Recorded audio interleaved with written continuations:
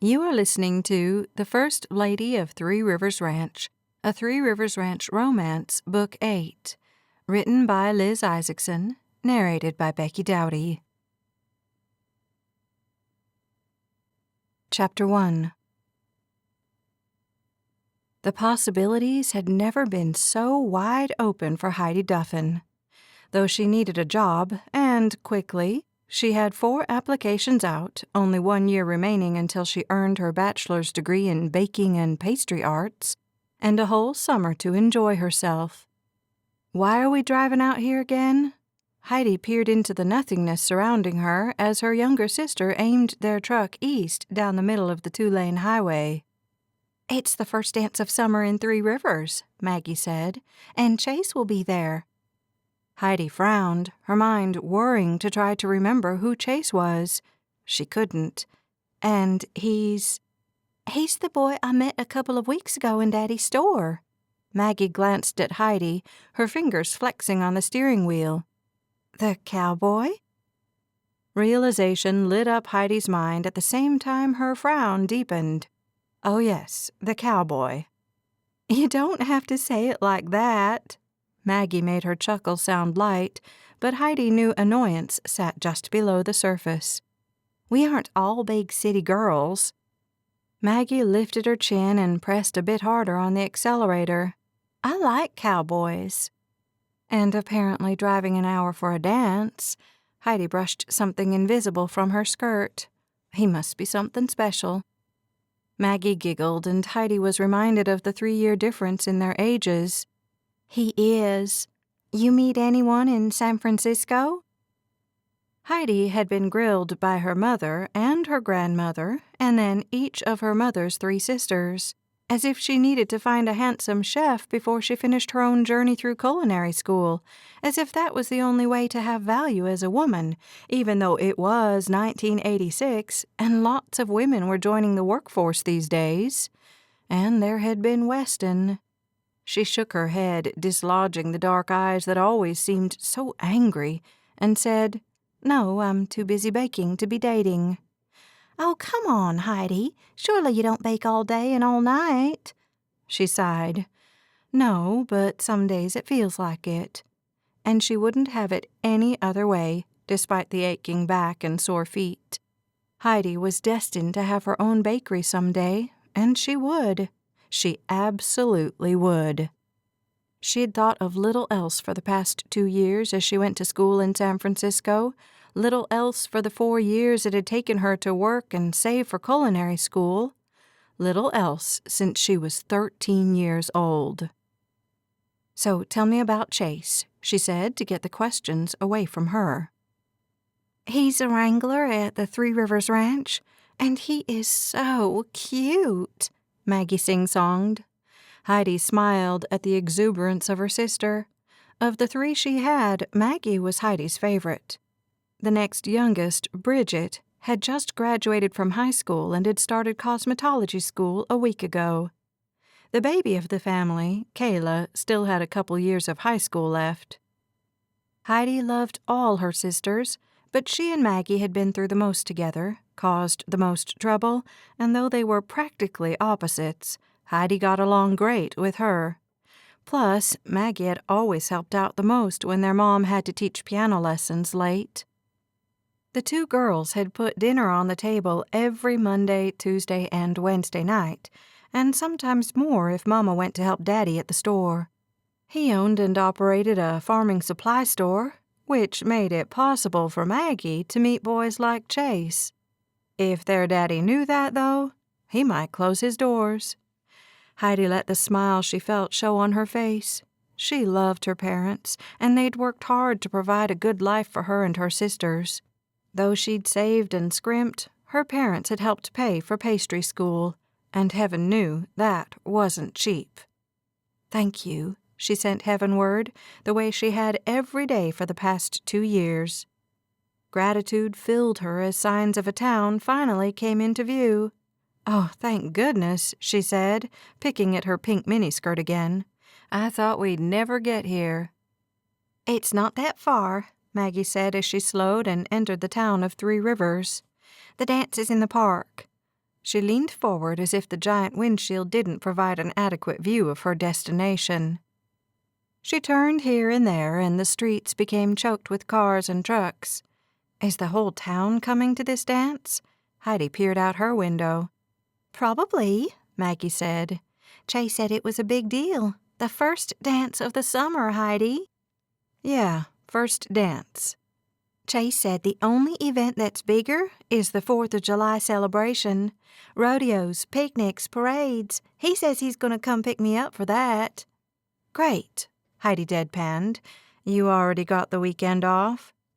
No, Maggie said airily, but Bridget will cover for me if I need her to. Bridget just started school, Heidi reminded her. She hasn't been home before 10 o'clock in the past week. Something akin to panic raced across Maggie's face. Kayla, then. You haven't told Daddy about Chase, have you? Maggie pulled behind another truck, the park nowhere in sight. We'll have to walk. Maggie, Heidi warned. No, she said. Okay? No, I haven't told Mama or Daddy about Chase. Where do they think we are? Oh, I told them we were coming out to the dance here in Three Rivers. She slid Heidi a mischievous grin that usually led to them being up a creek without a paddle. Literally, that had happened once after a cocked eyebrow like the one Maggie wore now. I just didn't say why. Heidi didn't want to grin at her sister, but she did, feeling younger than she had in a long time. Okay, well, I can't wait to meet Chase. Terror tamped out the excitement in Maggie's face. Surely you'll find someone to dance with. Heidi stared at her sister. What do you mean? I came with you. I don't want you to meet Chase, Maggie blurted. He'll like you more than me. Heidi blinked. What? Maggie's eyes rounded, and she fiddled her fingers around each other. You're prettier than me, and the boys always like you more. Heidi burst into laughter, her sister's worry ridiculous. That only happened once, and only because Elliot was a senior and was embarrassed to admit he liked a freshman. It was Maggie's turn to blink and say, What? Yeah, that's what he told me at prom, that he really wanted to ask you, but you were too young. Heidi tossed a dry look to Maggie. It wasn't my best date. She climbed out of the truck and took a deep breath of the fresh air. She'd give Three Rivers a nod for that. So don't worry, Mags. I won't steal Chase from you. They walked the 2 blocks to the park, where the country music could be heard after the first block. Maggie swept the crowd, looking for the one face she knew, while Heidi hung behind her. She didn't know anyone here, and she didn't really care to. Maggie, a man called, and both Heidi and Maggie swung in the direction it came from. A blonde cowboy pushed through the crowd and swept a giggling Maggie off her feet. His blue eyes sparkled with laughter, and he slung his arm around her shoulders as they faced Heidi.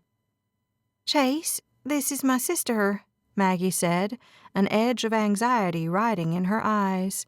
Heidi. Nice to meet you, Miss Heidi. Chase grinned and extended his hand toward Heidi. She shook it and shuffled her feet as he turned back to Maggie and started talking. I'll see you later, okay? Heidi yanked her gaze back to Maggie. Later? Yeah, I'm gonna go dance with Chase. She squealed and spun, leaving Heidi alone in this completely foreign place. Though, for a small town, this dance was impressive. She wandered along the edges of the dance floor until she ran into the refreshment table. Love your skirt, a girl said, a genuine smile on her face. Thanks, Heidi said as she plucked a cup of red punch off the table. Where'd you get it? San Francisco. Heidi took a sip of punch, wishing her voice didn't carry a note of pride. She wasn't better than this girl, despite her fashionable miniskirt and oversized top with a teal stripe along the neckline. Do you live there? The girl asked. Oh, I'm Farah. Nice to meet you. Heidi smiled at her. No, I don't live there. I'm going to school there. Farah got a faraway look on her face. I wish I could go to school. A pang of sadness hit Heidi, along with a wave of gratitude and the memories of her own longing to attend school. She had worked for her father for 4 long years, living at home and spending nothing, until she could pay for the first year of culinary school. "I'm sorry," she murmured, wanting to escape from this conversation. Though the sun had started to set, it suddenly felt too hot to Heidi. "Excuse me." She turned, and everything seemed to happen in slow motion. Someone bumped her elbow, or maybe she bumped them. No matter what, her punch went flying, the red liquid practically leaping from the cup and flying through the air. It hit the man who had just stepped out of the crowd, and time rushed forward again. Heidi gasped at the same time the punch touched the man. He flinched like she'd physically touched him and glanced down at his now stained shirt. His now stained white shirt. Heidi brought both hands to cover her mouth, absolutely horrified. "I'm so sorry," she said through her fingers. "I got hit and—" "It's okay," he said, his voice low and deep and wonderful and flowing like honey over Heidi's frayed nerves. The music faded into silence. The world narrowed to just the two of them. She slid her eyes from his shirt and up his thick chest, taking in muscular arms under his short sleeves, and over the most handsome face she'd ever seen. He had a shock of dark hair poking out from beneath a black cowboy hat, and bright electric blue eyes that drew her in like a magnet.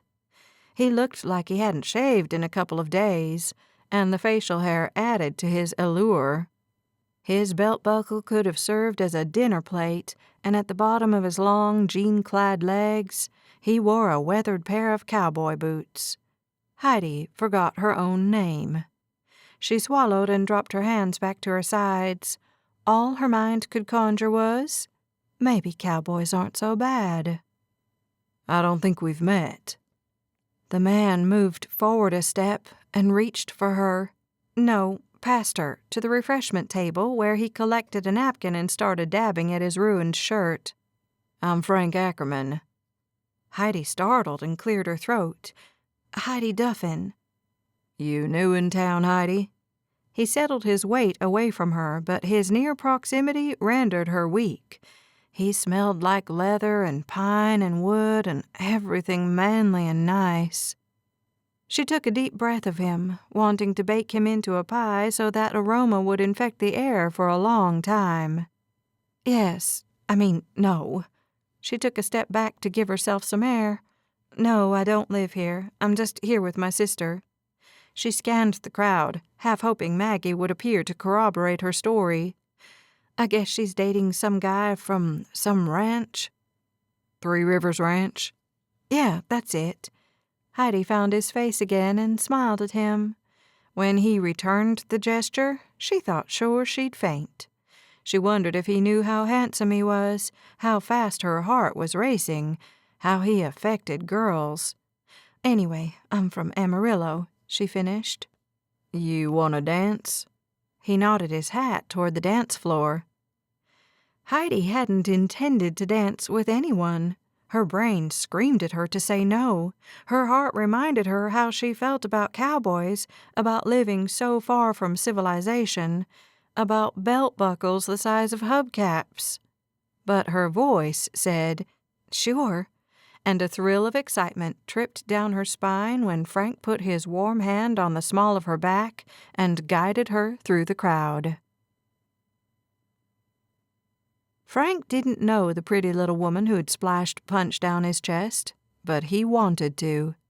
Heidi had a calming voice, and though his shirt was starting to stick to his skin, he couldn't risk leaving her to clean up before he had a chance to dance with her.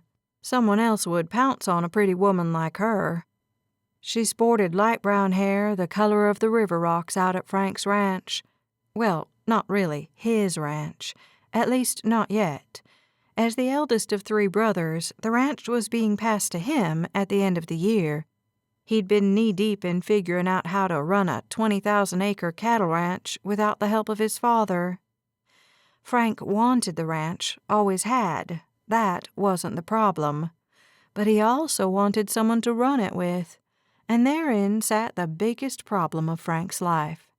His mother had died a decade ago, and Frank had seen how a ranch as vast and busy as Three Rivers could swallow a man. He had watched his father disappear behind the desk, vanish out on the range, become a ghost in his own house. Frank didn't want to be like his father. He wanted his life to be as vibrant as the ranch itself, full of laughter and family and food. And to do that, he needed a good woman who could introduce that spirit the way his mom had. He'd been trying to find her for the past 6 months. Of course, he hadn't told any of the women he'd dated that, but he'd never made it that far in his relationships. He kept that desire close to the vest, worried it might scare a woman away. As Heidi turned and slipped herself easily into his arms, he couldn't help picturing her out at Three Rivers. The thought brought a smile to his lips, and he gazed down into her more brown than hazel eyes and found strength there. "So what do you do in Amarillo?" he asked, as the band started a mid-tempo tune he could twirl and hold Heidi to. "Oh, I don't really live in Amarillo." "No?" "Well, I do, but I don't." She giggled, but quickly smothered it. "Well, that makes all kinds of sense," he teased. "My family lives there. I'm just home for the summer. I'm going to school in San Francisco." Frank's heart dipped down to his boots, where it stayed for a few beats before rebounding to his chest. "What are you studying?" "Baking and pastry arts." She practically glowed, and Frank itched to run his fingers down the side of her face. "I'm going to open a bakery after I graduate." So she could cook. Frank liked a woman who knew her way around a kitchen. "That's great," he said, genuine about her baking, but not liking that she wouldn't be around very long. "What are you doing this summer?" "Trying to find a job." She possessed a quiet power which called to Frank's soul. "I can help with that," he said. "Oh?" She gazed up at him with an open expression, her petite hand pressing into his shoulder, warm and welcome. "Sure," he said. "I heard Three Rivers Ranch needs someone to clean their cowboy cabins this summer." She blinked, distracting him with her long lashes. "I'm sure that won't work." "Why not?" Frank pulled his gaze from her and looked around as if he didn't mind if she turned him down. But he did. He wanted to see her every day, get to know her better, and he couldn't drive to Amarillo at the drop of a hat, or even once a week. "Because I live in Amarillo." Her fingers inched down his arm, and Frank's stomach flipped. "You could live on the ranch." What was he saying? He felt as if he was grasping for straws. A beautiful blush stained her cheeks. "Do you live on the ranch, Mr. Ackerman?" He met her eye again, pleased by the ring of desire he saw there. "Well," he didn't want to tell her he actually owned the ranch, or that he would in 6 months when his father signed everything over to him and made it official. He'd kept that information private for as long as possible, too. Seemed once women discovered that he was about to become the owner of the ranch, they were doubly interested. Sure, the ranch was profitable. Some would say he was rich. But he didn't want the ranch to be the reason someone liked him, and that had been happening more and more lately. "Well, what?" Heidi pressed. "Yeah, I live on the ranch." "And you just happen to know that I could live out there and clean cabins?" "Yes." She cocked her head to the side, a cute gesture that only made Frank more interested in Heidi Duffin. "I'll think about it." Which meant no. The song neared its end, and Frank felt frantic. She'd step away, melt into the crowd, and he'd never see her again. He wasn't sure what to do, and he offered a desperate prayer for help. What do I say? Nothing came to mind. The song ended, and sure enough, Heidi fell back. "Thank you for the dance, Mr. Ackerman." "Wait," he blurted as she started to turn. His eyes slid down her clothes, landing on her black sandals before bouncing back to her face. He couldn't just let her walk out of his life. "I need to get your phone number." Her eyebrows shot toward her hairline. "You do?" Thinking fast, he gestured to his ruined shirt. "Yeah, I'll need to send you a cleaning bill." Horror washed over her face, and Frank immediately regretted his tactic to get her phone number. He just knew he couldn't let her walk away. He moved closer as another song started up, this one much louder and faster than the previous tune. "Of course, if you let me take you down the street to the ice cream parlor, I could forget about the ruined shirt." He grinned at her, well aware of the power of his straight, white teeth and flirtatious tone. She seemed as susceptible to his smile as most other women, a curve playing with her pink lips. Frank cleared his throat, aware he'd leaned closer and closer to her. Heidi looped her arm through his. "I love mint chocolate chip. Do they have that?" "He'd personally make her some if they didn't." "I'm sure they do." He led her off the dance floor, relief rushing through him with the force of river rapids. "I'm more of a praline and caramel kind of man myself." "That's my daddy's favorite flavor," she said. "He must be an amazing man, then." Heidi practically wilted beside him, and Frank wondered if he'd struck gold by going to the dance tonight. He hadn't planned on coming, didn't even want to. His cowhands would attend all summer long, but as the boss, Frank rarely went with them. Plus, his age set him apart from the crowd. And his status, his last attempt at a girlfriend had told him. After Whitney had said every girl watched him wherever he went, he'd stayed out at Three Rivers, only coming to town for church. He'd even been sending a cowhand, and paying him, to do his grocery shopping.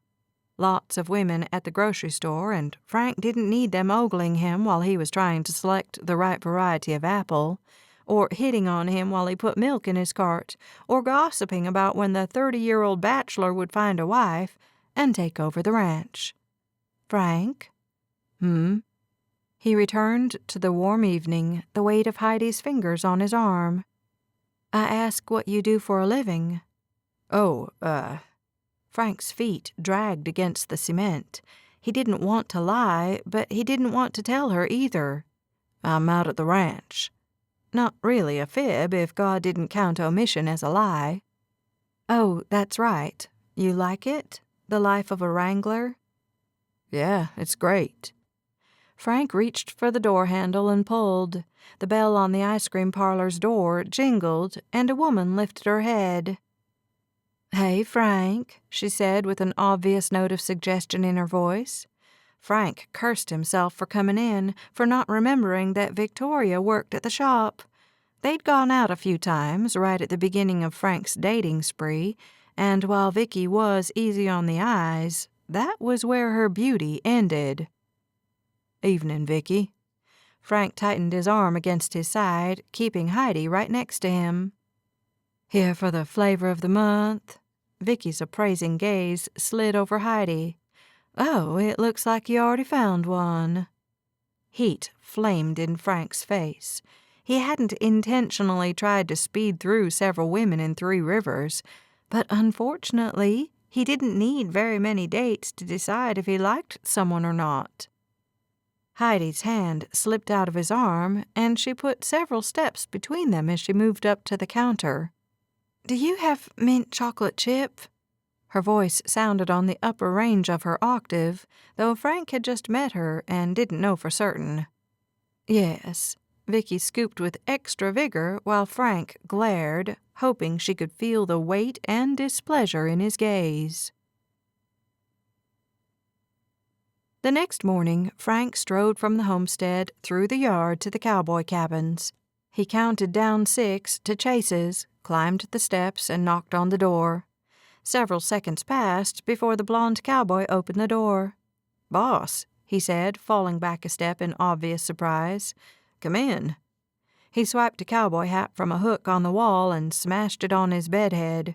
"What brings you here this morning?" Chase yawned as he backed into the kitchen. "Coffee?" Frank waved him away. "No, I'm fine, Chase." He glanced around the cabin, the questions he had obvious and embarrassing. Chase busied himself making coffee anyway, and Frank realized he had woken the cowboy on his only morning off this week. "Chase," he said, "I'm sorry. I just realized I woke you." "It's fine." Chase tossed a smile over his shoulder. "I'm up now. I'll give you Monday morning off, too." Chase's grin widened. "Really?" "Really." "Great." He finished with the coffee and faced Frank. "So what can I do for you?" Frank cleared his throat. He'd always been able to just say what needed to be said. It was one of his greatest strengths. "The girl you met at the dance last night, what was her name?" Chase's eyes narrowed. "Maggie." "Maggie, right." Frank remembered that Heidi had said she had 3 sisters. "And she has sisters?" "Yeah." Chase drew the word out, waiting, extreme curiosity burning through his eyes. Frank dropped his gaze to his cowboy boots. "You have her phone number?" He'd left Heidi on the outskirts of the dance after they'd licked their cones gone and walked the perimeter of the park twice. He'd wanted to hold her hand while they walked, hug her goodbye, ask for her phone number himself, but Vicky's poisoned words had caused Heidi to put distance between them. She hadn't touched him again, a fact every cell in Frank's body had been mourning for the past 10 hours. "You want to call my girl?" The incredulity in Chase's voice hit Frank like a punch. "No," he said quickly, lifting his eyes to his cowhands. "No, of course not. Her sister. Maggie came to the dance last night with her sister Heidi. I want to call her, but I wasn't able to get her number before they left." Realization and relief sagged Chase's bunched shoulders.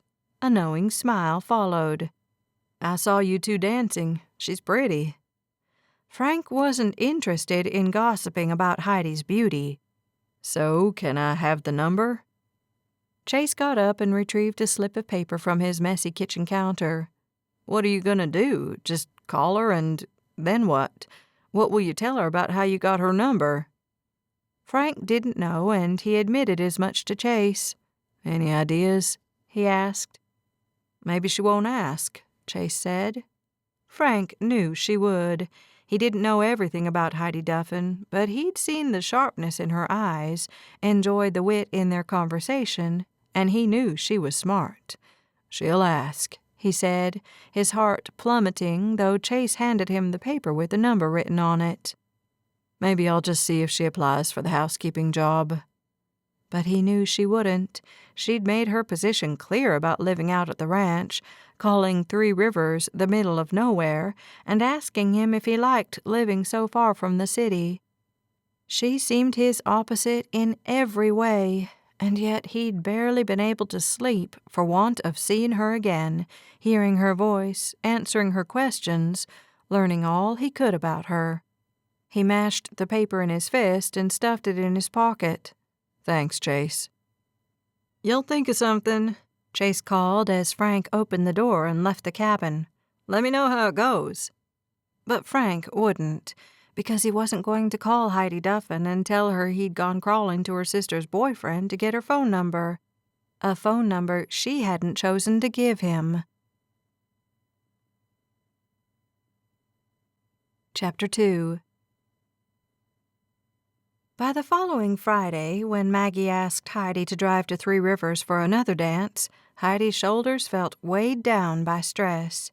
She still hadn't found a job, so she'd been helping at the store by sweeping and cleaning out the storage room. But she wasn't getting paid, and she needed something that could put dollars in her bank account. She didn't work while in school, and she had expenses on top of tuition to pay for. Frank's offer to work out at 3 Rivers Ranch had crossed her mind at least once a day for the past week, and in the past few days that frequency had increased to once an hour. Maggie had Chase's phone number, and it would be easy enough to get in touch with Frank if Heidi really wanted to. And she did, but the implication from Vicky at the ice cream shop had left a bad taste in Heidi's mouth. She wasn't interested in being someone's flavor of the month.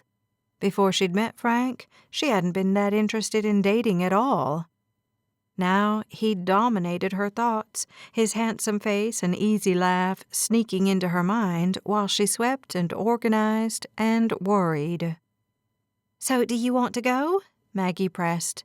"I saw you dance with that cowboy, and then you disappeared." She waggled her eyebrows at Heidi and then returned to applying her mascara. "You never told me where you went." Heidi hadn't. Not only did she want to avoid her sister's teasing, she wasn't sure how she felt about Frank. She wanted to see him again, but not if he was seeing someone else every other week. Her chest pinched tighter, and she released a breath. "Yes, I'll come with you." Maggie squealed and scanned Heidi's clothes. "You better change. Your handsome cowboy won't want to smell you wearing that." Heidi glanced down at her overall shorts, dusty and dirty from the back corner of the supply closet she'd cleaned out that morning. "What should I wear?" "Something cute, like last week. Oh, I know." She leapt up from her vanity and reached for something in her closet. "You have those adorable black and white leggings. This will be killer with those." She held out a soft pink, oversized sweatshirt, which Heidi eyed with doubt. "That'll fall off my shoulder." "It's supposed to do that." Maggie shook the hanger and Heidi took the garment. "And you can borrow my black heels. That'll get you closer to Frank's height." Heidi's breath left her body and she gasped for air. "How did you know his name?" Maggie startled and a blush crawled up her neck. Well, Chase told me that he came to get our number. Wondered if he'd called you." She finished with the powder and turned. "He hasn't called you, has he?" Heidi shook her head, slow warmth spreading through her body. No, Frank hadn't called, but he'd wanted to. He'd gone to Maggie's boyfriend to get the phone number Heidi had been wishing for 7 straight days she'd given him. She shimmied into her leggings and spritzed perfume on her shoulders. "Did Chase say if Frank would be at the dance tonight?" "He didn't. He told me on Sunday that he was surprised he was there last week." "Why's that?" Heidi held out Maggie's sweatshirt and ducked her head into it. Maggie shrugged. "I guess he never goes." Heidi paused in her preparations. Well, maybe he won't be there tonight then. She really didn't want to hover near the punch table like she had last week, unless the possibility of disappearing with Frank was high. "You don't want to disappear with him," she scolded herself. "You just want to ask him about the job." But if that were true, Heidi could have done it without driving the hour to 3 Rivers. She could get Chase's number right now, call him, and ask how to get in touch with Frank. She didn't have to wear heels that pinched her pinky toes or lipstick or the insane hope that she'd see him again. "You want me to call Chase?" Maggie offered. "Maybe he can let us know if Frank will be there or not. Get him to go or something." Heidi seized onto the idea because it was the best one they had. "Yes, call Chase." Maggie bounced out of the room to the phone in the hall. She stretched the cord as far as it would go, which was just inside their bedroom door if she pulled really hard with one hand and kept the cord connected to the phone with the other. Unease ran through Heidi's blood as her sister giggled and flirted with Chase after he picked up. When she finally said, "So, Chase, my sister is wondering if Frank will be at the dance tonight." The pause stretched for far too long. Heidi slicked on a layer of dark red lipstick like she wasn't hanging on Maggie's every breath. "She really wants to see him," Maggie finally said. "Maybe you could convince him to come with you." She grinned at Heidi. "Okay, see you soon." She returned the phone to its cradle and returned to the bedroom to flop on the bed. "He said he'd try to get Frank to go. I guess he'd already asked him and Frank had said no, he wouldn't be going." Panic raced through Heidi, though she had no idea why. She'd spent a few hours with the man. Sure, she'd felt comfortable in his presence, had enjoyed his laugh and his stories about his brothers. So he was handsome and kind and tall. He was also a cowboy, and that alone put a big black mark on him. Or did it? Heidi shivered at the thought of his large, capable hands holding hers, cupping her face before he kissed her. She blinked and hurried to shove her feet into Maggie's heels. She wasn't a schoolgirl, and she couldn't entertain such fantasies. Still, Frank starred in her mind for the entire drive to Three Rivers. Frank hadn't come to the dance. With every passing moment, Heidi's anxiety grew at the same time her hopes fell. Chase had grabbed Maggie almost from the moment they'd entered the park. She'd come running back to say he didn't know about Frank and hadn't been able to talk to him in person before leaving. So Heidi had gotten her punch and kept it in the cup this time and found a spot on the fringes and hoped Frank had gotten the note Chase had left for him. She caught several men looking her way, but none of them interested her. Though they wore jeans like Frank and belt buckles like Frank and cowboy hats like Frank, they didn't hold a candle to Frank's charisma and personality. She toyed with the idea of asking Chase for Frank's phone number and then somehow finding someplace to call him. But she told herself such thoughts bordered on desperate, and if there was one thing Heidi Duffin didn't want to be, it was desperate. The shoes pinched, and she bent to take them off. She hooked her fingers through the straps and left the dance behind. The grass felt cool against her bare feet, and as the bulk of the noise fell off, she took a deep, deep breath of the fresh country air. With the sundown, the summer night air brushed coolly against her skin, and she tipped her chin to the rising moon. Peace descended on her, and Heidi felt more at home here in this tiny town she'd visited twice than she had in Amarillo, even more than she had in San Francisco. The idea unsettled her so much that she found an empty bench as far from the dance as possible and sat down. "I want to go home," she whispered, though the night was young and Maggie wouldn't be ready to go for hours yet. And Heidi didn't exactly know where home was. That's all, she thought, as she realized why she felt so peaceful here in Three Rivers. She was just in transition right now and didn't feel settled anywhere. "This seat taken?" Heidi startled at the deep voice, recognizing it a moment later. "Frank," she breathed, as her eyes found his through the dim light. She started to stand at the same time he sat. She resettled next to him, folding her hands into her lap, not quite sure what to say. "I had to work late," he said, as if she'd asked him where he'd been. She'd been dying to talk to him all week, and now here he sat, and she had nothing to say. Her fingers itched to touch his. She longed to take a deep breath of his cologne, or his aftershave, as his face was clean-shaven tonight. "Your feet hurt?" She glanced at him, nearly blinded by his handsomeness. He nodded to the shoes, and she jerked them up. "Oh, these.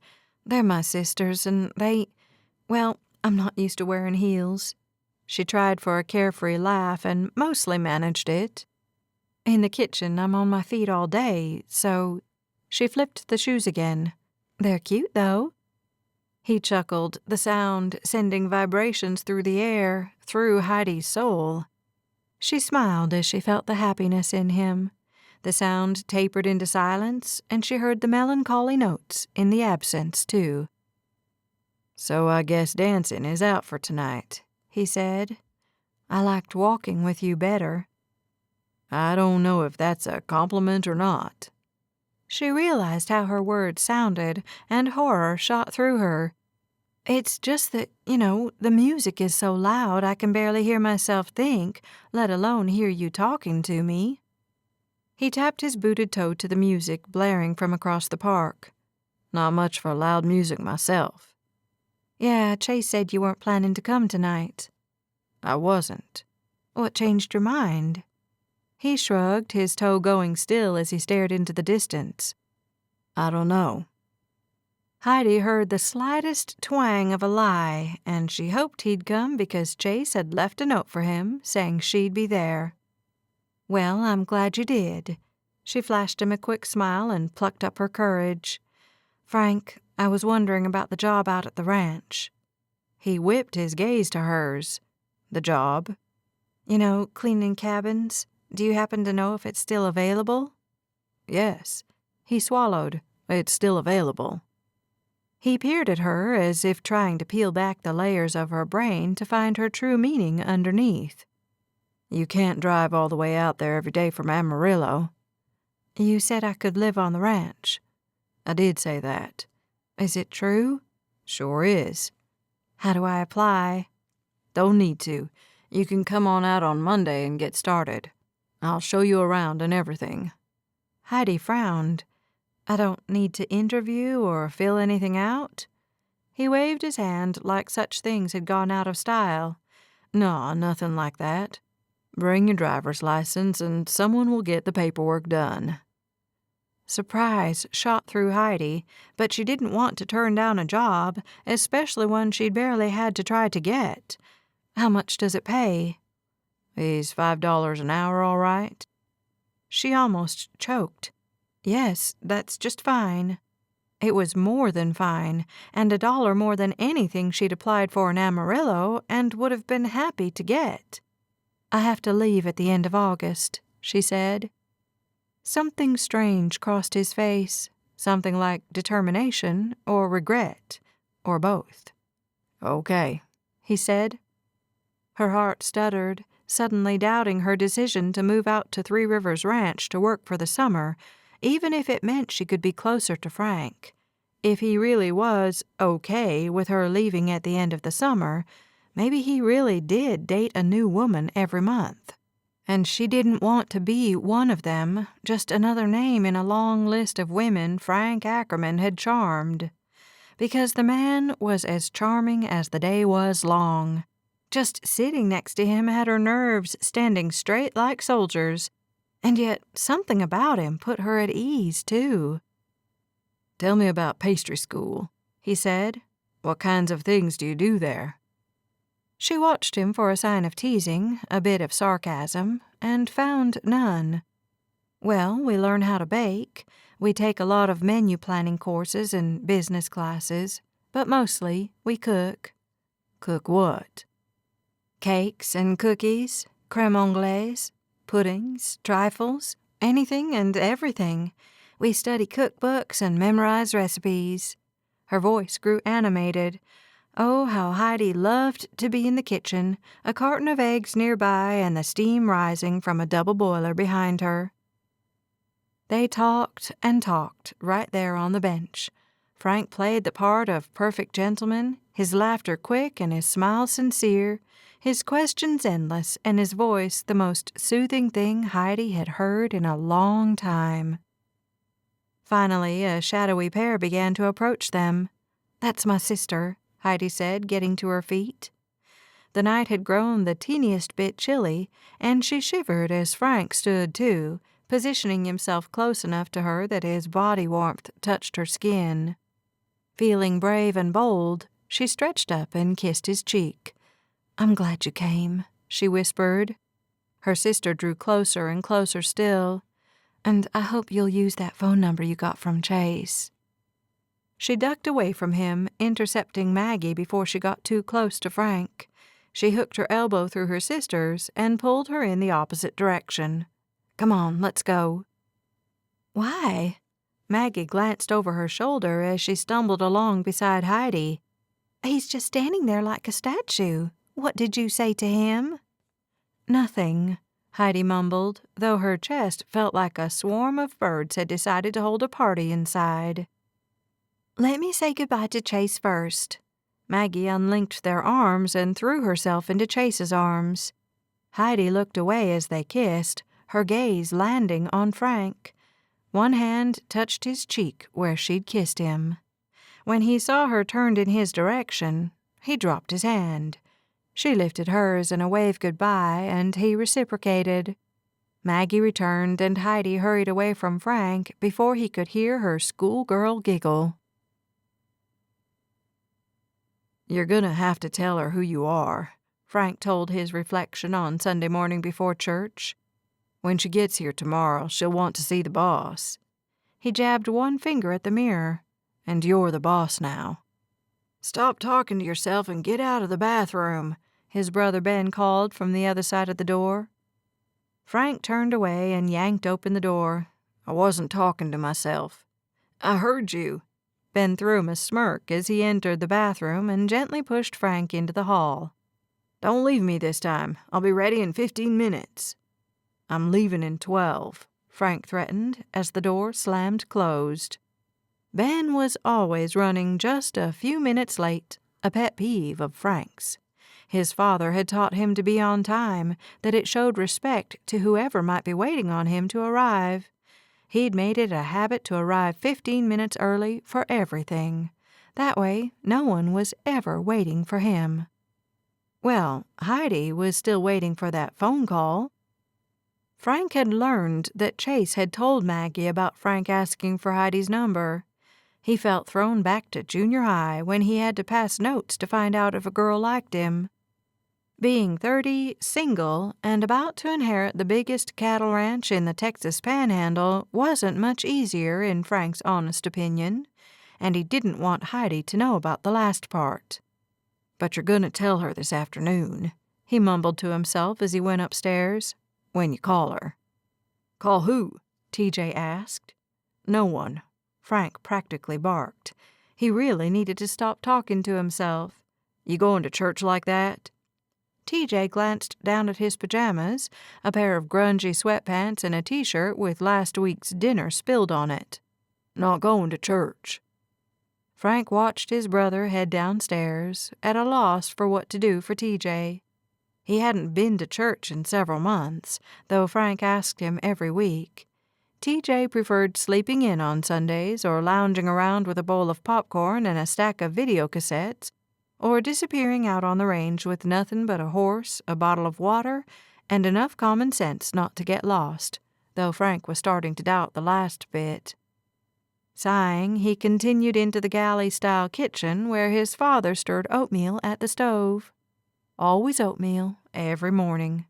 Frank hated the stuff, but his mother had made oatmeal the day she died, and something about it calmed his dad, almost like he could still see her, be with her, when he made the meal she'd eaten last. "Morning, Dad."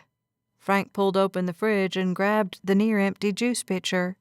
He retrieved a can from the freezer and proceeded to make more. "You want to ride to church with me and Ben?" "Yeah, he wants to go to the picnic afterward." His dad glanced up from the pot. "Wants me to meet his Rebecca." "Ah," Frank smiled. "You'll like her." He poured himself a tall glass of orange juice, about the best treat he could imagine, especially first thing in the morning. "So he'll probably get married before you." Frank nearly choked on his juice. "I guess so." He hadn't heard Ben talking marriage with Rebecca, but he knew they were serious, especially if Ben wanted Dad to meet her. "Does it matter?" "Course not. Ranch is still yours." "Ben doesn't want the ranch anyway." "I know." He scooped oatmeal into a bowl. "He thinks he'll open a practice in Dallas after he finishes dental school." Probably wise.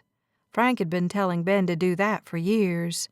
Something about Three Rivers called to Ben, but with a dentist already in town, it made it hard for him to stay. Frank had the ranch, and TJ had 1 year of college left before earning his environmental engineering degree. He and Ben would graduate at the same time, and then they'd both be gone. Frank's youngest brother, Miles, lived and worked construction in Wyoming. Frank hadn't seen him in a year. Though he'd left on friendly terms, he wasn't interested in returning to the ranch. Frank glanced around the rundown kitchen, his dreams for a bigger, newer homestead blooming in his mind. He'd been meaning to talk to his father about it for a while now. He took a deep breath to start, but Ben came bustling into the kitchen, whistling loudly. "See? 15 minutes. "Time to go, then." Frank set his glass in the sink to wash later. "Ready, Dad?" The three of them barely fit in the tiny kitchen, and Frank stepped toward the front door while he waited for his dad to answer. He swallowed one more bite of oatmeal. "Ready." "You're coming to the picnic?" Ben asked. "You know we're going after church, right? Did you tell him, Dad?" "I told him." Frank grinned at Ben. "I'm fine to stay for the picnic." Ben narrowed his eyes, searching for something Frank had hidden deep. "But you never stay for the picnic." "Who says I'm staying today?" He moved into the living room and opened the front door. "You did, just now." Ben let Dad go by. "What's going on?" "I said I'd stay. I didn't say I'd go." The very thought sent shivers, and not the good kind, down his spine. All those people, all those eyes, all those women. No, Frank would not be attending the picnic. But he could make a phone call while Ben and his dad went. He'd just sneak back over to the church and use the line there. The pastor wouldn't mind, and Frank would have some privacy. "It's a couple of hours." Ben looked out the open front door. "I could drive Dad in his truck." "I'm good." Frank smiled at his brother in what he hoped was a reassuring gesture. The thought of coming back to the house alone didn't sit well, and neither did driving to town alone. "Okay," Ben said, "but I don't want you flagging us down from the sidewalk too early." "I won't." Frank gestured for Ben to exit. "I promise," he added when his brother wouldn't move. Ben finally stepped outside, and Frank followed, pulling the door closed behind him. He noticed the warped wood, the way the house needed to be repainted, the overgrown state of the yard. It all needed an overhaul, and though he didn't have time to dedicate to the homestead, he wanted to. How could he ever expect a woman to come live with him out here in such conditions?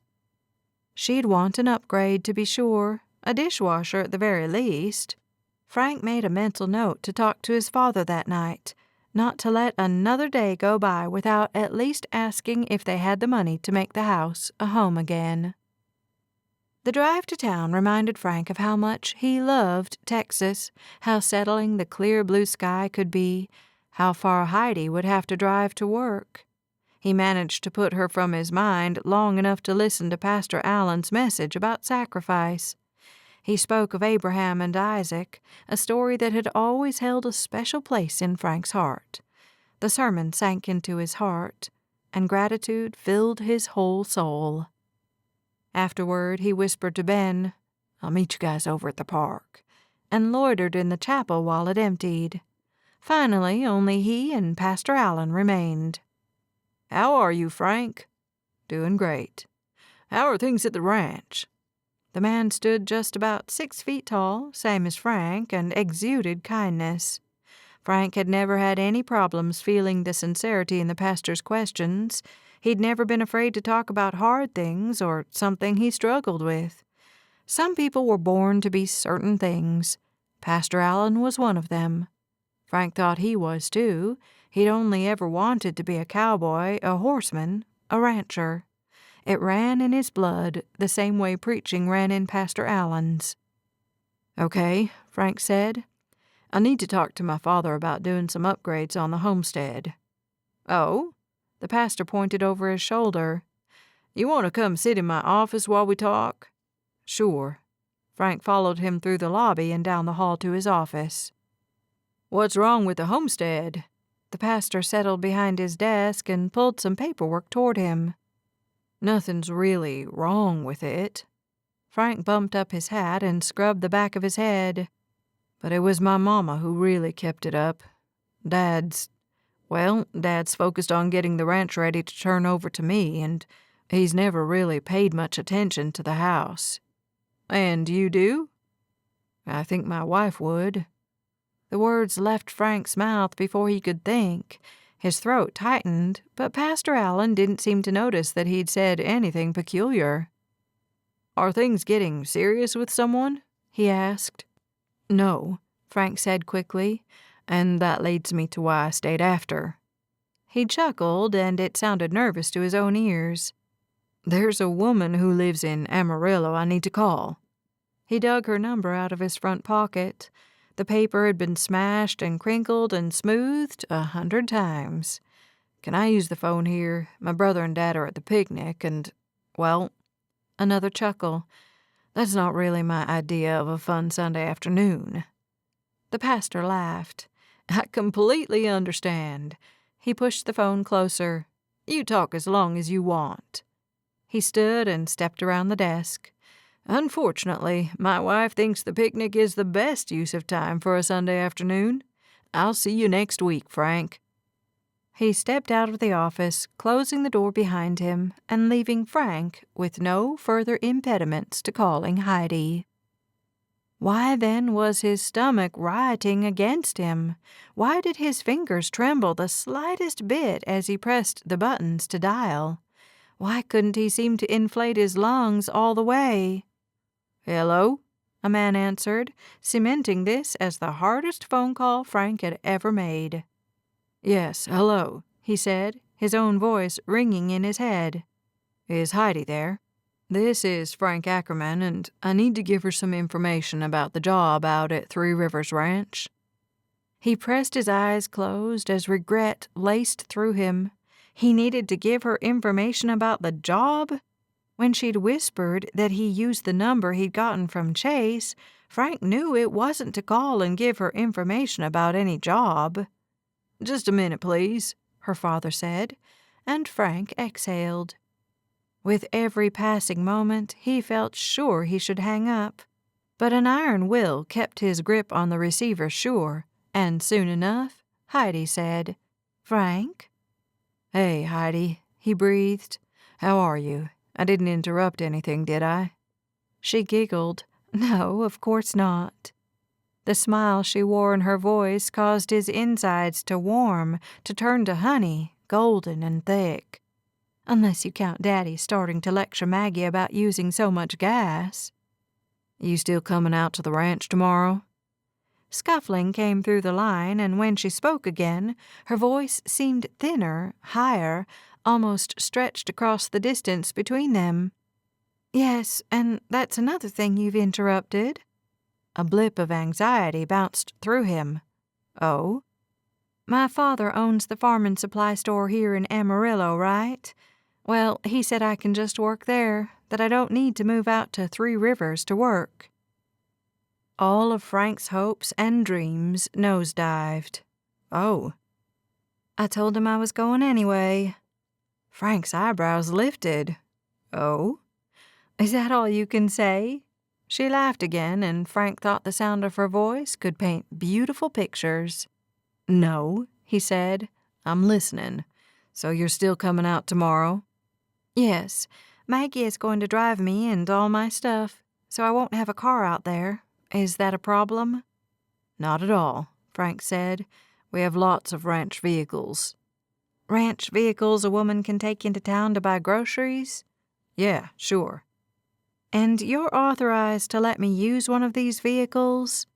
The interest in her voice didn't escape him, and the perfect opportunity to tell her about his role on the ranch had presented itself. "Yes," he said slowly. "Heidi, there's something you should know. I own Three Rivers Ranch." He held his breath while he waited for her to respond. "You... oh." "Look who's saying it now." He chuckled, though he still didn't feel out of the woods. "I guess I should have told you, but, well, I haven't been real lucky with women once they find out." And in Three Rivers, everyone already knew he'd eventually become the owner. They just didn't know when. The fact that he'd thought he could find someone to marry in town was laughable. "Why's that?" He decided to be honest, straightforward. It had never failed him. "They tend to like the idea of me more than me," he said. "You know, because of all the land and money and whatever." "You have a lot of land and money?" "Yes, ma'am." She laughed, and he imagined her with her head tipped back, that luxurious brown hair falling over her shoulders and down her back, the column of her neck exposed and begging to be kissed. He cleared his throat as she said, "I'm hardly old enough to be called ma'am." "That's another thing I need to come clean about," he said. "Oh?" She made her voice deep like his as she copied him. He smiled, happiness coursing through him in waves. "How old are you, Heidi?" 24. "Okay, so I'm older than that." "How much older than that?" "Come Halloween, I'll be 7 years older than that." "Oh, well, that's nothing. A single dog year." "I own dogs, too," he said. 2 of them. "You've mentioned them before," she said, that smile still evident in her tone. "Duke and Daisy, if I remember right." "You do?" He took a deep breath. "So, you see, I'll be showing you around the ranch and signing your paychecks and everything, and I didn't want you to be blindsided by that when you come tomorrow." "Thank you for telling me." After a pause, she added, "So you really did call about the job." "No," he chuckled. "But what would you like me to tell your father next time I call?" "There won't be a next time," she said. "Oh, right, because next time I want to talk to you, I can just stop by your house." The thought made his stomach dance with excitement. "Right. Frank?" "Yeah?" "Is the cabin, I'm sure it's fine, but maybe you can tell me about it?" His temperature rose a couple of degrees. If he wanted to keep Heidi out at the ranch, he'd definitely need to invest in some upgrades. "The cabins aren't much," he confessed, "but they're not bad either. Yours has new appliances and fresh paint." He continued to tell her about the cabins, the ranch, the job, himself. A half-hour later, she said her father was threatening to pull the cord from the wall if she didn't get off the phone, and they said their goodbyes. Frank replaced the receiver in the cradle and stared at it. He'd dated his fair share of women, and none of them made his heart pound the way Heidi Duffin did. None of them interested him the way she did. None of them sang to his soul as strongly as she did. And he didn't know what to do next. His other relationships he'd ended, but this one needed to continue, and that was all new territory for Frank. He decided he'd do what Abraham had done. He'd pack up and climb the mountain, constantly praying for God to guide him, keep him, save him. Chapter 3. "I can't believe you're going to live out here," Maggie said as she turned from paved road to dirt. "You don't have to say it like that." Nerves had been rippling through Heidi since she woke that morning, maybe even since the previous night. "Like what?" "Like I'm a city girl who hates the country." "Heidi, you are a city girl who hates the country." Heidi lifted her chin. "That's not true. I love this wide-open sky, and the fields on the way out have been wonderful." "Do they have phones out here?" Maggie peered through the windshield like they'd entered a foreign country. In many ways, Heidi felt like they had. "Of course. Frank called me yesterday." But now she wondered, did every cabin have a phone? Or would she have to call her family in public? Not that she'd planned to call that much. She had argued with her father for most of Saturday, finally clinching it with, "Daddy, I worked for you for a full week, and you never once offered to pay me. He's paying me $5 an hour." "$5?" her father had asked, and that had been the winning argument. That and free housing. Her family was used to living without her. They wouldn't miss her. Well, maybe Maggie. "I can't believe you're living out here," she said, as she rounded a bend and the homestead and ranch buildings came into view. "I'm so jealous." "I won't steal Chase," she said for at least the 20th time. "I want phone calls as often as you can make them," she said as she parked in an open spot in front of a long metal building that housed animals, chickens and calves by the looks of it. "I want to know everything that happens with Frank Ackerman." Maggie giggled even though her eyes remained serious. They had hashed through his conversation for an hour after Heidi had hung up, and she suspected she'd need her sister's help in navigating a relationship with him. After all, she'd never really been more than friends with a man, and she definitely wanted to be more than friends with Frank. Someone knocked on her window, and she jumped, her heart skyrocketing and her adrenaline spiking. She clutched both hands to her throat as she stared into Frank's vibrant blue eyes. His laughter came through the glass, and she shoved the door open, which caused him to step back. "You devil!" She swatted at his biceps. "You scared me!" He tightened his elbows against his side in a defensive gesture. "I didn't mean to, I swear," he said, still chuckling between the words. Maggie appeared at the back of the truck, and Heidi slipped from the cab and slammed the door. She tossed a still jovial Frank a glare as she went to help her sister. "We can get that," Frank said, joining them at the tailgate. "You must be Maggie." "Uh-huh." Maggie stared up at him, utterly transfixed. Heidi remembered the woozy feeling she'd experienced the first time she'd laid eyes on Frank, and she threw a swift elbow into her sister's arm. Maggie jolted, and a hint of redness inched into her face. "I left Chase in the barn," Frank said. "You're welcome to go see him." He pointed to the dark red structure 2 buildings down the row. "Through there." Maggie's face lit up, and she exchanged a glance with Heidi before she left.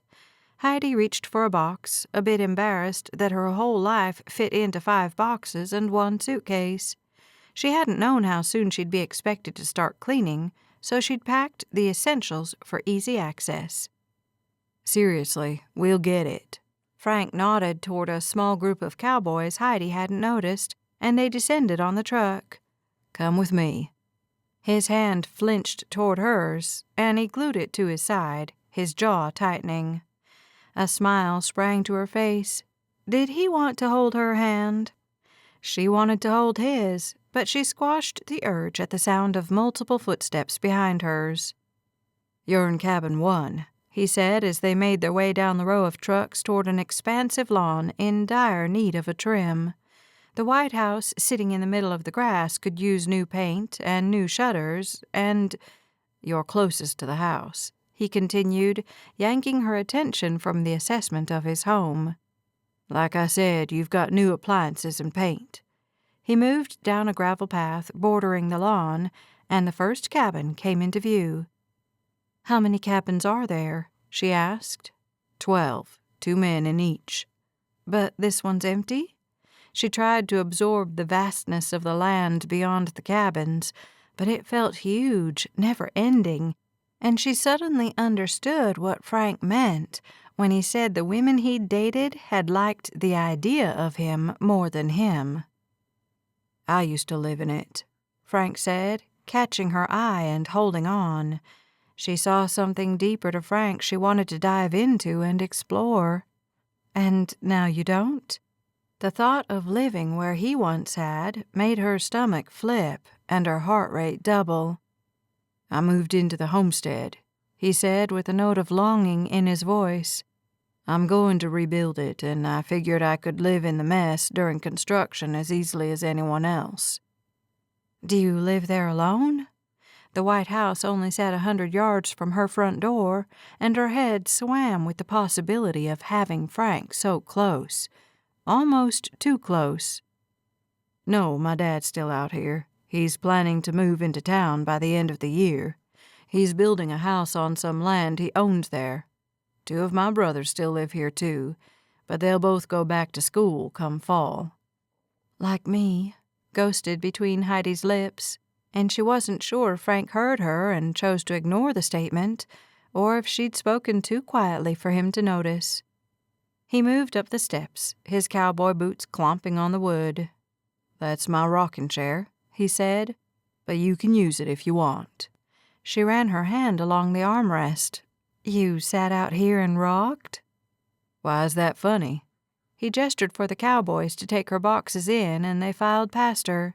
She'd never seen so many cowboy hats up close. Well, maybe at the dance on Friday night. "I didn't say it was funny." "You're laughing." She cut off the little giggle trickling from her mouth. I mean, you said you were old, but I didn't realize you'd already graduated to a rocking chair." He bumped it out of her reach. "I'll take it back to the house when I go." "No," she said quickly. "I like it. I can watch the—" She glanced over her shoulder to see the view from her front porch. "The whatever's in that building." "That's our cow-calf pen," he said. "Cow-calf?" "The newborn calves. They don't go out on the range until they're older. Those cows need to be bottle-fed." "And you do that?" "I do whatever needs to be done." He cleared his throat. "And for the record, I used to sit out here at night and play my guitar. I found it relaxing." He moved into the house, indicating she come with him. She stepped into the cabin and took in the light brown walls, the hardwood floors, the small but brand-new kitchen. The living room spread before her, and it housed a couch, a coffee table, and a radio.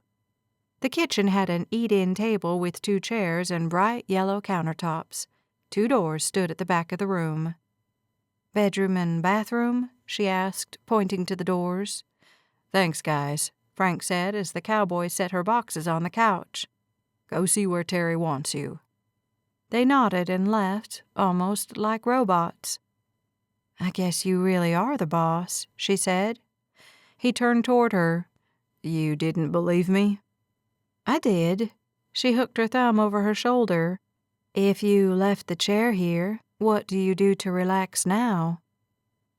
Alone together, he moved closer to her, puncturing her personal bubble and still advancing. His fingertips brushed against hers. "I don't have time to relax now." His voice came out husky and hoarse, and Heidi swallowed at the desire she heard hiding between the syllables. He held her gaze for 1, 2, 3 breaths before stepping past her and exiting. "Oh, and yes, those 2 doors lead to your bedroom and then the bathroom.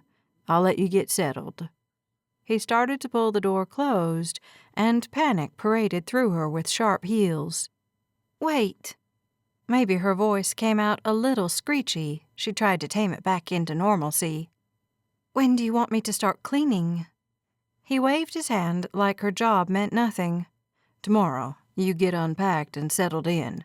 Then come over to the administration trailer and we'll get your paperwork done." Again he turned to leave. "Frank?"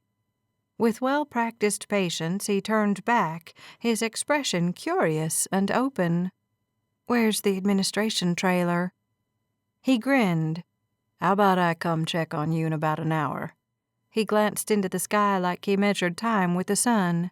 Maybe a rancher like him did. "I'll show you around the ranch." "Okay." "Okay," he repeated. Then he pulled the door closed and sealed her inside the cabin where he used to live. He seemed to be everywhere out here, and Heidi wondered if moving to the ranch was the right thing. "Of course it is," she told herself firmly, stepping toward the first box. She'd already felt that affirmation, and she wasn't going to start doubting now.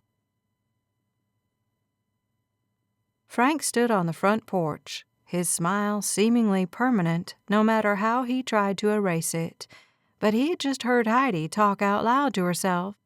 He wasn't sure why she'd needed to reassure herself with, "Of course it is," but this little quirk of hers embedded her deeper into his heart. And he'd have to be blind not to see the emotions she wore on her face, and he wasn't blind. He'd seen her apprehension, even though she hid it well beneath a wall of determination and strength. He admired that in a woman. Anything was better than a clingy, giggly woman who laughed at everything he said and pressed into him at every opportunity. Heidi had also broadcast some definite interest in him, and he hadn't been able to help himself once all the boys had left him alone with her. He wanted to be close to her, and he'd needed to know if she'd let him. And she had. Something banged in the cabin behind him, startling him into action and down the stairs. He didn't want to be caught on her front porch, fantasizing about things that hadn't happened yet.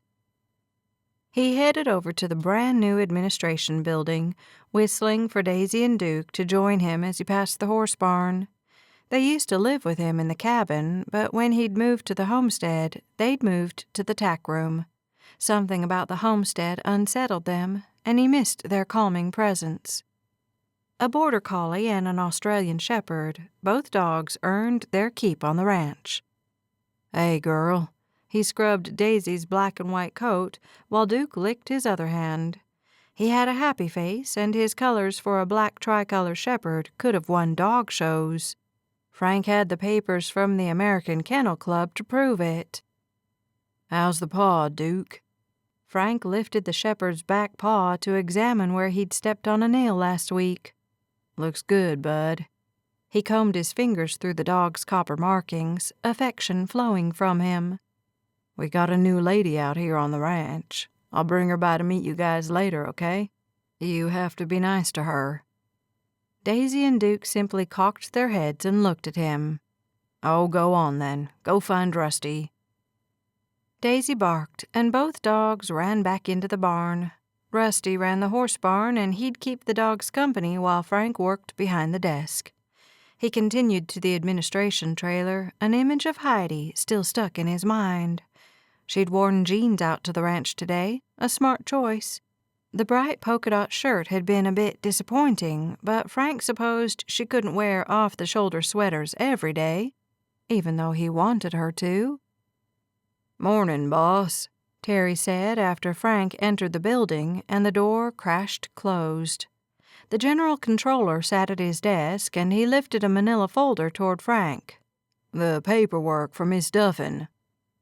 "Thanks, Terry." Frank took the folder and headed toward the office in the corner of the trailer. It had once been his father's, and the smell of leather and his dad's aftershave still lingered in the air. Frank felt small and insignificant in the space, as he often had as a child. Even when he outgrew his father by 3 inches, the man still seemed to tower over him. He knew so much about the ranch and cattle and taking care of his men that often Frank felt overwhelmed by the sheer number of tasks to complete in one day. An hour later, he smelled chocolate and sugar as he walked toward Cabin 1. The scent made his mouth water as he climbed the steps and knocked on Heidi's door. She opened it several seconds later, a plate of cookies in her hand, and a grin the size of Texas itself on her face. "Want to be my taste tester?" He glanced at the cookies, wondering if she'd eaten one yet and he could taste it on her lips. "Is there something wrong with these?" She shrugged as she painted the air with her light laugh. "I don't know. I made up the recipe, and I want to see if it works." "It looks like it worked." He swallowed as his mouth continued to water. "Looks can be deceiving," she said. "You got that right." He reached for a cookie. "Well, I'll be brave, I guess." He bit into the cookie, expecting a mouthful of salt or something, but it tasted just fine. More than fine. Delicious. "This is fantastic," he said after he swallowed. "Really?" He inched forward until she stepped back and let him into the cabin. "Really." He finished the first cookie and reached for another one. "I'll be your taste tester any time you want." He polished off the second cookie and licked his fingers. He caught her staring at his mouth, and a grin pulled at the corners. "You ready for the ranch tour?" She startled like she'd forgotten he was there and hurried into the kitchen. He expected it to look like a bomb had gone off, but barely a spoon sat out of place. The only evidence that she'd baked was the empty tray on the stovetop. A quick glance confirmed that the boxes had all been unpacked, too. Frank reached for her hand as she approached him. He smiled at her, pleased and excited when she squeezed his fingers. "I'm really glad you took this job," he murmured, wondering if it was too early in their relationship to kiss her. It felt like it, and propriety demanded that he release her hand and back up. He didn't need his cowhands gossiping about the boss's new girlfriend. He probably shouldn't be alone with her in her cabin either, and so, reluctantly, he let go of her hand and put the required distance between them. "So, let's start at my place," he said. "I'd love a woman's opinion on how I should rebuild the homestead." He led her across the yard, the heat of the day already close to unbearable. "So I'm going to hire a gardener this summer, too. Dad used to love working in the yard, but, well," he cut a glance in her direction to judge her reaction. She seemed open, innocent, non-judgmental. "He's not as young as he used to be." She nodded. "I understand that. I cleaned my father's storeroom last week, and let's just say it hadn't been done in at least a year. He used to never allow that." She peered around the lawn. "You have a lot of land here. Are you going to expand the homestead? To raise your family here?" He squinted like he'd never thought of that. "Yeah, probably." "So you want a family?" She wasn't really asking. "Someday," he said in a non-committal way. "My mama would hit me upside the head if she heard me say that." He chuckled. "She loved us boys, but she told me hundreds of times, 'Frankie, get married and give me some grandgirls.' Of course, I was much too young to get married at the time." "When did she pass away?" Heidi's question coming from anyone else would have drove annoyance right through his skull, but the delicate way she asked, the way she wanted to help him, understand him, only fanned the flames of attraction burning in his core. "Almost 10 years ago now." "Was she ill?" "Yes," Frank whispered. "Breast cancer. They didn't have the tests we have now. At least, she didn't know about them here, and by the time she did, it was too late anyway." Heidi's hand landed on his arm, strong and confident, but also light and hesitant. "I'm sorry, Frank." He slowed his step and gazed at the house. "Me too. I miss her." "I'm sure you do." "This place, it needs to be rebuilt. It needs to find a heart again. Since Mama died, it's just been a house." He looked at Heidi, almost desperate to make her understand. "I want to make it a home again."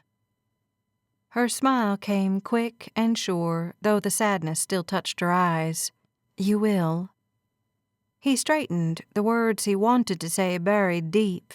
He knew this house needed a good woman to make it a home, someone who could bring people together, his brothers, his father, all the cowhands, and make them feel part of something bigger than them, make them feel like they belonged to this ranch, and the ranch belonged to them, make them all into a family again. His mother had done that, and as he stood on the lawn with Heidi Duffin, he wondered if she could too. "Will you help me?" he asked. "I don't have a woman's eye. Maybe you can tell me where things should go and what I should do." "I don't know, Frank." She took a step back. "I know how to bake, but I don't know anything about interior design." "Well, then, let's start with the kitchen." He squared his shoulders and moved toward the back door, which opened into a small mudroom where everyone left their boots, and then continued into the narrow kitchen. Heidi gasped when she saw it. "Oh, okay, I can help with this." "It's terrible, isn't it?" She edged sideways, her hands splayed out to her sides. "How do you even move in here?" "It's not that bad." "Frankie," she said, a tease in her voice that he adored, "if you want a woman to be happy with this house, it starts in the kitchen. So get in here and make this thing at least 5 times this big." Frank threw his head back and laughed. Laughed because Heidi was the most perfect creature he'd ever met. Laughed because she'd taken something of his mother's that had been precious to him and made it alive again. Laughed because part of him was freaking out at how quickly he was falling for this girl who was leaving at the end of the summer. Chapter 4. Heidi spent the day with Frank, going through his house. Before they'd left the smallest, narrowest kitchen Heidi had ever stepped foot into, he'd grabbed a paper and a pen and taken notes. As they passed a room on the upper level, she spied a sewing machine. "Frank." She put her hand on his arm to get him to stop, quickly removing it when electricity jumped from him to her, or maybe from her to him. She wasn't sure. "Tell me about that sewing machine." He leaned into the doorway with her. "That was my mother's." Hope flared through Heidi, but her request seemed to stick in her throat. But surely she could buy fabric in this town, small as it was, and she did love to put pieces together. "Would you mind?"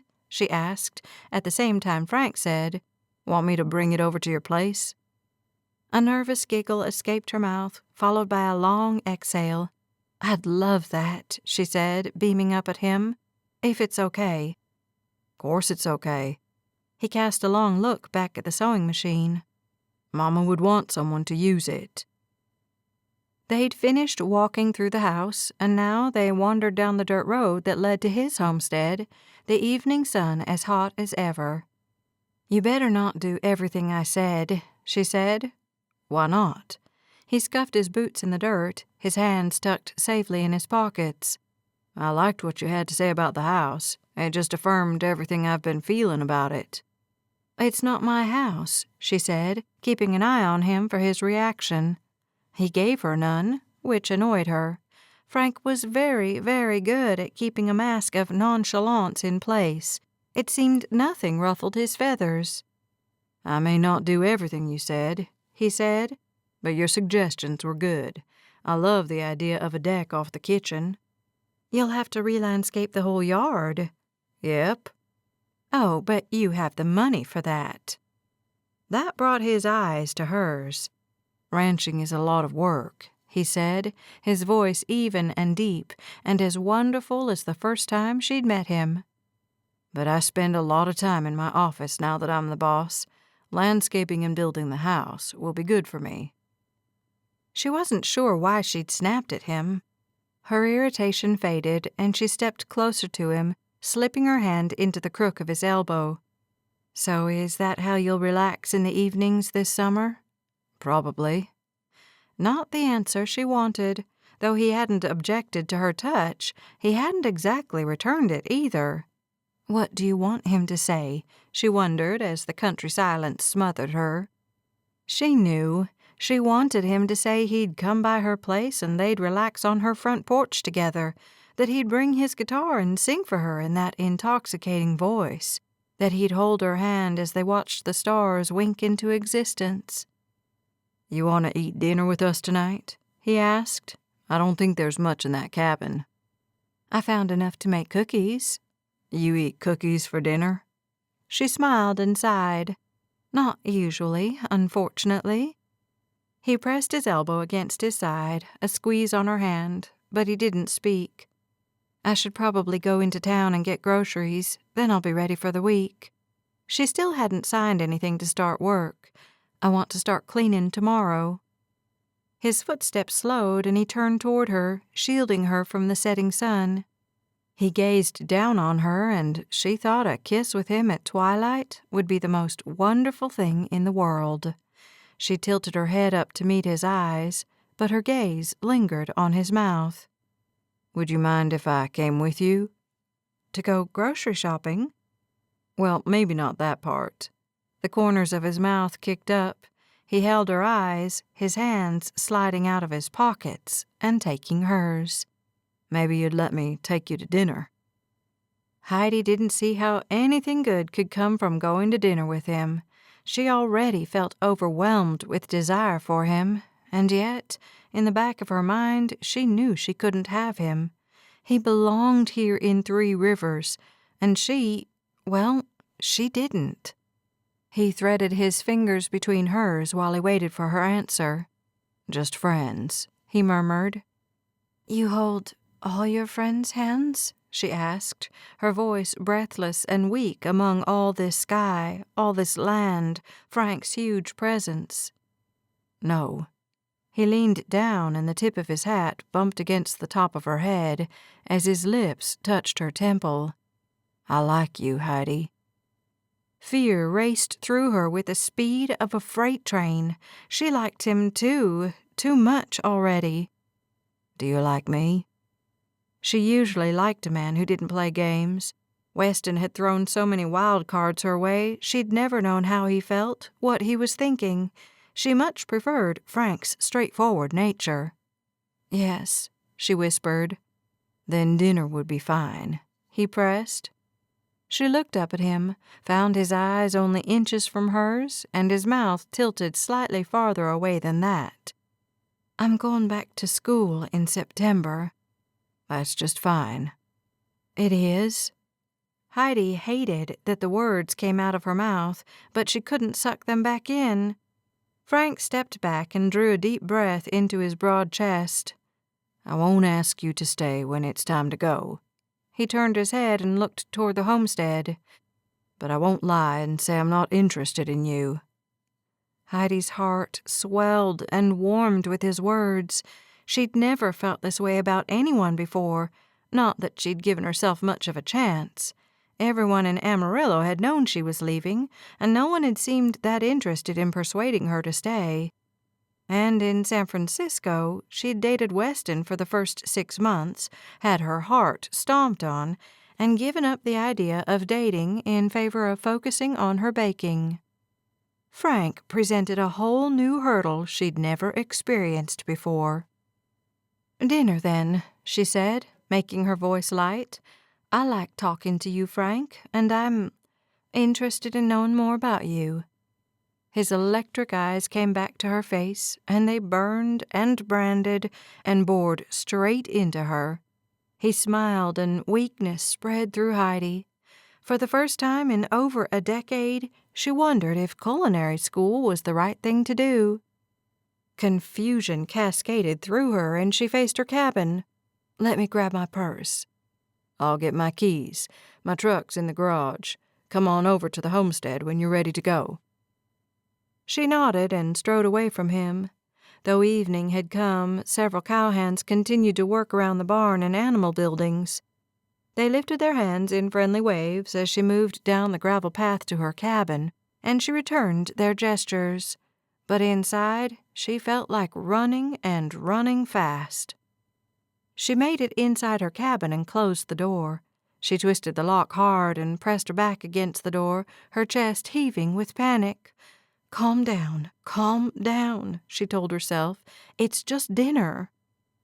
But Heidi knew her panic attack had been brought on by more than dinner.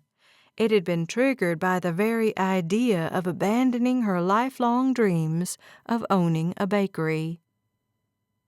As she coached herself to take deep breaths and think rationally, she wondered if Frank would be worth giving up everything she'd worked for so long to achieve. She squared her shoulders. He had just said he wouldn't ask her to stay when it was time for her to leave. She didn't know everything about Frank Ackerman, but she had learned that he was a man of honor. She believed him when he said he wouldn't ask her to stay. Calmed, Heidi checked her makeup and hair, touching up the imperfections brought on by her anxiety and the heat, collected her purse, and made her way over to the homestead. The next morning, Heidi woke in a strange place. Several roosters crowed almost in unison, and she remembered she had moved to 3 Rivers Ranch. A slow grin painted her face as she remembered the previous night's dinner. Frank had been nothing but a gentleman, paying for their Italian feast before taking her on a tour of downtown 3 Rivers. True to his word, he waited in the truck while she picked out fabric and then grocery shopped, an event prolonged by everyone's interest in the new woman in town. They'd been nice but curious, and more than one had shown their surprise at her living out at the ranch. Apparently, women didn't normally do that. Heidi didn't care. Women didn't normally go to culinary school in San Francisco either. Heidi had always done what she felt was right for her, even if society wasn't quite ready for it yet. She pushed her blankets back and got out of bed just as a knock sounded on her door. A shock traveled through her, and she looked down at her pajamas. Fully covered, she decided she could crack the door and get rid of whoever stood there. "Morning," Frank said when she opened the door 4 inches. She kept as much of her body behind it as possible. "You're up early," she said. He chuckled. The curse of a rancher. He scanned what little of her he could see through the crack. "I can see I'm too early for you." He fell back 2 steps. "Just wanted to stop by and let you know to come on over to the admin trailer this morning. You can meet everyone and then get started." "How long do I have?" "I'd say about 20 minutes. He beamed at her and rocked on his heels. "You're enjoying yourself too much," she said. "You could have mentioned what time I needed to be ready to me last night." "I could have." Frank's smile widened. "But then I wouldn't have had this chance to talk to you." "Get out of here." She added a laugh to her playful tone and closed the door. 20 minutes. It would take that long to get her heart to settle down from Frank's flirtations.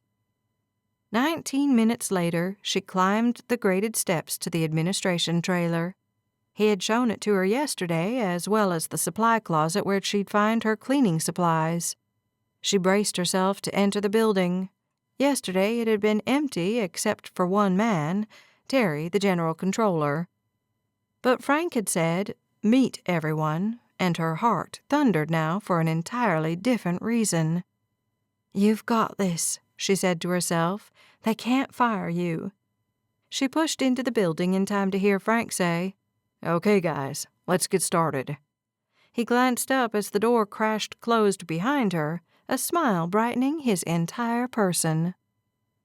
She slipped down the aisle and joined the group on the fringes, but Frank wouldn't let her stay there. He called her to his side and introduced her to the swarm of cowboys. They said hello non-verbally with lifted hands and nods, and Heidi wasn't quite sure how to reciprocate. "Hello," she said, the way a normal person greeted another. She found Chase's friendly face in the crowd and smiled at him. "She'll be doing 3 cabins each day," he said, "and the administration building and parts of the horse barns on the other days." He glanced at her as this was new information for her. She took it in stride and kept her arms folded across her chest. "She doesn't do laundry, and she's not your personal maid. She's here to vacuum and mop and clean bathrooms. If she can't see your floor, she won't vacuum it. Fair?" Murmurs of assent passed through the crowd. Heidi liked this powerful, in-charge side of Frank. He didn't speak loud or aggressively, but everyone in the room knew who steered the ship, including Heidi. "Good. I'll let Terry give out the assignments for today." Frank stepped away from a big chalkboard and caught Heidi's eye as he ducked around the corner. She didn't need to be standing in front of 24 men, so she followed him. She watched him disappear into the corner office, and she moved back toward the exit where the supply closet housed her cleaning items. She got what she needed and headed back toward her place. "Cabins 2, 3, and 4, she recited to herself. She wasn't sure how long it would take to do each cabin, but she'd soon find out. A ring of keys had been clipped in the 3-ring binder, which also detailed each of her chores and who lived in which cabin. She located the key for cabin 2 and climbed the steps. After unlocking the door and entering, Heidi wasn't sure if she'd thought through the job. The smell of man and horse and dirty socks almost overwhelmed her. Taking a stealing breath, she dragged the vacuum into the cabin behind her and got to work. At least she'd have something interesting to tell Maggie that night. Frank had to work hard to keep himself behind the desk when he knew Heidi was only yards away, cleaning. But he wasn't sure who'd seen them walking together last night, or if anyone had watched them leave together. He wasn't sure why he cared. Most of the cowhands knew he'd accelerated his dating, and though only his closest friends had asked why, the reason had to be obvious. And when he started knocking out walls and reforming the yard, everyone would know he was thinking long-term, looking ahead to a wife and a family. Frank wasn't sure if he should be embarrassed about that or not. It didn't feel like something he should be self-conscious about, But, well, he still felt that way. And so he confined himself to his office, startling every time the door slammed closed. He'd learned to ignore it over the months, but today it grabbed his attention every time, because maybe it was Heidi returning from her tasks. Maybe she'd pop her head in to see him, to say hello, something. As the day wore on and she didn't come, Frank's mood darkened. Almost near quitting time, the door closed, but his hopes didn't lift. She wasn't coming, and he'd been thinking for the past hour of how he could stop by her place without being too obvious. Then he wondered why he needed to worry about being obvious.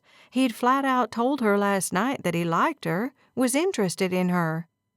She'd taken it well, though pure horror had flowed through him at his boldness.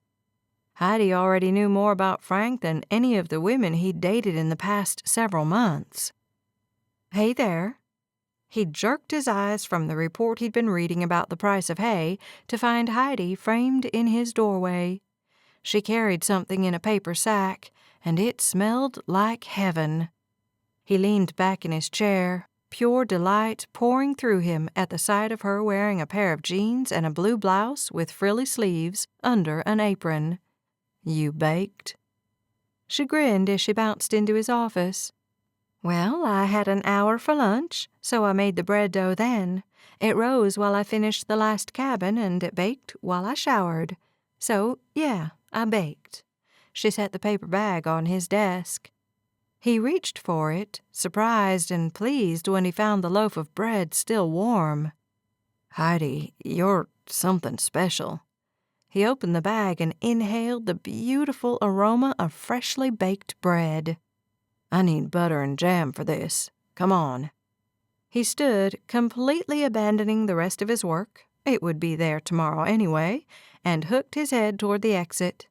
She came with him, and they walked side by side back to the homestead. She told him about the cleaning, and he simply basked in the sound and beauty of her voice, her personality, her life. "You're in so much trouble," he thought as he opened the back door of the house and ushered her inside. He'd promised her he wouldn't ask her to stay when it came time for her to leave, but he regretted saying so after only one day. What would his heart be like come September? Could he survive her walking away from him then? Better to end things now, he thought. But the very idea had his intestines in knots and his heart withering into a stone. It had been hard to tell her he owned Three Rivers Ranch. Saying goodbye to her would be impossible. He came back to reality as she opened and closed drawers, muttering, "Knife, knife." He opened the Lazy Susan and pulled out the knife block, but Heidi looked at it like he'd just produced a slime ball. She met his eye and recovered quickly, pulling out a serrated knife and slicing it into her bread. "Do you like the end?" "Not if you do." He liked her, everything about her, from watching her work to being near her. Everything in him calmed when he was with her, and he'd never felt like that before. "Frank." "No, I want a middle piece." He turned away from her, from his insane desires, and pulled from the fridge a stick of butter and a jar of apricot preserves. She was smiling when he set the condiments on the counter beside her. "What?" "Nothing." She glanced at the butter. "Do you have a microwave oven?" "Yes." Relief flowed through him that he could say they did. "Should I soften this?" "I would." He put the butter on a plate and stuck it in the microwave, then stared helplessly at the buttons. "Let me." She nudged him out of the way, but he didn't go far.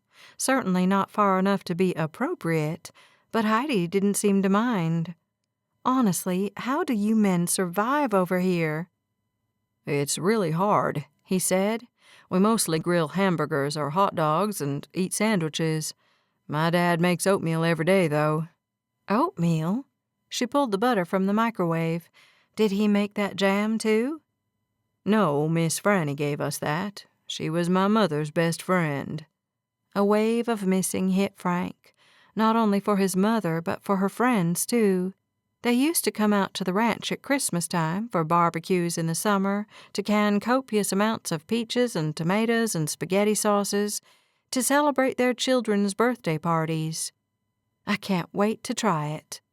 Heidi gave him a raised eyebrow look, buttered her end piece of bread, and slathered some of the preserves on it. He watched her, transfixed, as she bit into it and licked her lips. The temperature in the kitchen rose at least 20 degrees, and Frank hadn't even eaten yet. Heidi moaned, chewed, and swallowed. "That jam is divine." She glanced at her handiwork. "And my bread is pretty fantastic, too." She looked at him from boots to the top of his hat. "You're not going to try it?" She cocked one hip. "You said you'd be my taste tester." Frank flew into action, spreading butter and then jam on the most perfectly brown wheat bread he'd ever seen. Sure enough, when he tasted it, the flavor transported his taste buds to an entirely different plane. "Holy cow, Heidi." He sagged against the counter. "That's fantastic." She glowed under the weight of his compliment, but accepted it graciously and took another bite of her bread. Frank wondered why no one in San Francisco had snatched her up, a woman who looked like her and could bake, too. Frank felt like he'd won the lottery, and he had to remind himself that Heidi was not his. Not yet, anyway. He finished his bread and reached for the knife. Heidi placed her hand on his. "I threw a quick chili together. Maybe you'd like to come have another piece of bread with that?" The hope she wore in her eyes was unmistakable, and joy crashed over Frank that this energy he felt between them was two-sided. "Sure, but chili? Isn't it kind of hot for soup?" She gaped at him. "Soup is a year-round dish." He laughed. "Okay, Miss Heidi, let's go." "Bring that jam," she said over her shoulder as she squeezed behind him in the narrow kitchen. "I'm gonna grab the sewing machine, too." Frank disappeared down the hallway and stalled in the doorway to the spare bedroom where the sewing machine sat. A keen sense of nostalgia washed over him, and he pictured his mother bent over the machine, working fabric into something beautiful. He could almost hear the whir of the machine, smell his mother's perfume, feel the fabric of the shirt she'd made for him last. "You don't have to let me use it." Heidi's soft voice punctured his memories, and he startled. "No," he said quickly. "No, it's fine." He flew into action, unplugging the machine and wrapping it up for the trip across the lawn. They made their way back to her place, and Frank went inside and placed the sewing machine on her kitchen table. "I'll wait out here." He quickly went back outside while she began to dish up 2 bowls of chili. She returned a few minutes later with 2 bowls, along with the bread, butter, and jam on a platter. She settled next to him on the top step and set the platter of food between them. "How'd you learn to cook?" he asked. "I mean, besides the baking. I'm assuming they don't teach chili recipes in pastry school." She smiled and took a bite of her chili. "They don't." "Hey!" Frank glanced up to see Chase and another cowboy, Matty, at the bottom of Heidi's stairs. "Evening, boys." "That smells delicious." Chase grinned at Heidi. "Maggie said you were a great cook." "You want some?" "Yes," both men said together, and Frank scooted over to make room for them as Heidi bounded back into the cabin. "Try the bread," he told them. "It'll change your life." Matty sliced the bread and they doctored it up with the condiments before Heidi returned. When she did, Chase said, "This is the best bread I've ever had." "Don't tell my sister that," she said with a smile. "In fact, don't tell her you ate here tonight." "Why not?" Heidi shot a look at Frank, but he couldn't interpret it. "She thinks I might steal you away," Heidi finally said. She giggled. "Ridiculous, right?" "I don't know," Matty said. "I know what Chase usually eats, and this is 10 times better." "Hey," Chase protested. "I don't see you making anything better." Matty laughed. He's right, I can barely make toast." Frank laughed with the other men, but he kept his eye on Heidi. She watched them all eating her food, her fingers nervously gripping her spoon, and she didn't take another bite of her chili. "It's great, Heidi," he said. "Really great." He finished eating, set his bowl to the side, and leaned back on his palms. "Nice night, isn't it, boys?" "Real nice," Chase agreed. Maddie's mouth was stuffed too full to answer, so he just nodded. Heidi seemed to have lost her ability to speak. "Well, I have to go start tearing apart the homestead," he said, already tired as he stood. "I'll see you all tomorrow." He forced himself to move down the steps as the others said good night, forced himself to walk away from Heidi without looking back. He knew Maddie and Chase didn't present a threat when it came to her, but he wanted to spend all his free time with her. But the fact was, he didn't have free time, not if he wanted to rebuild the homestead before the winter rains came. Not if he wanted to have a home that would convince city girl Heidi Duffin to become his country girl. By the end of the week, he'd completely gutted the house. TJ and Ben had been on board to help him, and the three of them working in the evenings had made a big job manageable. "Now what?" Ben asked as he leaned against the side of the dumpster Frank had parked next to the garage. It was almost full, and he'd need to call and get it emptied next week. "Now we add on," he said, moving around the house to the side that faced the ranch buildings. "I'm going to push the upstairs out over this hill, which I'm going to excavate so we can have a patio down here." He gestured to the land where the patio would be. "There will be a deck above the patio, and that will lead into a kitchen that's 5 times as big as what we've got now." "We'll be able to walk out of the basement?" TJ asked. "Yeah," Frank said. "I'm having Vince come out on Monday. He's going to get the existing lawn in shape and give me advice about the reshaping of everything." He exhaled, more exhausted than he'd been in months. "You've gone soft since sitting behind that desk." Ben slapped Frank's bicep in a joking, brotherly gesture. "That's hard in its own way," Frank said. "But it's not hauling hay and branding cows and wrestling cattle through gates, that's for sure." "Let's go out on the range this weekend," TJ said suddenly. "Just the 3 of us, like we used to as kids." "Miles would come when we were kids," Frank said softly, a hole opening in his heart for his baby brother that he hadn't realized existed. Ben's usual joviality had faded, and he watched Frank, who always bore the burden of being the oldest. "Maybe I'll call him tonight," Frank said, "and we can go in the morning." He tossed a look toward Cabin 1, where Heidi had sat for the past several nights, rocking in his chair and reading while he and his brothers tore their house apart. TJ grinned and followed Frank's gaze. "And you can tell us about your new girlfriend." Frank's insides seized, and he pulled his gaze from her cabin. "She's not my girlfriend." "But you like her," TJ pressed. Frank had already told her that, and he trusted his brothers. With a sigh, he said, "Yeah, too much." He lifted the shovel he'd carried around the house and drove it into the ground. "She's leaving the same time you two are." He met each of their eyes for a brief moment. "A weekend away will be good for me."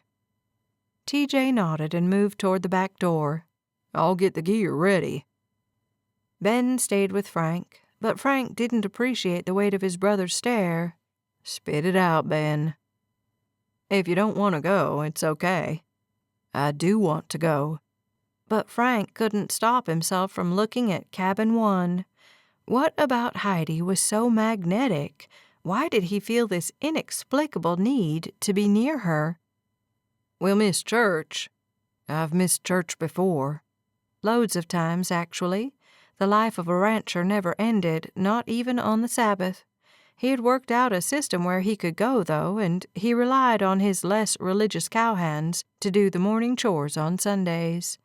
Dad had always done only the necessary tasks of feeding and watering animals on Sunday, something Frank planned to continue. Frank. He trained his eyes on his brother.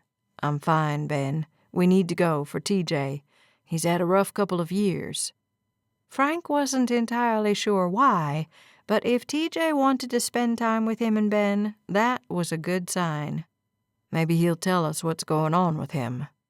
"Maybe," Ben said, but he didn't sound as hopeful as Frank felt. "I'm gonna go call Rebecca and tell her I'll be gone for the weekend. I'll get the food ready and check with Rusty about taking the horses." Ben nodded and left Frank standing in the dusky night. He could pack their food in the morning, so he headed over to the horse barn to see if Rusty was still there. He should have gone home a while ago, and Frank hoped he had, so he could be alone for a few minutes with the horses. He wandered down the middle aisle, noticing the hard work that went into keeping the barn clean and the horses fed and happy. With a whistle, Daisy and Duke popped their heads out of the tack room. They bounded toward him, their tails wagging like flags. He crouched down and rubbed his hands over their heads and ears. "Hey, guys, hey." He chuckled as they licked his wrists and arms, a sense of peace and contentment filtering through him, despite his exhaustion, his worries, his problems. He knew he needed to get away from the ranch for a while, and he couldn't wait until tomorrow. "Let's go for a ride. You want to?" He turned and headed toward the parking lot. After a quick stop into the house to let Ben know where he was going, Frank loaded up his dogs in the back of his truck and drove. He'd never been able to get away from the things plaguing him by driving, but he'd always been able to get the kinks in his mind worked out. He just hoped that would be true this time, too, because he honestly didn't know what to do about Heidi. He knew he didn't want to get his heart broken come September when she left, but his heart felt like shattered glass when he thought of only being friends with her.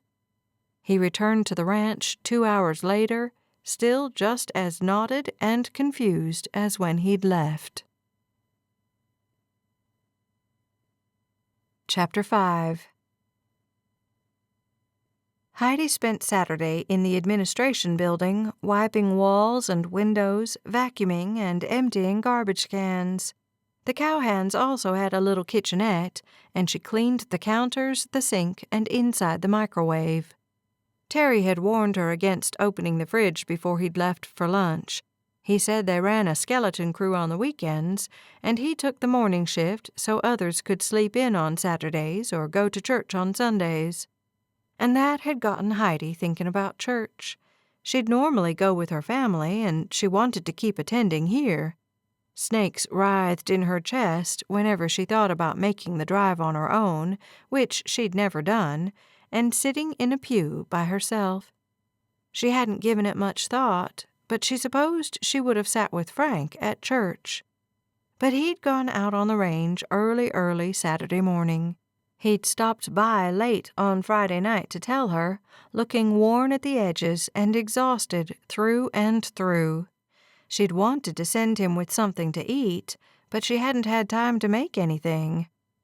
She missed his presence on the ranch. It was strange how everything felt different without him here, almost like the magical quality of the ranch actually belonged to Frank and not the land. Heidi had definitely felt different out here than she had in Amarillo or San Francisco. She felt more like who she truly was, not like she was trying to fit into a mold someone thought she should. Which made no sense. She'd never felt pressure to do anything she didn't want to do. Pastry school had been her choice, and it was an expensive and difficult experience. As she finished cleaning the admin building and put her supplies away, she realized that out here she didn't have to be or do anything other than what she already was and did. Life in the country really was easier, because it was simpler. "Doesn't mean I'm a country girl," she muttered as she left the building and returned to her cabin. With only half the day gone and nothing to occupy her until church the next morning, she pulled out her favorite cookbook and settled on her bed to read. She would have sat in Frank's rocking chair, but the midday heat knocked the breath from her lungs. Only the second week of June, this summer promised to be a scorcher. Her nerves stayed with her through the afternoon and into the evening. Someone knocked on the door just before 6, and Heidi half hoped it would be Frank, back from the range. A ridiculous thought, because he'd told her he wouldn't be back until Sunday evening. Chase stood on the front porch, his fingers clutching a square folding table. "I found one, Miss Heidi." A smile bloomed on her face. "Set it up right there on the porch, Chase. I'll get the pulled pork." She'd been feeding Chase every night since Tuesday, and he often brought a few other cowboys with him. Heidi found she enjoyed their company, especially since Frank kept his head buried in ranch work during the day and renovations at night. He hadn't stopped by once, but Heidi hadn't expected him to. Not really. Sure, her heart longed for him to join his cowhands at her cabin for dinner, but she understood why he didn't, or at least she told herself she understood. "I invited everyone tonight," he said as she brought out her slow cooker full of meat. "Let me get that, Miss Heidi." She passed the heavy appliance to him, and he set it on the end of the table. "I'll get the buns and coleslaw. Anyone is invited, Chase." He beamed at her, and she returned to the house for the rest of the meal. She paused and looked out the window that faced the range, sending a silent prayer that Frank would know he was missed at this dinner. "Keep him safe," she prayed. Then she went out to the porch where Maddie, Terry, and a young cowboy no older than 20 named Cash had already shown up. "Evening, boys," she drawled like a real cowgirl. A smile slipped over her face, and she giggled. "You can eat after we say grace." Chase said it, and Heidi made a mental note to tell Maggie how wonderful he was. They'd seen each other at the town dance again last night, but Heidi hadn't gone. She hadn't wanted to go alone, even though Chase had invited her to go with him and Maddie. No, she wanted to go with Frank, but he didn't mention it. In fact, he worked on the house until darkness fell, and then he left in his truck. Maybe he'd gone to the dance without her. Maybe he had a country girl he kept at the ranch and a town girl he met on the weekends.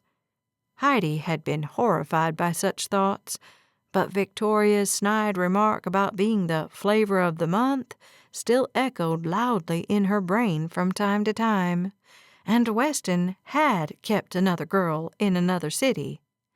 Heidi didn't want to repeat that, not even a little bit. "Thank you, Miss Heidi."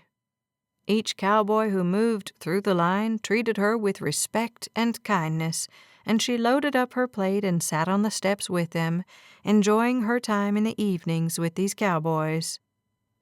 She shook her head at the stories Terry told about a blizzard in Wyoming, where he grew up, and she laughed when Maddie started doing his impressions of Ronald Reagan.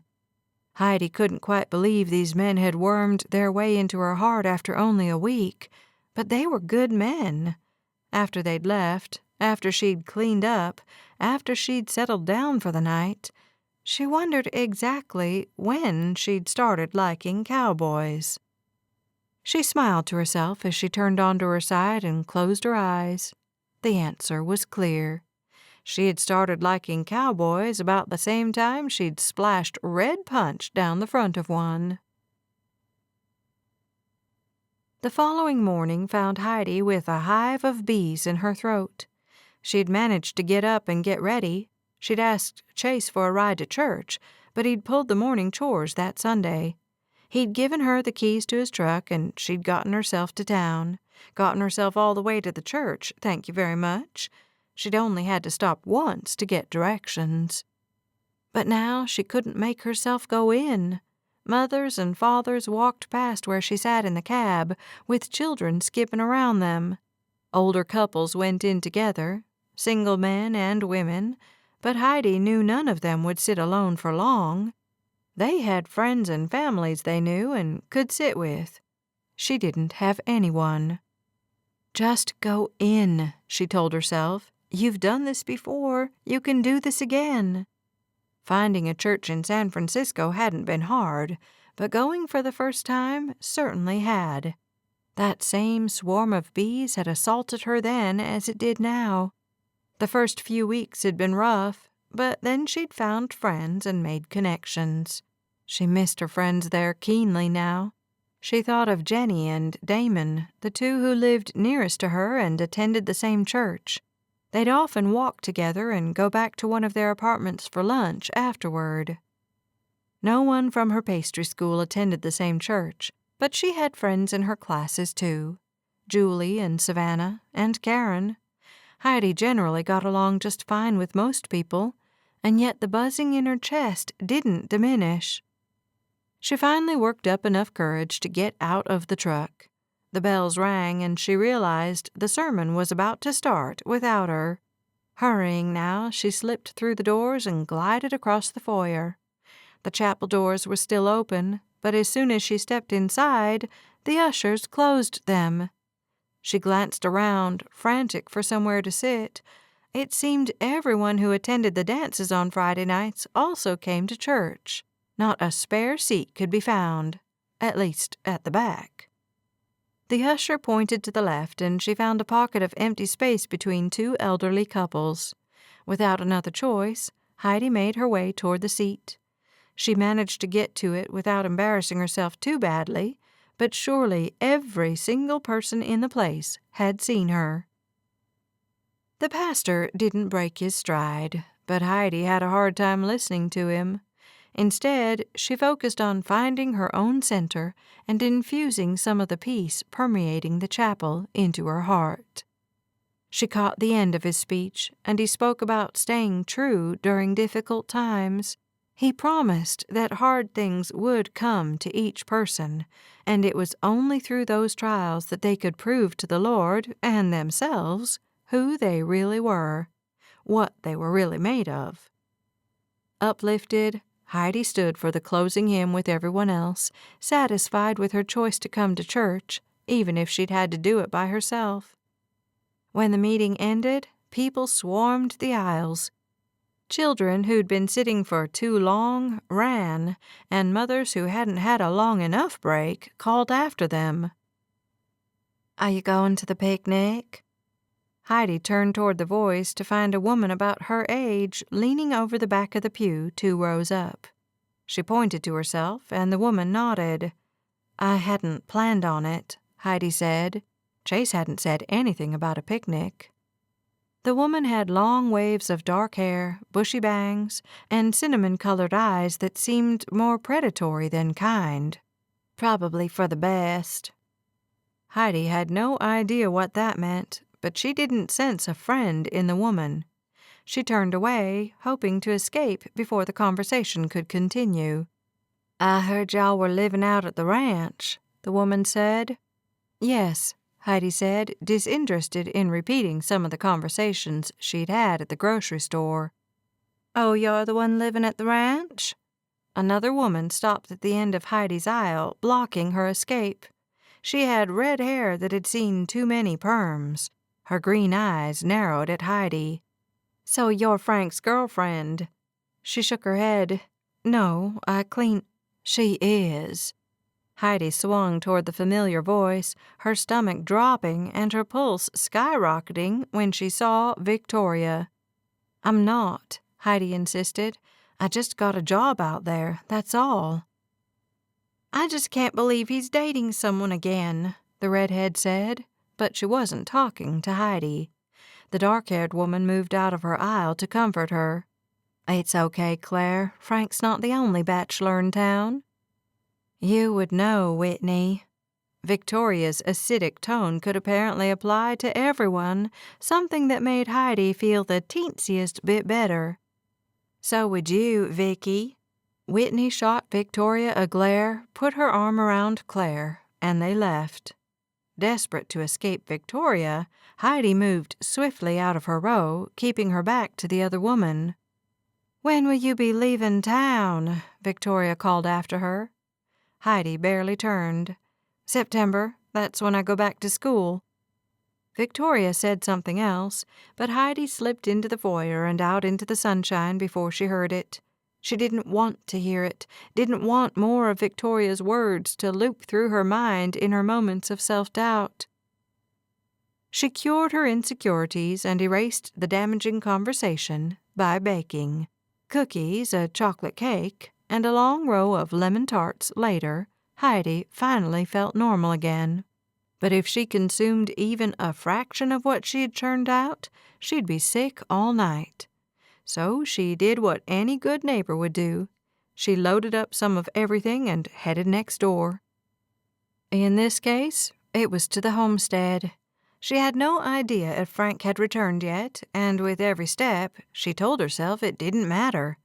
She wanted to meet his brothers face to face, not just spy on them from over the top of her book. And she hadn't seen his father once. She went to the front door and knocked, a sharp, sure knock that wouldn't go unnoticed.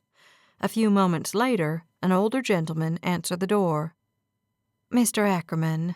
Heidi smiled at him and indicated the treat she carried. "I'm your new housekeeper, Heidi Duffin. I made a few too many goodies, and I thought you'd like some." He blinked at her, and she saw Frank in him. "Heidi, sure. Frank's talked about you." He stepped back. "Come on in. Afraid Frank's not here." "Oh, I know." Heidi stepped through the door and right into a construction zone. Cardboard covered the bare wood floor, and only the bare necessities for furniture remained, a recliner and a love seat. "I brought these for you," she said, glad she'd worn her sneakers. "He told me you have quite the sweet tooth." "He's telling my secrets, is he?" He tacked on a chuckle at the end. "Well, I guess he didn't lie. Let's see what you got."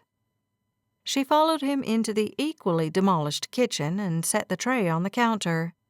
"These are oatmeal chocolate chip cookies," she pointed, "and lemon tarts, and a nice thick piece of chocolate cake."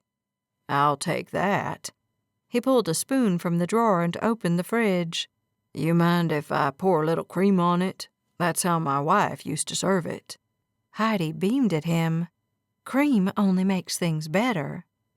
He peered at her for a moment, a small blip in time, but it felt like he could see everything about her in that brief window. "So you're cleaning our cabins." He poured a bit of cream over the cake. "Yes, sir." He gestured for her to go back into the living room and sit. So she did. He took up his position in the recliner and spooned some cake into his mouth. "This is delicious. You're a great baker, Miss Duffin." Pride swelled in her chest. "Thank you." "I don't think my wife's was even this good." "Well, it's been a long time, sir. I'm sure her cake was delicious." Again he looked straight through her, almost like she wasn't there, before taking another bite. "So what brings you to Three Rivers?" She told him about the job and her schooling in San Francisco and her desire to open a bakery. "I'd buy a chocolate cake from your bakery every week," he said. "Oh, no one can eat a chocolate cake every week," Heidi laughed, though she secretly hoped they could. It would certainly keep her in business. "You're probably right. Doc wouldn't like that. He complains about my cholesterol." Frank's father stood and took the dish into the kitchen. "In fact, I don't think I'm going to tell anyone about that cake." He flashed her a grin. "It'll be our little secret." Heidi stood. "Well, I've bothered you for long enough. Enjoy the rest another time, or give them to your boys." He walked her to the door. "Thank you, Miss Duffin." He gave her a sincere smile, and a pang of sadness hit Heidi right beneath her breastbone. She said good night, though it wasn't quite dinner time yet, and hurried back to her cabin. She needed to call her parents and tell them she loved them, even if her dad had been stubborn and pouty about her coming out here, even if she sometimes wished she hadn't had to cook dinner and feed her sisters while her mom taught piano. People weren't perfect, and her parents had tried. They were good people, like the Ackermans. A keen sense of forgiveness washed over her, and a burden Heidi had been carrying alone for a long time vanished. She hoped that one day, when she had kids, They would be able to forgive her for the things she didn't quite do right. The thoughts of a family startled her. It had always been a bakery first. Family fell way down the line, always had. But with a backward glance to the homestead, she thought of Frank's father and Frank and the obvious love they each held for their mother, even a decade after her death. And Heidi wanted that kind of love in her life. She ducked inside and picked up the phone. Frank woke on Sunday morning, hopeful TJ would be as forthcoming today as he had been yesterday. He stepped outside and set a kettle on the portable stove and scooped instant coffee into 3 mugs. His brothers would be up by the time the water boiled, he knew. The Ackerman men operated on a schedule, even when they rode out on the range. They'd ridden out to a cabin about an hour from the homestead, where they ate breakfast before continuing further into the wilderness. Keeping their horses to a slow walk, Frank had been able to talk to his brothers, really find out how they felt about things. He wasn't worried about Ben, though Ben wasn't quite sure he could be successful in Dallas. Frank and TJ had assured him he could. They'd talked about Rebecca and Ben's plans to propose to her by the end of the summer. "You have a ring?" Frank asked. "Not yet." Ben kept his eye on the horizon, and Frank understood why. "Dad said he'd give me the money. I need to talk to her father, and I have no idea what kind of ring she'd like." "Take her with you," TJ suggested. "That's all the rage now, women selecting their own wedding rings." "It is." Frank hadn't known that, but he didn't know much outside the boundaries of the ranch. He could barely operate under the societal rules of 3 Rivers, as evidenced by his disastrous dating attempts. TJ had then confessed that he didn't like engineering. Frank had been shocked, and it had taken several strides of the horse for him to figure out what to say. And even then, all he'd said was, "What are you going to do about that?" And that was the problem.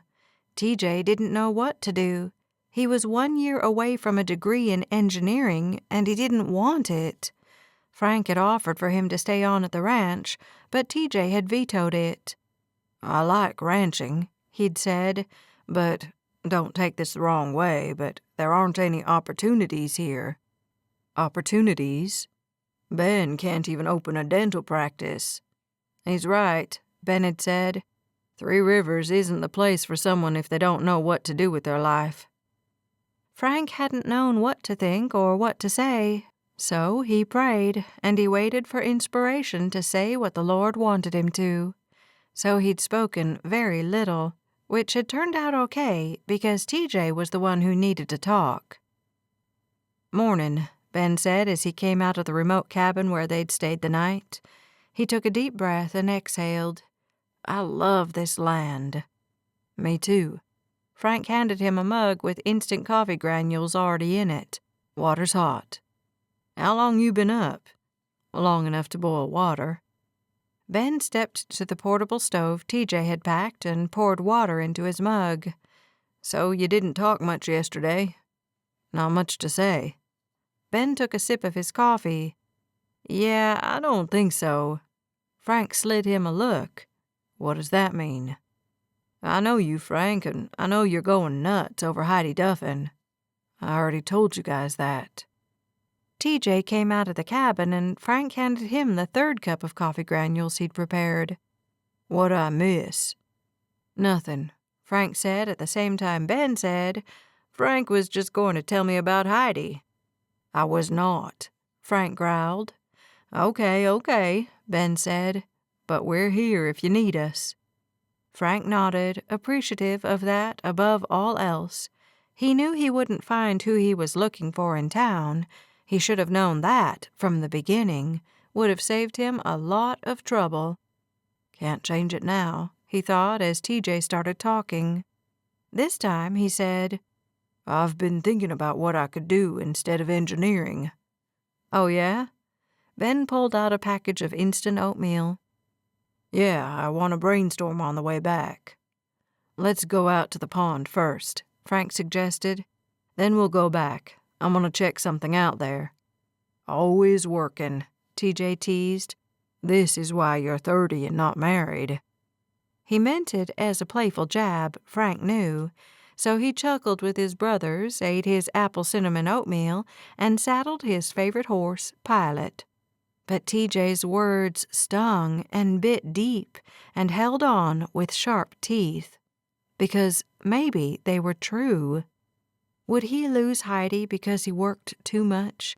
He hadn't been over to see her in the evenings once this week. What did she think of that? He urged Pilot to walk a bit faster, suddenly eager to get to the pond, check the alkaline levels, and get back to the homestead. And Heidi. That evening, Frank knocked softly on Heidi's front door. He had drawn last for a shower, so he had some time to kill. Without anywhere soft to rest in the homestead, and Heidi's goodies sitting like lead in his stomach, he'd come to visit her. She didn't answer, and he wondered if she'd gone to bed. Surely not, as it was barely 8 o'clock. He knocked again, but not much louder. A few moments later, she pulled the door all the way open. "Hello," she said, warmth and happiness infusing her tone. Maybe he'd worried needlessly. He drank her in like a parched man in the desert. She wore a pair of pink and white checkered pants with a large matching pink sweatshirt.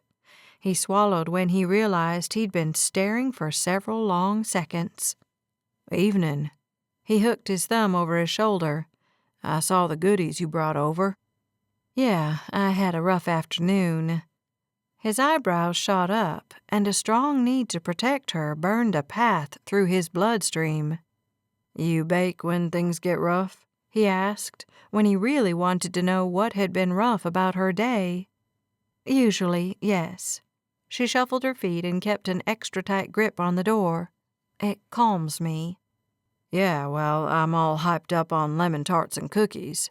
You want to take a walk with me?" A smile sprang to her lips, drawing Frank's attention there. She opened her mouth to say something, but emotions clouded her face. They appeared and disappeared so quickly, Frank couldn't make sense of them. She startled and fell back a step. "You okay?" Frank reached for her, but drew his hand back before he touched her. Something wasn't right with her, and he needed to fix it. "A walk sounds nice," she managed to say, "but I'm tired." A frown marred his face, and he detected the notes of dishonesty in her voice. "Heidi, tell me what I did wrong." "You didn't do anything wrong." He reached for her again, this time moving closer and closer until he wound his fingers through hers. "I must have." She sighed and sagged into his chest. He brought his arms around her, sure she'd be able to hear and feel the thumping of his heart. It practically leapt out of his chest at the chance to hold her tight, smell her hair, touch her so intimately. "What's wrong?" he asked. It's just stupid." "Does it upset you?" "Yes," she whispered. "Then it's not stupid." He tilted his head and touched his lips to her temple, a thrill running down his back when she shivered in his arms. "Tell me what happened." Another sigh, and she stepped out of his arms. The world felt cold and empty and utterly meaningless without her, and Frank knew everything in his life was about to change. He wanted it to change, because he wanted Heidi in his life permanently. She moved to the front step, keeping her hand in his, and sat down. "So I went to church today." So far, so good. Frank had wondered if she'd go, if she went to church much. For her to go by herself spoke volumes. "I ran into a couple of women." Frank groaned and unconsciously squeezed her fingers. "Apparently you dated them all. Recently." She looked at him, the weight of her gaze on the side of his face more powerful than anything Frank had experienced before. Even when he'd shot his BB gun through the windshield of his mother's car, he hadn't received a look this huge, this heavy, this harrowed. I can explain about that." "I'd love to hear it," she said. Frank swallowed and breathed, breathed and swallowed. The words he needed wouldn't come. He closed his eyes and said a prayer for help, then opened his mouth and spoke. "At the end of last year, I felt like I really needed to make more of an effort to find someone to marry." The story poured out of him, and his appreciation for Heidi doubled when she didn't interrupt him, didn't question him, and didn't speak right away after he finished. He wanted to tell her he felt differently about her and that he had no idea what he was doing, and beg her for time to figure things out. But he kept silent, because if there was one thing Heidi didn't have to give him, it was time. "That's not true." The words came into his mind, but he wasn't sure how they got there. Just because she was leaving in September didn't mean they couldn't make a relationship work. He could call, she could write letters. She only had a year left, then she could come back to Three Rivers to open her bakery, come back to him. With such clarity of thought, he squeezed her hand.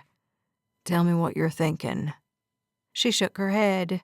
Too much to articulate. "You believe me?" "Yeah." She nodded and cuddled into his side. "Yeah, I believe you." Relief made his sigh extra loud. "Thank the stars. Well, what you think about me is important to me." She let a few beats of silence go by. "So, I have some questions." His muscles tensed, but he said, "Shoot." "I'll start with the easier ones first." "Deal." "Did you like the lemon tarts?" He chuckled and enjoyed the sound of her laughter mingling with his. "Yes, they were delicious, the perfect blend of sweet and sour." He was beginning to realize how important Heidi's baking was to her. She did it when she got stressed, and his opinion on how things tasted seemed to carry a lot of weight. "Thank you. How was your trip with your brothers?" "Good." "Doesn't sound like it." "It's just complicated. We're all working through some things, and there's a lot up in the air. We'll get through. We have each other, and that helps." She nodded unacceptance of his answer. "How's your dad doing?" "He likes you." "I brought him chocolate cake. Anyone would be happy to see me if I was carrying chocolate cake." "I'm happy to see you even when you don't have chocolate cake."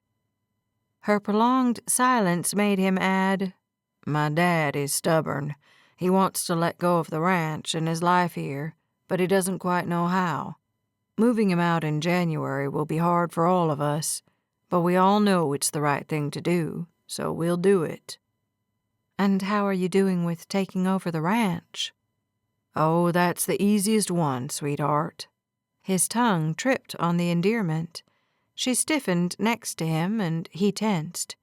In the next moment, before he could apologize, she relaxed. He said, "I've always wanted the ranch. Sure, it's a lot of work, but I love it.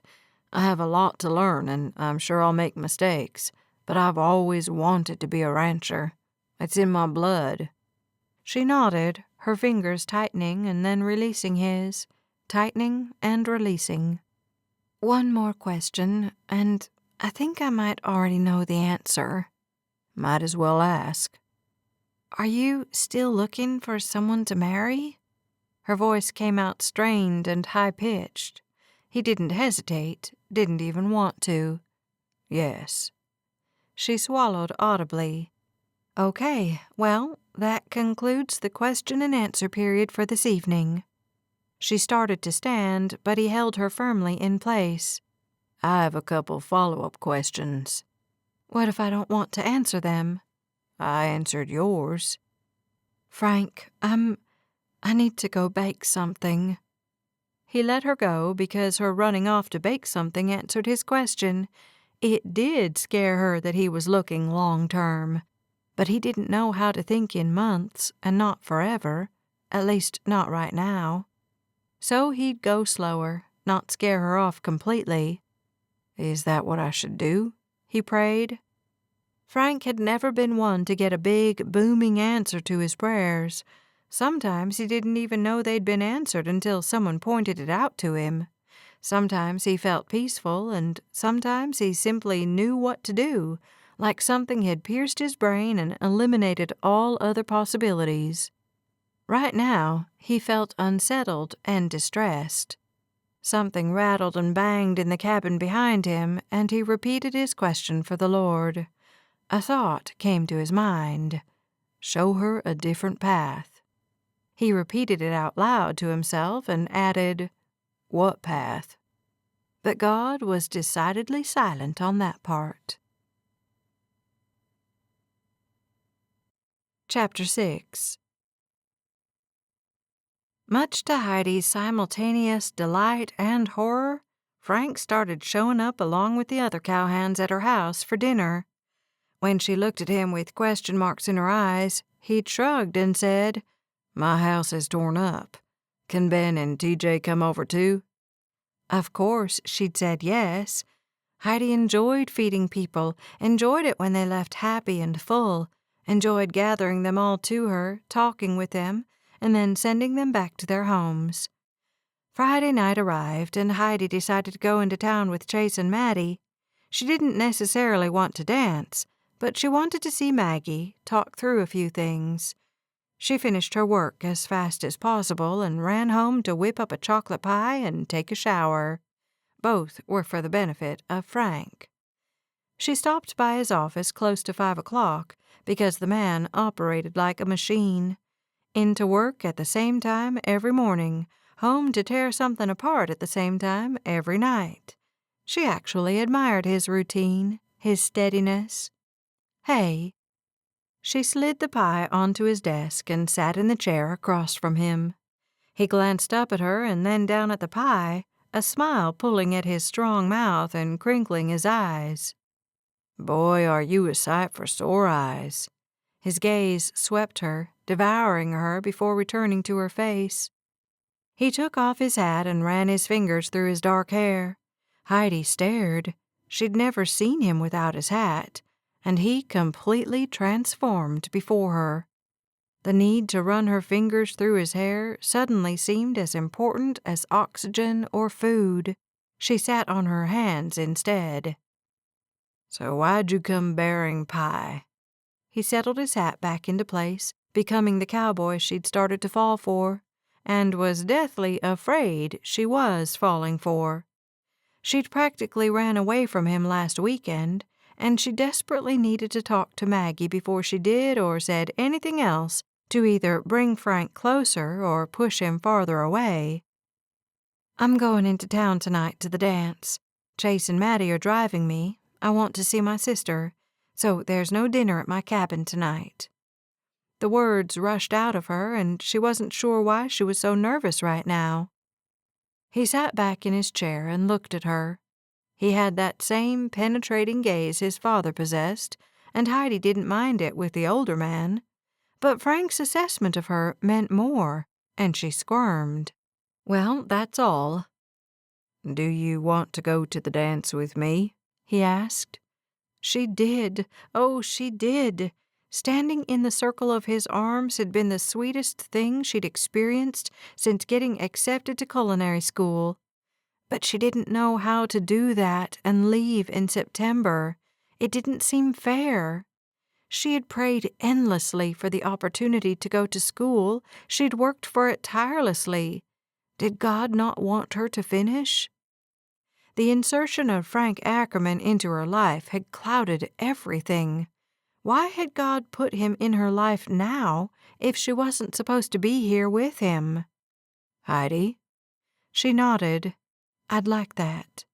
She couldn't lie, and while she hadn't exactly been untruthful with herself this past week, she'd avoided doing anything about Frank. She thought about him constantly, ran through a dozen different scenarios, but she hadn't spoken to him, hadn't called Maggie, hadn't taken any action at all, almost like he was a problem that would sort itself out if she simply gave it enough time. But he wasn't, and sitting across from him, she realized she'd have to make a decision one way or the other pretty soon, because the man had desire etched in every beautiful line of his face. He liked her, and he liked her a lot. "The 4th of July is coming up," he said. "Maybe you'd like to go to the rodeo with me, too. There's a festival and a picnic. We could make a whole day of it." She wanted to say yes. She did. Panic made it impossible for her vocal cords to say that one word. She pushed out of the chair, flinching when it scraped loudly on the thin carpet. "I need to talk to my sister." She turned and fled his office, not quite sure why being with him felt so right and so perfect, and yet scared her senseless. As her footsteps beat a path back to her cabin, they seemed to be saying, "Bakery or Frank, bakery or Frank, bakery or Frank." She stumbled into her cabin and hurried into her bedroom.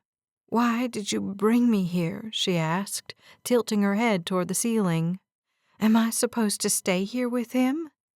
Because she could easily see herself marrying Frank and living on this beautiful ranch for years to come.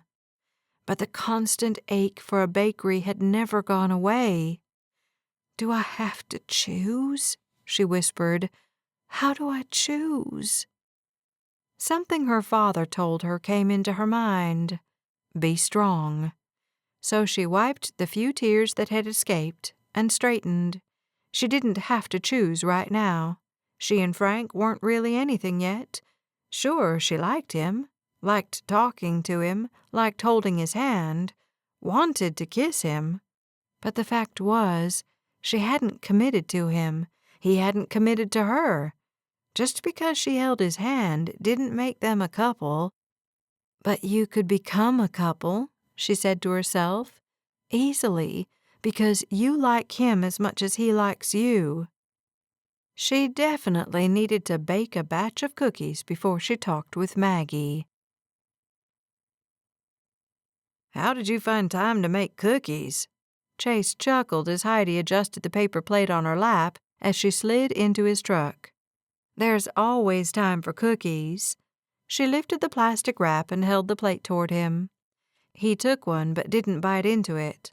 "We waitin' for anyone else?" "Isn't Maddie coming?" She peered through the windshield but didn't see him. "Yeah, he'll be out in a minute." Chase slid her a glance. "What about Frank?" Heidi flinched at the mention of his name. "Not sure." Running off before finishing the conversation could hardly be considered polite, and Heidi glanced toward the homestead. She saw no signs of life. "You want to go check?" She did, and she didn't. Maddie came running toward the truck, opened the door, and slid in beside Heidi, sandwiching her between himself and Chase. She couldn't get out now. "Let's just go," she muttered. "All right," Chase said with a high level of unsaid implications. He put the truck in reverse and backed out of the parking lot. "You made me late, Maddie." "Oh, your girlfriend can wait." He spied the cookies on Heidi's lap. "Are those still warm?" She handed him the plate, her mind churning and her stomach roiling. She really shouldn't have left without Frank, or at least checking with him. Regret laced through her during the entire 40-minute drive to town. By the time Chase parked and she could get out of the cab, she felt near suffocation. The trees towered above her, and she took a deep, calming breath. The heat of the summer hadn't dulled much, especially since the sun hadn't fully set yet. Maddie sauntered off as Chase started searching the sidewalks for Maggie. "I get to talk to her first," Heidi reminded him. "Right after I kiss her hello," Chase countered back, a giddy grin on his face. Heidi believed that was what love looked like. She'd never felt like that about anyone, had wondered if she even could. But now, with Frank, she got the same goofy smile whenever she saw him. "There she is," he said, increasing his pace. "Mags!" He waved his hand and she saw him, her face lighting up. He caught her in his arms and swung her around as she laughed.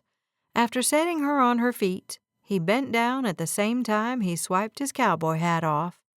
He kissed her, and she melted into him, and extreme jealousy roared through Heidi. She wanted to kiss Frank like that, right now.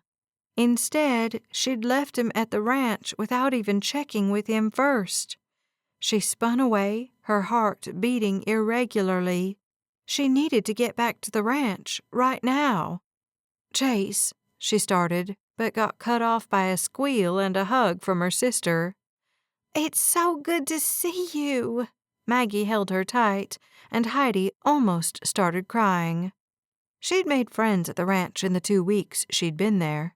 She wasn't that lonely, but having Maggie here meant the world because she was family, and family had always held a special place in Heidi's heart. "What's the matter?" Maggie asked. "I don't know." Heidi released her sister and wiped the single tear that had crowded her right eye. "Is it Frank?" Heidi shook her head, then nodded, then shrugged. "Okay, so it's Frank." She cast a glance over her shoulder to Chase. "Give us a few minutes, okay? I'll be right back." Chase held up both his hands. "Take your time. I'll go make sure Matty is behaving himself." He eased into the crowd in the happy-go-lucky way he had, and Heidi envied him again. Maggie linked her arm through Heidi's and started walking down the sidewalk. "Tell me what's going on." "I like Frank Ackerman a lot." Maggie stepped and stepped again. "And that's bad? Does he not like you?" "No, he does." "Heidi, I don't understand." They crossed the street to a quieter patch of grass and sat down. "I don't either," Heidi started. She plucked a handful of grass and rolled it between her fingers.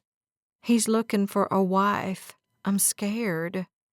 Maggie stared at her for a few moments before a laugh burst from her mouth.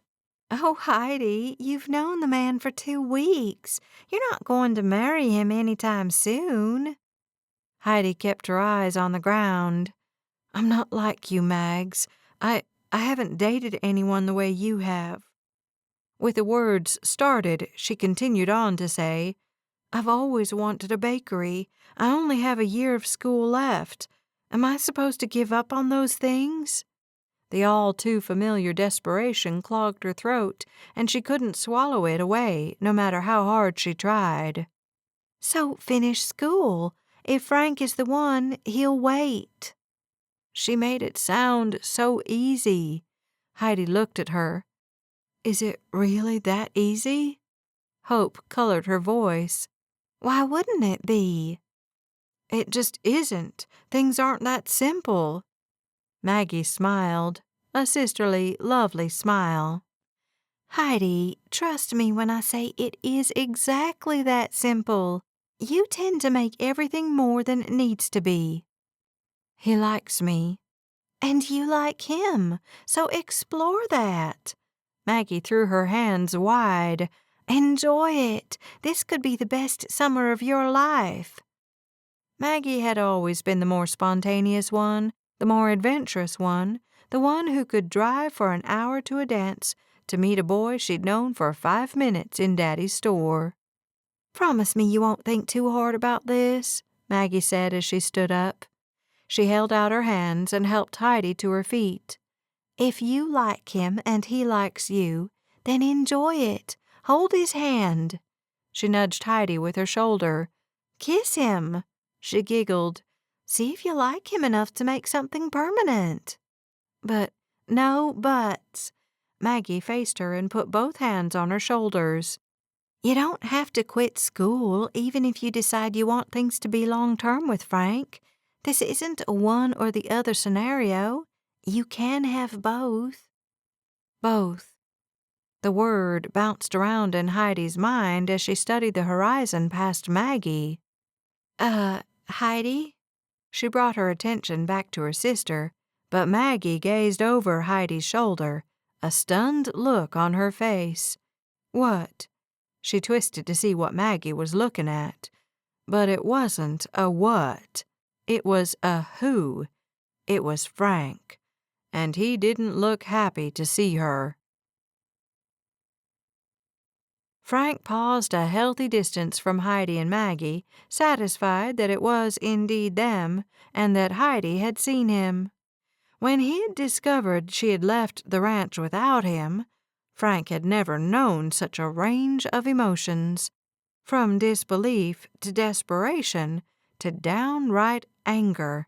He had seriously considered never speaking to her again. He'd wondered if perhaps Heidi was just a little bit too young for him, that maybe he needed to find a woman closer to his own age who wouldn't do something as immature as run away when conversations got difficult, or leave him behind after he'd asked her to go to the dance with him.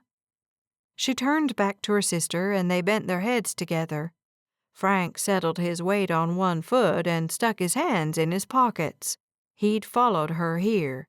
He wasn't going to make her talk to him if she didn't want to. Maggie skipped away and crossed the street, and Heidi moved toward him with the speed of a sloth. "Hey, Frank." "Heidi." She wiped her palms on her shorts like they were sweaty and swallowed hard. "I'm really sorry I didn't wait for you." "Yeah, me too." He cleared his throat. "Why didn't you wait for me?"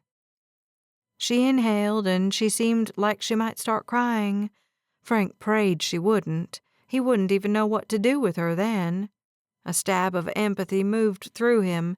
He wanted to protect her from the hard things of life, give her every day without a reason to cry. But he deserved someone who wanted to do the same for him, and he needed her to answer. Her fingers shook as she said, "I'm scared, that's all." "Of what?" She lifted one shoulder in a sexy shrug. "You know." She moved her hand in the air, indicating all of 3 Rivers. "Moving out here. You know I'm not a country girl." A nervous laugh escaped her mouth. "And you, and school, and—" Her eyes came back to his, and she clamped her arms around herself. "And you." He took a single step closer. "You're afraid of me?" "Not you, no." He gave his head a little shake. "Heidi, you're not making any sense." But he didn't need her to. He knew exactly what she was afraid of. He swept closer and drew her into a hug. "Listen, sweetheart, I just like being with you. I like talking to you, and I like hearing you talk back to me. This can go slow." She leaned her cheek against his chest and held him tight. Powerful emotions drove through him, and he thought one of them might be love. But he wouldn't be telling her that. "You said you were looking for a wife." "I am." He rubbed a smooth circle on her back. "But that doesn't mean I'm gonna get married tomorrow." "I got scared." "I know you did." "I'm sorry." "We'll go slower." She tilted her head back and gazed up at him. Well, I'm not really good at dating. Haven't really found anyone I'm interested in spending more than 5 minutes with. Until you." "I'm glad you tacked that last bit on the end." He grinned down at her. "I'm just not very good at this. Will you forgive me for running off?" "Will you bring me a chocolate cake tomorrow?" A smile finally lit up her face, and Frank abandoned his idea to take things slow. He didn't care that he stood in the middle of town in broad daylight. He bent down and lightly touched his lips to Heidi's, sure she'd freak out and scamper away to her sister. But she didn't. Her hands rose over his chest and settled around his neck, and he pulled off his cowboy hat with one hand while keeping her securely against him with the other, and kissed her like he meant it this time. An hour later, he held her on the dance floor, twirling her and laughing with her and enjoying his time with her. He hadn't kissed a woman in a while, and he knew he'd never kiss another one, because kissing Heidi had changed him, healed some broken parts of him, and caused others to crack. He'd felt himself falling as he kissed her, and now that he had, it was all he could think about. "Come on," he said after the song ended. "I'm hot." She exhaled heavily next to him. "Let's get a drink." "Let's get out of here." He glanced at her. "We can grab ice cream on the way back to the ranch. You want to?" Do we have to go to that same place? He had managed to keep the women away from Heidi tonight, but they'd both seen them circling. It wasn't easy to miss Whitney's glare or Claire's poutiness. Frank had even considered paying Maddie to dance with one of them, but they'd left before he could. "Nah, we'll go through the drive-thru and grab something." Heidi wrinkled her nose. "Oh, I suppose you could whip us up something better in about 10 seconds. He slid his arm around her shoulders when they broke free of the crowd. She leaned into him. Maybe not 10 seconds. "Well, I need something to drink before I drive home. Where do you want to go?" Anywhere Victoria isn't. Frank chuckled and pulled Heidi behind a tree. He cupped her face in his hands and smiled. "Tonight didn't turn out too bad, right?" She pressed her back into the bark and slipped her hands to his shoulders. Not too bad at all. She gripped his cowboy hat and lifted it off his head, dropping the hand holding it to her side. With her other hand, she slid her fingers through his hair. Every nerve ending stood at attention, and Frank had a hard time breathing properly. The touch felt so intimate, so sincere, and he wanted more of it. "Heidi," he whispered. "Yeah?" But he didn't really have anything to say, so he kissed her again, hoping that actions could speak louder than words. Hers certainly did, because he felt things in her reciprocated touch he didn't think she'd ever say. At least, not right now. "Is this how you go slower?" she asked, as he trailed his lips along her jawline toward her neck. He pulled back and found her eyes in the dim light. They sparkled with a tease and something deeper. "Sorry," he said. "I'll behave myself." He put space between them and reached for her hand. "So tell me, how long is your last year of school? Are we talking like a full calendar year or a couple of semesters?" Because he knew he wouldn't ask her to stay when it was time for her to leave. He had already promised her that, and he was a man of his word. But he needed to know how long he'd have to wait for her to come back. He needed time to prepare himself mentally. "A couple of semesters." He unlocked his truck and opened her door for her. He could have the house done by the time she returned. Maybe then she'd be ready to think long-term with him, though if her kisses were anything to go by, she already was. He put the passion in her kisses from his mind long enough to swing by a fast food restaurant and grab a couple of ice cream cones and drive home. By the time he pulled into his driveway, though, the desire to hold her close and breathe her in almost suffocated him. Ben and his near-fiancée Rebecca sat on the front porch, their knees touching and their heads bent together. Frank watched them for a moment, lost inside a fantasy land where he and Heidi shared every detail of their lives together. "You getting out?" she asked. He glanced over and realized she had already slid from the truck. He unbuckled his seatbelt and got out. She met him at the front of the truck and slipped her hand into his before turning to face the house. Ben glanced up as Frank and Heidi approached, a grin already on his face. He took in their joined hands and his eyes widened a hair, enough for Frank to see, though. "Hey, guys," Ben gestured to Heidi. "Becca, this is—" He swallowed hard, but Frank's own pulse had just tripled. How would he introduce Heidi from now on? "I'm Heidi Duffin." She released Frank's hand and stepped forward. "Frank hired me to clean the cowboy cabins." "Nice to meet you." Becca smiled in that easy way she had, but Frank couldn't look away from his brother. He couldn't seem to get his voice or his feet to work. "Maybe you'd like to walk me back to my cabin, Frank." In slow motion, like someone had half-frozen time, he turned his head to look at her. She gazed up at him expectantly.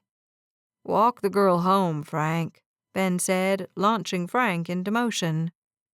"Good to see you again, Becca." Frank moved away, glad his body seemed to be responding again. Heidi claimed his hand again and said, "She seems nice." "She is." "They're serious?" She glanced over her shoulder where Ben and Becca had resumed their private conversation. "They'll probably get engaged before summer ends." Frank felt the weight of his words. It had never bothered him that his younger brothers might marry before him, but somehow now it nagged at him. Ben only has 1 year of dental school left, and Becca will want to get married here before they move to Dallas. "Have they been together long?" "Maybe a year," Frank guessed. "I don't know." His feet crunched on the gravel path, but he didn't want to lose Heidi to her cabin. "It's nice tonight," he said. "You want to keep walking? We can go out to the bullpens." "How far is it?" "Maybe a half a mile. There's a road." "I can do a half a mile." He smiled and leaned toward her, stealing a breath of her strawberry-scented hair. "All right, then." He took her around the back of the cabins instead of down the path between them and the other ranch buildings. The range spread before them, alight with the glow of the moon. "It's beautiful here," Heidi sighed, pausing her stride to stare out into the wilderness. "I'm glad you think so." He listened to the night sounds of the country. "That's probably the best compliment a city girl could give a ranch." "Hey." "I was joking. Come on." He tugged on her hand to get her moving again. "I don't mind that you're a city girl."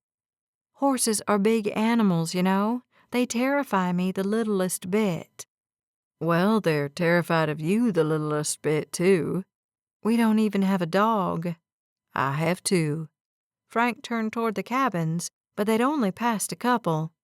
Want to meet them?" 2 at the same time? "They're calm and small. A lot smaller than horses, though you could meet mine if you wanted." "What's his name?" "Pilot. Come on, he'll love you." "Can horses actually do that?" "Of course. Horses are very loyal animals."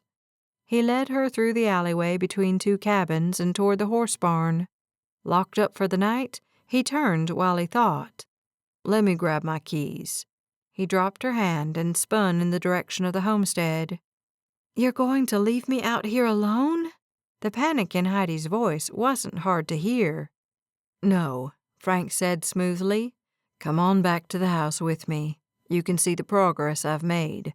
Then we'll come back over to get the dogs out."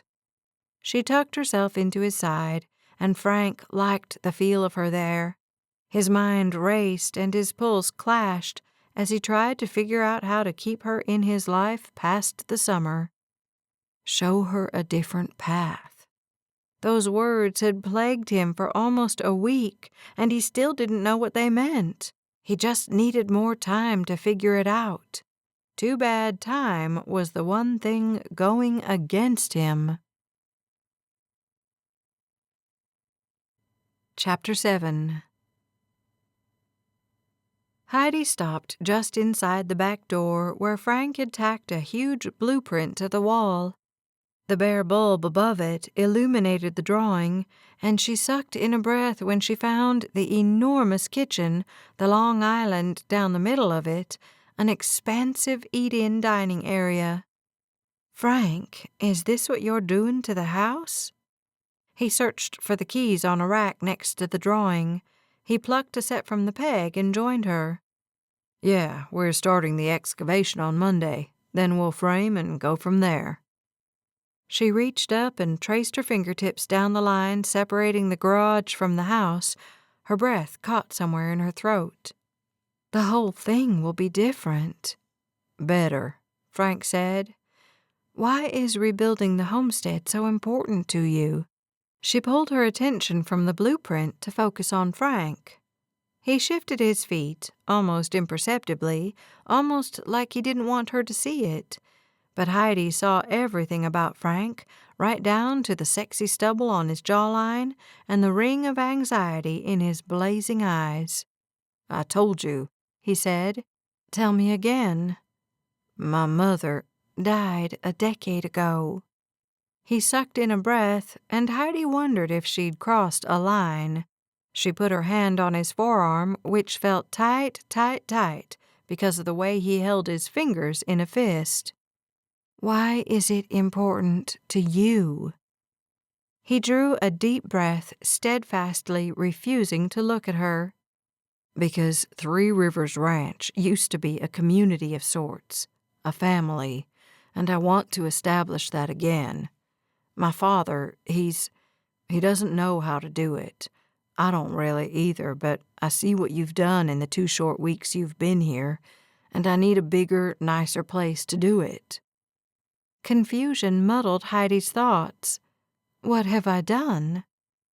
He swung his eyes toward hers, grabbing them and holding on. "You haven't noticed the 25 men you feed each evening?" Heat rose through her body, touching her face and making it flame. That's nothing. Me cooking too much." He shook his head. "No, Miss Heidi. That's called building a community. Mama always said it started with food, and, well, you've seen how well we eat around here." She glanced back at the drawing of the giant kitchen on the wall. "Just having a bigger kitchen won't make the food cook itself." "I know." He reached for the doorknob and exited the house. "So who's gonna feed everyone once I'm gone?" She wasn't sure why she was pressing the issue. Did she want him to beg her to stay? Ask her to marry him right now? Both of those things struck fear in her heart and caused her chest to tighten. She didn't know what she wanted anymore, and she hated the mixed-up feelings swirling through her. He cut her a glance from the corner of his eye, too short for her to read anything into it. "I'll find someone," he said. Her heart fell, crashed to the ground, burned and blistered, and bubbled with hurt. He'd find someone? She stopped walking, but it took him a couple of strides to notice. "Heidi?" "I am the flavor of the month, aren't I?" A hard edge entered his expression. "Absolutely not." He closed the distance between them and gathered her into his arms. Safety descended upon her, and her doubts about Frank dried up. "Heidi, when I think of who I want in that kitchen, helping me make this ranch a family, it's you." His soft, deep voice vibrated through her ears, her chest, her very soul. "But I promised you I wouldn't ask you to stay when it was time to go. And, well, to be honest, I've known you for 3 weeks, and this could end differently than I can see right now." She didn't want it to end at all, but she kept the words buried deep. "I'm not interested in anyone else, okay?" She nodded against his chest, but he backed up and lifted her chin with 2 strong fingers. "Okay?" "Okay, Frank." He gave her that dazzling smile, the one that could brighten the darkest day, and his eyes drifted closed as he leaned down and pressed his lips to hers. She drank him in greedily, her fingers finding the soft hair at the back of his neck. Kissing Frank Ackerman had ruined her for life, she was sure. No other man would ever be able to make her feel as alive as he did, as adored, as cherished. The man had a way of saying all kinds of things without uttering a word. She kissed him and kissed him and kissed him, and still couldn't get enough. Heidi slept in on Saturday, her night with Frank the previous evening going until almost midnight. She hadn't freaked out too badly over the dogs, and they did genuinely seem to like her. Of the 2, she preferred Duke, the tricolored Australian shepherd. He had licked her hand and sat back on his haunches like they were old pals that had been separated for a while. Daisy had been more excited to meet Heidi, and she sniffed and licked and jumped up on Heidi, who didn't quite know what to do with the animal. But Frank looked at the dogs with complete affection, scratching under their jaws and giving them treats. He'd kissed her goodnight on her front porch, and again Heidi wondered what it felt like to fall in love. She had never done it before, and she wasn't sure if this floaty, numb feeling would wear off or last forever. She got up and began tidying up her own cabin, as she didn't have much time during the week to attend to her own house. Her thoughts took her to San Francisco, of her friends there, her remaining classes. Could she return to school and keep a relationship with Frank? She barely knew the rules of dating in person, let alone across hundreds of miles. She switched off her worries when she switched off the vacuum cleaner. She felt at peace when Maggie had said she could have both Frank and finish school. Did she believe it or not? She did. She just needed to have more faith.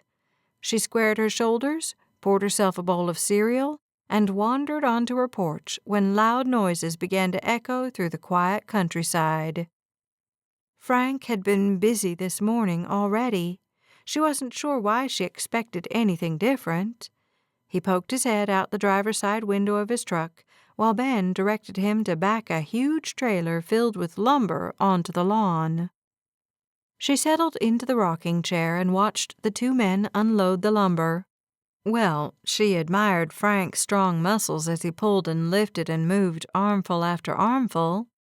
Though it was only mid-morning, Heidi felt as though she sat on the surface of the sun. Sure, Texas in June was hot, but Frank Ackerman... Heidi shivered, as if summoned by her flirty thoughts. Frank glanced toward her cabin. When he saw her sitting there, he lifted one of his gloved hands in hello, a broad smile stretching across his face. She got up and leaned against the railing closest to the homestead. "Morning, Frank. Hey, Ben." Frank said something to his brother, who smiled and waved in Heidi's direction, and then came toward her with long strides. Her heart thumped in time with his cowboy boots, increasing when he moved right up to the railing, pulling his cowboy hat off and tipping his head back to receive her kiss. She giggled against his lips, glad when he added his chuckle to the mix. "You're sweaty," she said. "Some of us have been working." "It's the weekend," she said, as he moved around to the front steps and came up to claim her in his arms. "Ranch work doesn't care what day of the week it is." "I've noticed that." And she didn't like it, though she knew owning a bakery would be the same way, and there'd be no sleeping in then, ever. The reality of a bakery had never seemed so far away, though she'd never been closer. But as she enjoyed the comfort and security of Frank's embrace, her bakery faded to a distant dot on a distant horizon. Days blended into weeks, with cleaning and watching Frank's land and house transform, and kissing him every chance she got. She had kissed him in his office, with her back pressed against the closed door as he held her close with his strong hands, and in the horse barn when they went to visit the dogs, on her front porch, in his mudroom with a blueprint over her shoulder. Her favorite place was out on the range, under the wide sky and in time with a lilting breeze. "Picnic this weekend," Frank said one day when she stopped by his office just as he was getting ready to leave. "Rodeo Friday night." He stuck some papers in a folder and glanced up. "I've never been to a rodeo," she admitted. He stared at her like she'd just told him she'd come from another planet. "What now?" She smirked at him. "You heard me." "But you grew up in Amarillo." "So?" "So they put on a great rodeo every year." "Remember how I don't like horses or cows or—" He held up his hand. "I remember how you didn't used to like those things." He flashed her a smile. "Rodeo on Friday. It'll change your life." "I highly doubt that." "Well, at the very least, I'll buy you some nachos." She wrinkled her nose. "That's not real food." "Stop it." He stalked closer to her. "Tell me you've had nachos before." "Of course I have." "From a fair or a circus or something?" "That's not real food," she insisted. A devilish grin stole across his breathtaking face. "Oh, we're gonna have a great weekend. So much culture." Heidi groaned, simply to make Frank growl. When he did, a thrill of delight squirreled down her spine. He tickled her, and she leapt away from him, pulling on the doorknob to escape his office. "Dinner at 6," she called over her shoulder, still laughing. When she got to the exit, she turned back to see him leaning in his office doorway, those intense blue eyes dancing with amusement as he watched her. She ducked outside, flushed and overly hot, though the administration building had air conditioning. Frank was really good at making her internal temperature rise, and with every passing day she spent with him, she fell a little deeper toward loving him. She loved the ranch, everything about it.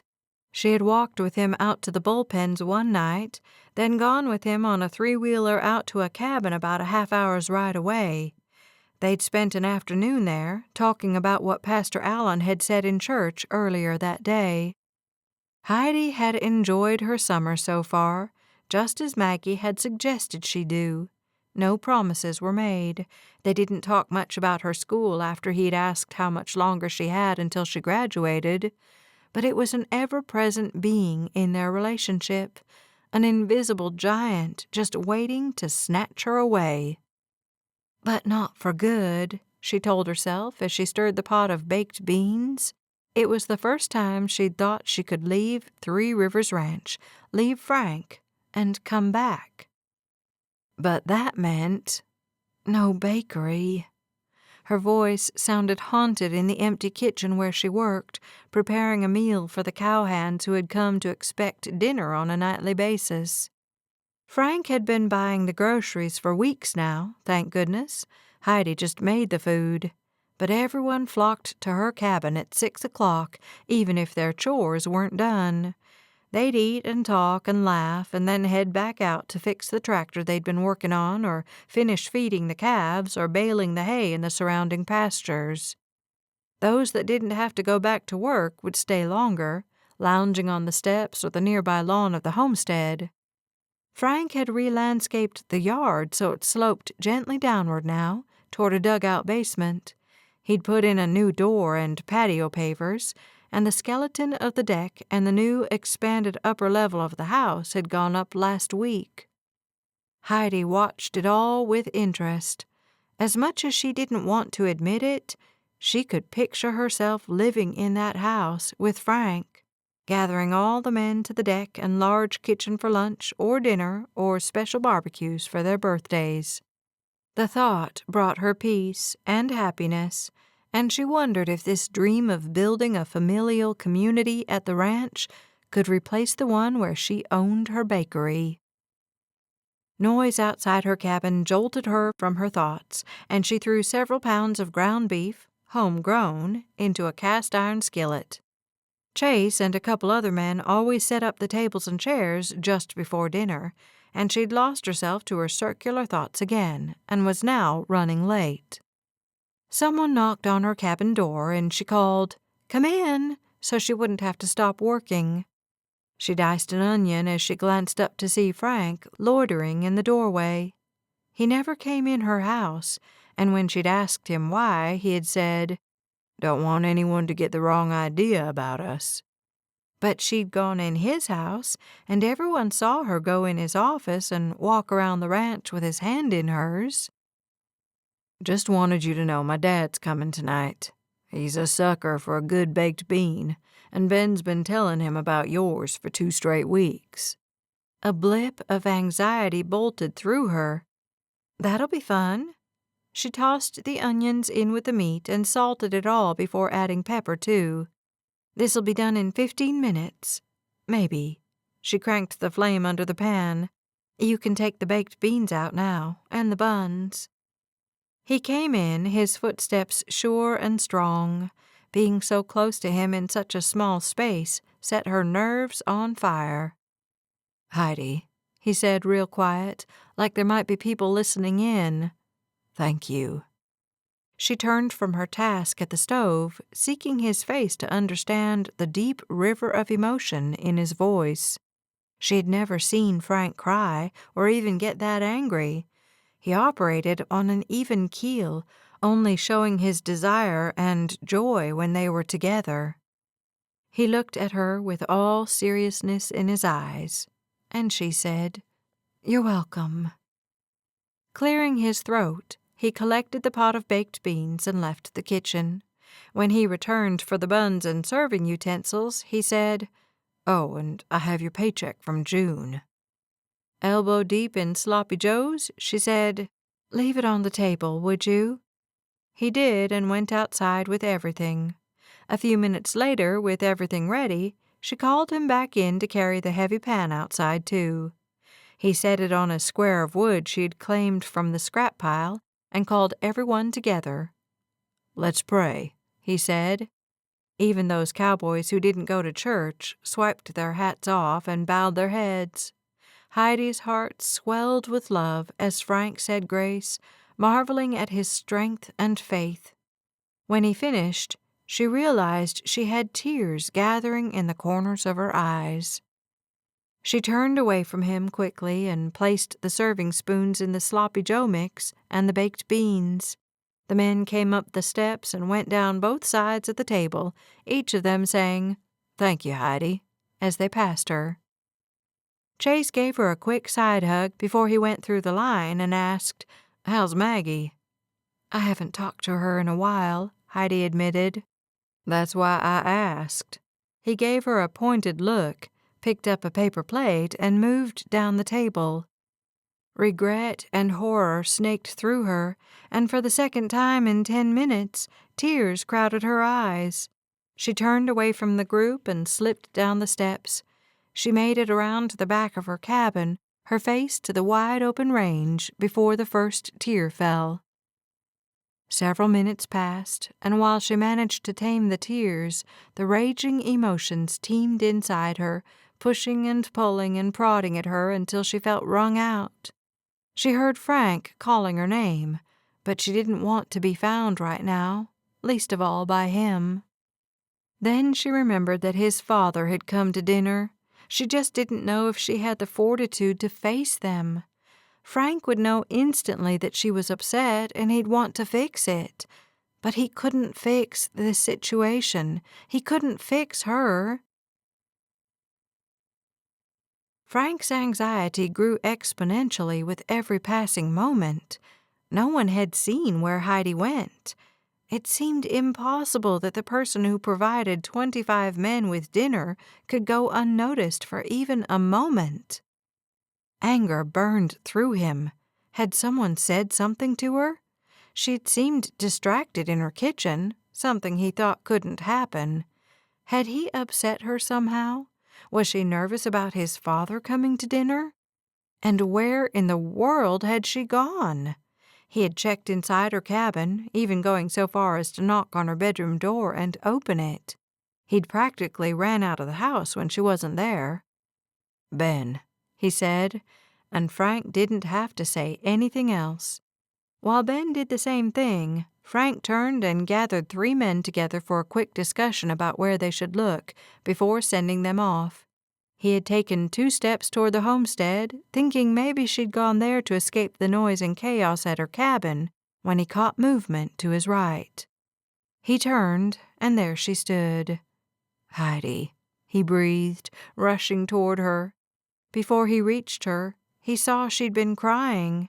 His heart twisted and backflipped, and everything in him wanted to make sure she never had reason to cry again. "What's wrong?" He gathered her closer, stroking her hair and holding her tight as her shoulders shook. Wanting to shield her from the other men, he pulled back and said, Stay here. I'll be right back." He ducked around the front of the house and caught Ben by whistling as he started to go into the horse barn. His brother came back out, and Frank waved both hands above his head, a symbol the boys had used in irrigation for years. It meant, "Water's here, all's well." Ben strode toward him. "You found her?" "She's upset. Can you let everyone know she's okay and they can go back to eating?" "I'll take care of it." "Dad still needs to come over." Frank felt pulled in a dozen different directions. "He needs help crossing the lawn. It's too uneven for him." "Frank, I'll take care of all of it." Gratitude filled Frank. "Thanks, Ben." He returned to Heidi, gently guiding her around the cabin and away from the crowd. She had stopped crying, but her eyes were puffy and red. "You want to walk?" he asked. She nodded and took off at a pace he'd never seen from her. He kept up easily, giving her a few minutes to slow down and settle. "You want to talk about it?" he asked. "It's stupid," she said, her voice much too high, "and I'm crying over it." She shook her head, an angry blaze in her eyes that actually struck fear in Frank's core. "I'm sure it's not stupid," he said. "Tell me about it." "I'm just tired," she said. "Heidi, come on." She stopped suddenly and faced him. Everything I feel is so close to the surface, you know? And Chase asked about Maggie, and I said I hadn't talked to her in a while, and he made it sound like she was upset about that, and she probably is, because I told her I'd call." She took a deep breath that shuddered through her chest. Frank clenched his teeth, wondering why Chase felt it his duty to lecture Heidi about calling her sister. "We can go to the homestead and call her right now." "And you know why I haven't called her?" she continued as if he hadn't even spoken. "Because I don't need her. I've been having such a great time, and everything has been going so well, and I usually need Maggie when things aren't going so well." She exhaled, her tears completely gone now. "So wouldn't she already know how things are here? I don't know. It shouldn't have bothered me, but—" She froze, then shook her head. "But what?" he asked. "I don't know."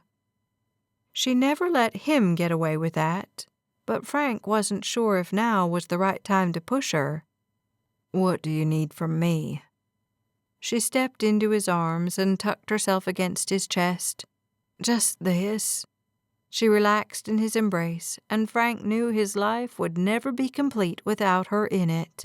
He hadn't admitted to himself that he loved Heidi Duffin, but with her claiming him as what she needed, he realized with everything in him that he was, in fact, in love with Heidi Duffin. His heart jumped, and a pronounced sense of joy descended on him. He smiled a small little grin of gratitude to the Lord for bringing Heidi into his life. "It's okay," he whispered. "I'm right here, and everything is okay." Frank fretted about Heidi for a few days, though she insisted she was feeling better. She had called Maggie, she assured him, and she'd apologized for breaking down over something so little. He wanted to tell her that whatever bothered her was fine, that she could break down any time she wanted. Instead, he poured his energy into making sure everything would go as well as possible for the 4th of July celebrations in town. He'd bought tickets to the rodeo in the center section and called Miss Franny to make sure she was bringing her world-famous potato salad and pork ribs to the barbecue on Saturday afternoon. She had grilled him about himself, the ranch, his brothers, their dad. Frank gave her all the answers she wanted, knowing she cared about him and their family even after all these years. He left his desk early on Friday and headed toward the homestead. As he approached Heidi's cabin, he heard the radio playing through the open door. Pausing at the bottom of the steps, he heard Heidi singing along with the song in a beautiful alto voice. A smile danced across his face, and he practically stomped up the steps so she'd hear him. She kept singing, and he knocked on the door as he poked his head through the doorway. "Hello?" Heidi sat at the sewing machine, bent over as she sang, and threaded fabric under the needle. He watched her work, utterly transfixed by her beauty and resourcefulness. Her lyrics faded into a hum, and the sewing machine stopped. She lifted the foot, and he said, "You have a nice voice." She yelped and jumped, and her garment went flying. Her gaze met his, and she pressed one hand to her chest. "Frank, don't sneak up on me like that." "I knocked and everything."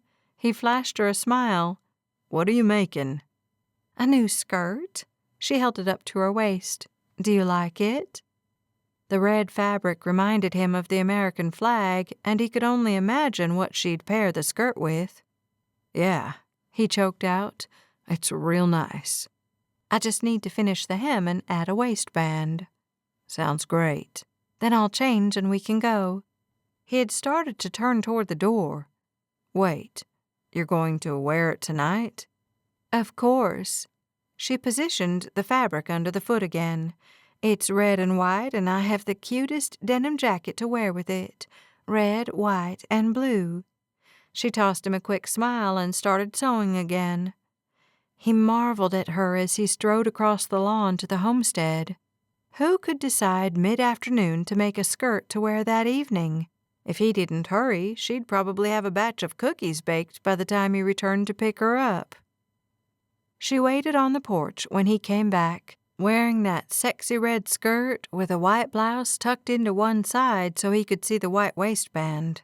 Over that, she wore the jean jacket and had slipped on a pair of white sandals. Her hair flowed over her shoulders in loose curls, and her eyes shone like stars. He whistled as he swooped up the stairs and gathered her in his arms. "You look great."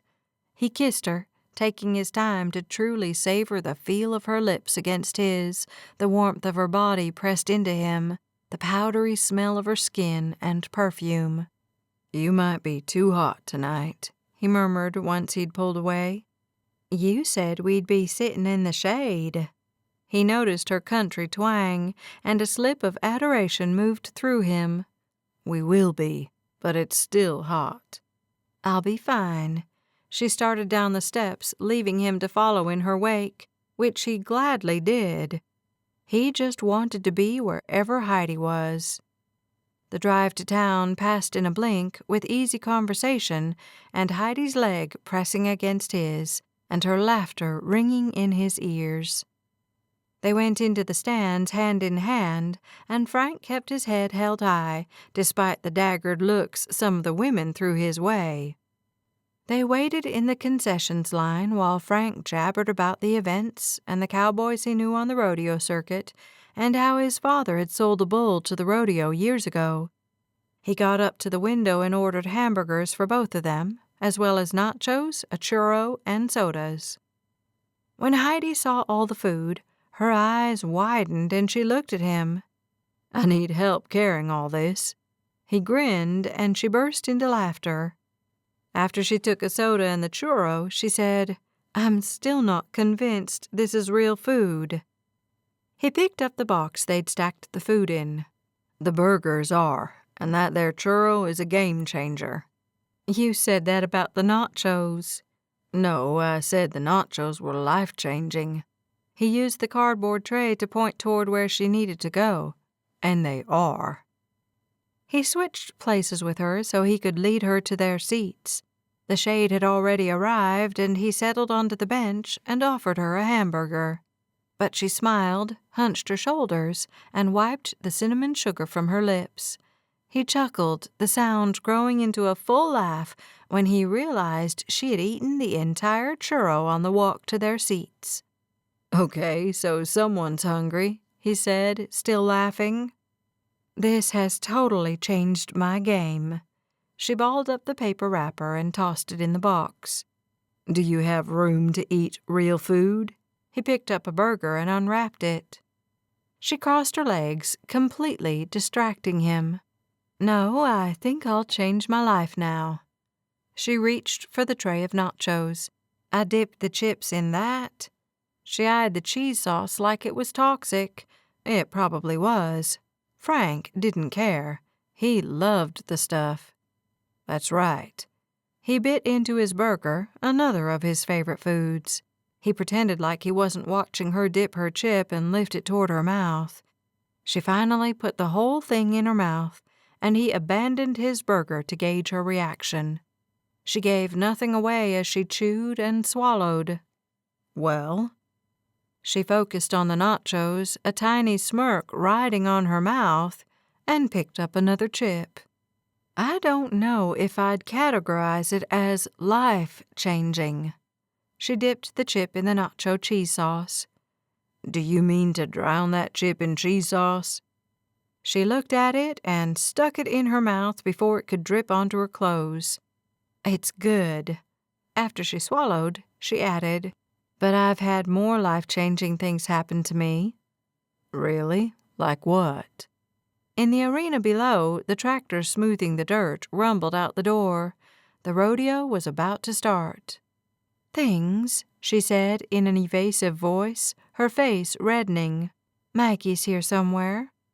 What kind of things? Frank asked again, his internal temperature rising with her blush. But she was saved from answering by the announcer declaring the start of the rodeo. He told everyone to stand for the American flag, and Frank set his burger in the box and stood, his hand on his heart, as a horseback rider came flying into the arena, the stars and stripes rippling as she raced around the edge of the arena. The crowd said the Pledge of Allegiance, and the Star-Spangled Banner was sung by a 12-year-old who had won a school contest. Frank really wanted to press Heidi about what had changed her life, but he never got the chance. He did get the opportunity to laugh with her, talk with her, hold her hand, and kiss her. Phase 1 of giving her the perfect weekend had succeeded, and Frank floated back to his place after a bone-melting kiss with Heidi that had definitely changed his life. Chapter 8.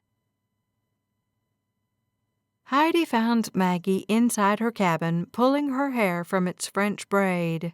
Hey! She engulfed her sister in a hug, a million emotions about seeing her tumbling through her. Hey yourself! Maggie giggled, hugged Heidi back, and then pulled away to look at her. Wow, you're glowing! Heidi shrugged and headed into the kitchen to make chocolate milk. Want some?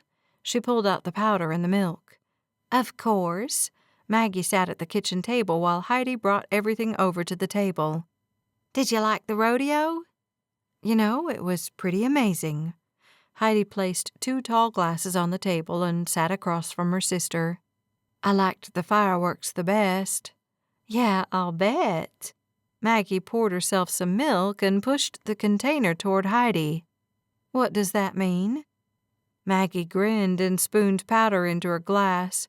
She started stirring before saying, It means I saw you kissing Frank on the front porch. Horror struck Heidi right behind her breastbone. It quickly faded, though, as she realized she'd been kissing Frank out in the open for a couple of weeks now.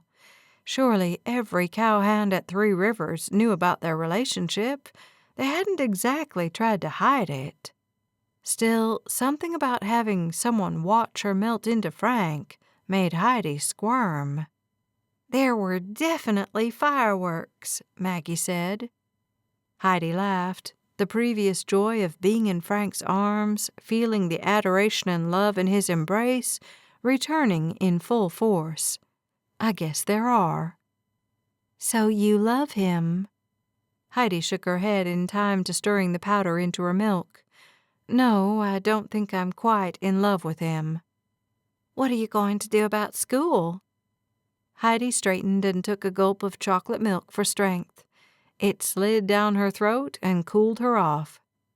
I'm going to go. I've always wanted to finish school, and that hasn't changed. Maggie nodded and gave her an encouraging smile.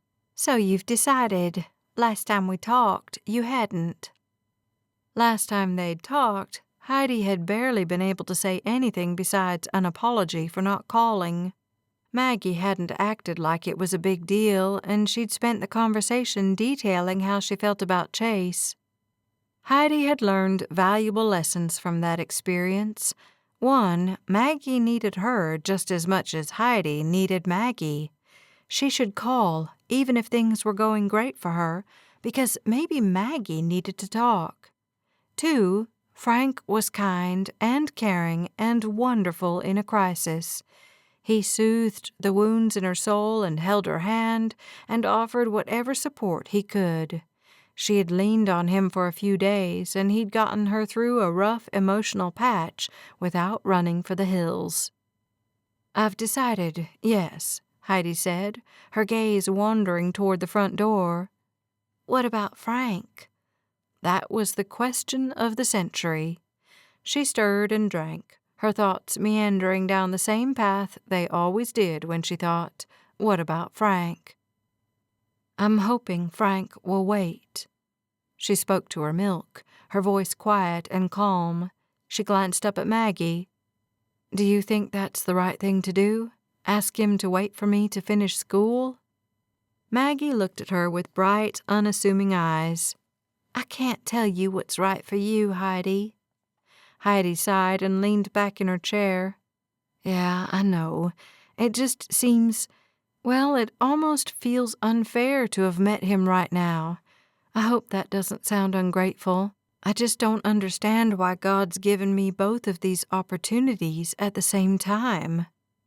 The familiar desperation she'd been fighting for months rose to color her voice.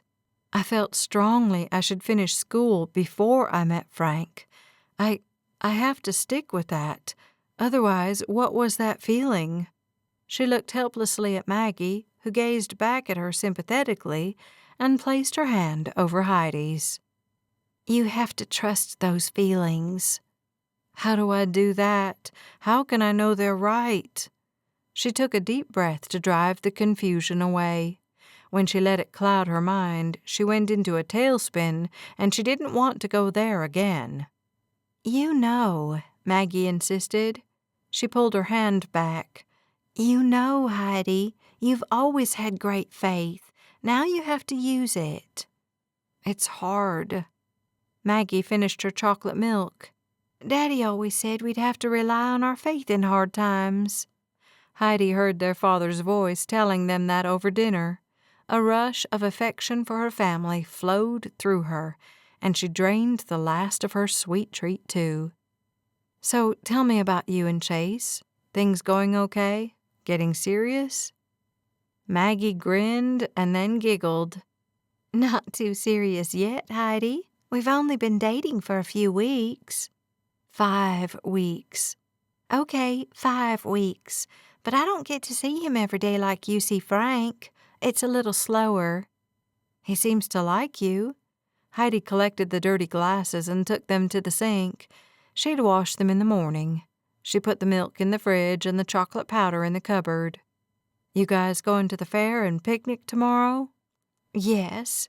Maggie got up and joined Heidi as they went into the bedroom to change. "He's taking me home after church on Sunday. Daddy got all bug-eyed when I told him that." "Yeah, tell me how Mom and Daddy took you spending the weekend with your cowboy boyfriend they didn't know about." She tacked a smile onto the end of her sentence, hoping it hadn't been too bad for Maggie. "Oh, you know Mama and Daddy." She slipped into her nightgown and pulled down one side of Heidi's bed.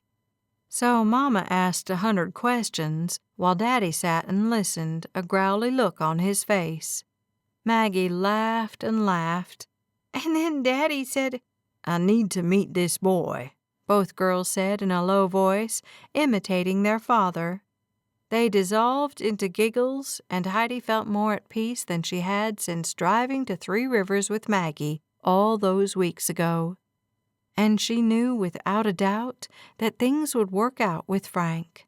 She didn't know if that meant they could be together or that he'd wait for her, but she knew whatever happened with him would be the right thing for her.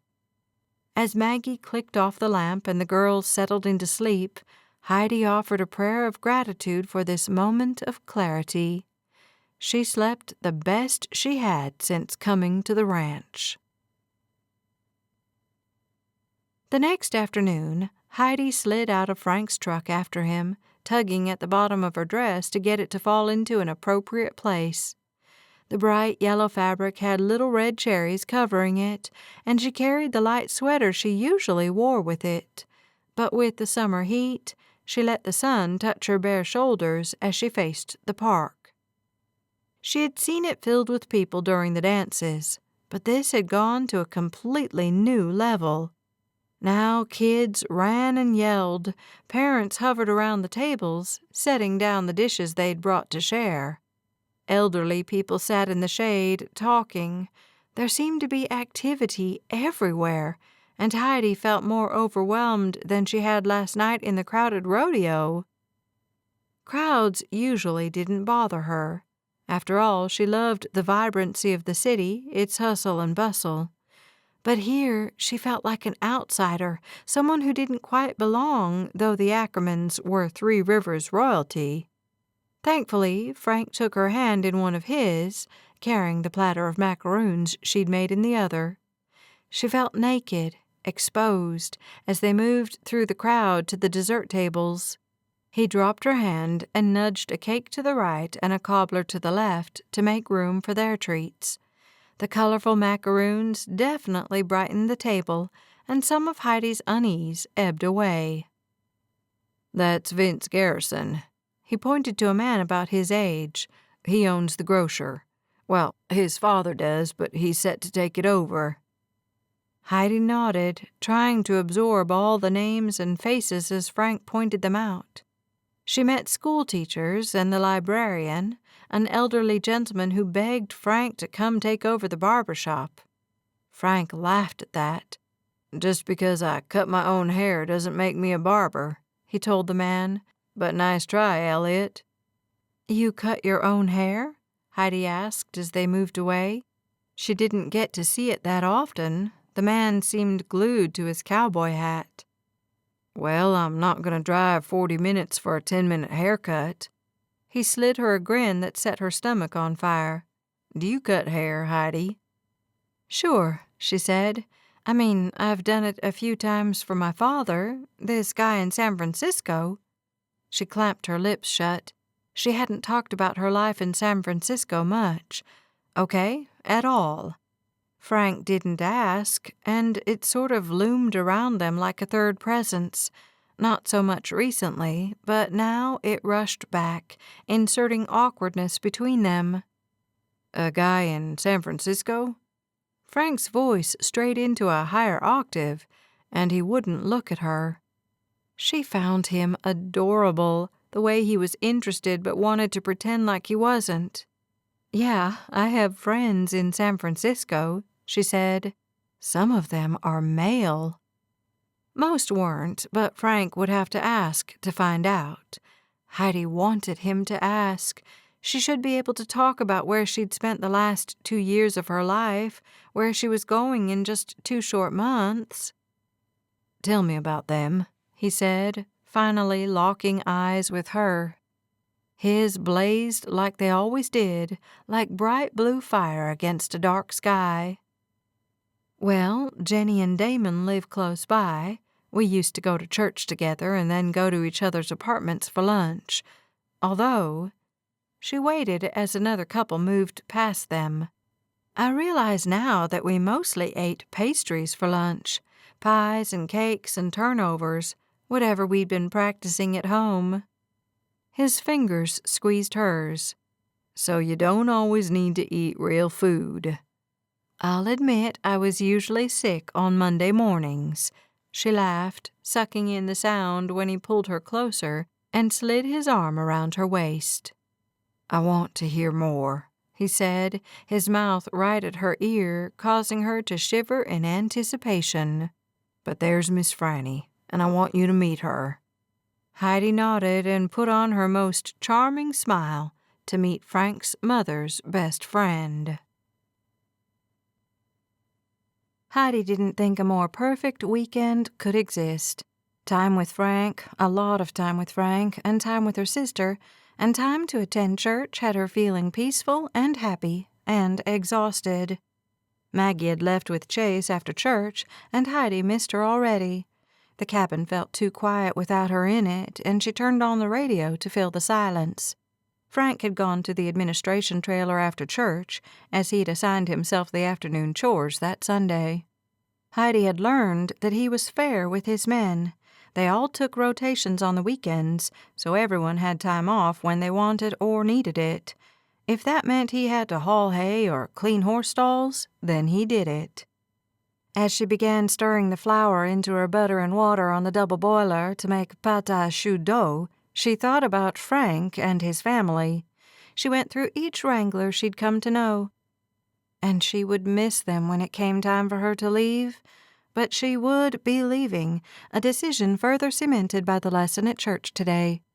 Pastor Allen had spoken about sacrifice last month, and this month he'd moved on to faith, the two things that seemed so dominant in Heidi's life. She knew it wasn't a mistake that she'd moved to Three Rivers, that she was in attendance for those particular sermons. She finished the dough with a half cup of finely grated Gruyere cheese and spooned the dough into her piping bag. Nothing soothed her as much as a cheese puff, unless she left out the cheese and made cream puffs from the dough.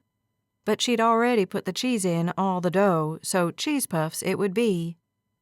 After swirling them onto her sheet tray and baking them for 40 minutes, she let them cool while she leafed through her favorite French pastry cookbook. Her teachers in San Francisco would approve of her golden cheese puffs, but would Frank? She loaded up a plateful of them and headed for the homestead. Frank had been working on the deck for the past few evenings before the rodeo, but it still didn't look stable enough for her to traipse across. But the new part of the house was framed and walls set.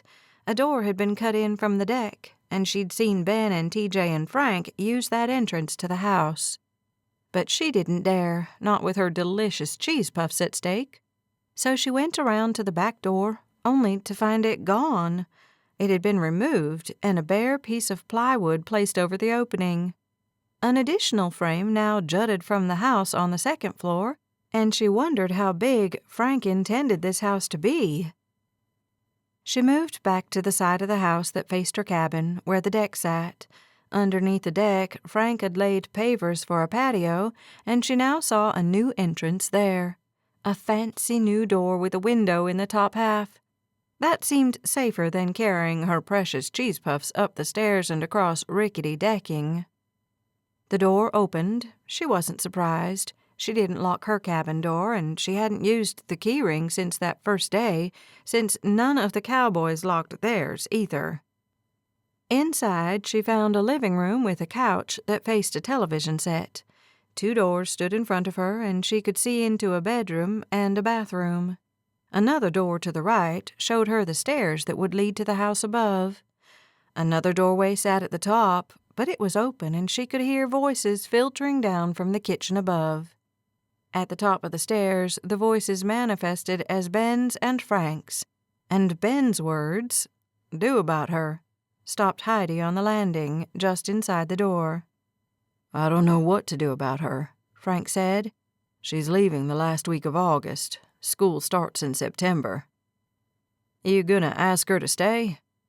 "I promised her I wouldn't." Something like a pan hitting the stovetop banged through the house, setting Heidi's already pounding heart into a gallop. Her grip on the plate of cheese puffs increased. Well, that was a dumb promise to make. A few seconds of silence was followed by, "I wasn't in love with her at the time." Heidi gasped, the sound so loud in the narrowness of the stairwell. Frank was in love with her already? Everything in her wanted to flee, to get away so she could think things through. "Maybe tell her that," Ben suggested. "Tell her you love her and ask her to stay." "I can't tell her I love her." Frank's footsteps came closer, and Heidi shrank into the wall, praying he wouldn't come all the way to the doorway where she hid. His footsteps retreated, but she still heard him say, "It'll scare her away." More footsteps came her way, this time from the opposite end of the house. Before Heidi had time to move, or think, or breathe, she came face to face with TJ. "Hey," he said. His eyes dropped to the plate she carried. "What are those?" "Cheese puffs," she said loudly, stepping into the hallway in front of him. "I thought you boys would like them." He grinned, a hungry look already in his eye. "Maybe I'll just take them back to my room." But Frank and Ben had heard them, and Frank poked his head around the wall from the kitchen. "Don't you dare let him take them back to his room." His grin didn't look afraid or sheepish or embarrassed. He moved down the hall and took the plate from her with one hand and swept the other around her to bring her in for a kiss. Self-conscious now when she wouldn't have been before she'd heard him admit he loved her, she ended the kiss sooner than she'd done previously. He didn't seem to notice as he towed her away from TJ and down the hall to the barely functioning kitchen. Except now it was, in fact, a kitchen. Sure, the floor was still bare plywood covered with cardboard, but new appliances had been installed, and the long island she'd detailed for him had been framed in. The hole for the sink was twice what she had in her cabin, and a space had been left for... Is that going to be a dishwasher? She turned toward Frank with hope bouncing through her. "Yep." "Frank, this looks amazing." A large living room waited to her right, and the kitchen would easily fit a table for 12. "New mudroom around the corner," he said. "It leads to the garage, which I've doubled the size of. Small sitting room in the front, where our living room is now. That goes to the front door." It was fantastic, all of it. From the new house to the new yard to the man putting in all the work. If Heidi's heart didn't feel like it was sitting inside a chest 10 sizes too small, she'd have laughed and hugged him for his accomplishments. Instead, all she could hear was, "I love her," in Frank's voice, and TJ's groan of satisfaction after he stuffed a cheese puff into his mouth. "I love you, Heidi." The words sat in the back of Frank's throat, on the tip of his tongue, ran through his mind while he did payroll, fed calves, hauled hay, built the deck, and trained his horses. He did not say them. While Heidi laughed with him, brought delicious desserts to his office, told him seemingly everything about herself and her family, and let him kiss her until time had no meaning, she was still planning to leave Three Rivers behind. Leave him behind. He'd asked her about her remaining classes, her friends in San Francisco, where she lived, went to church, spent her free time. He felt confident he didn't need to worry about another man stealing Heidi away from him. But he did fret about whether her baking was more important than him. He didn't ask her that, wouldn't ask her to stay when she prepared to move in 2 weeks. Didn't, wouldn't, couldn't. He twisted the bolt on the radiator and lifted his head out of the engine of the baler. "Okay, try it now." Maddie twisted the starter, and the machine roared to life. Relief sagged through Frank, followed quickly by the knowledge that now he needed to get back out in the fields and get the hay in. Exhaustion engulfed him. He'd been up until midnight, finishing the deck and installing the French doors leading to the kitchen. The flooring had arrived last week, but he hadn't gotten to it yet because he wanted the exterior finished first. The old siding was coming down next week. He and his brothers would do that, and a brick mason would be coming the following week.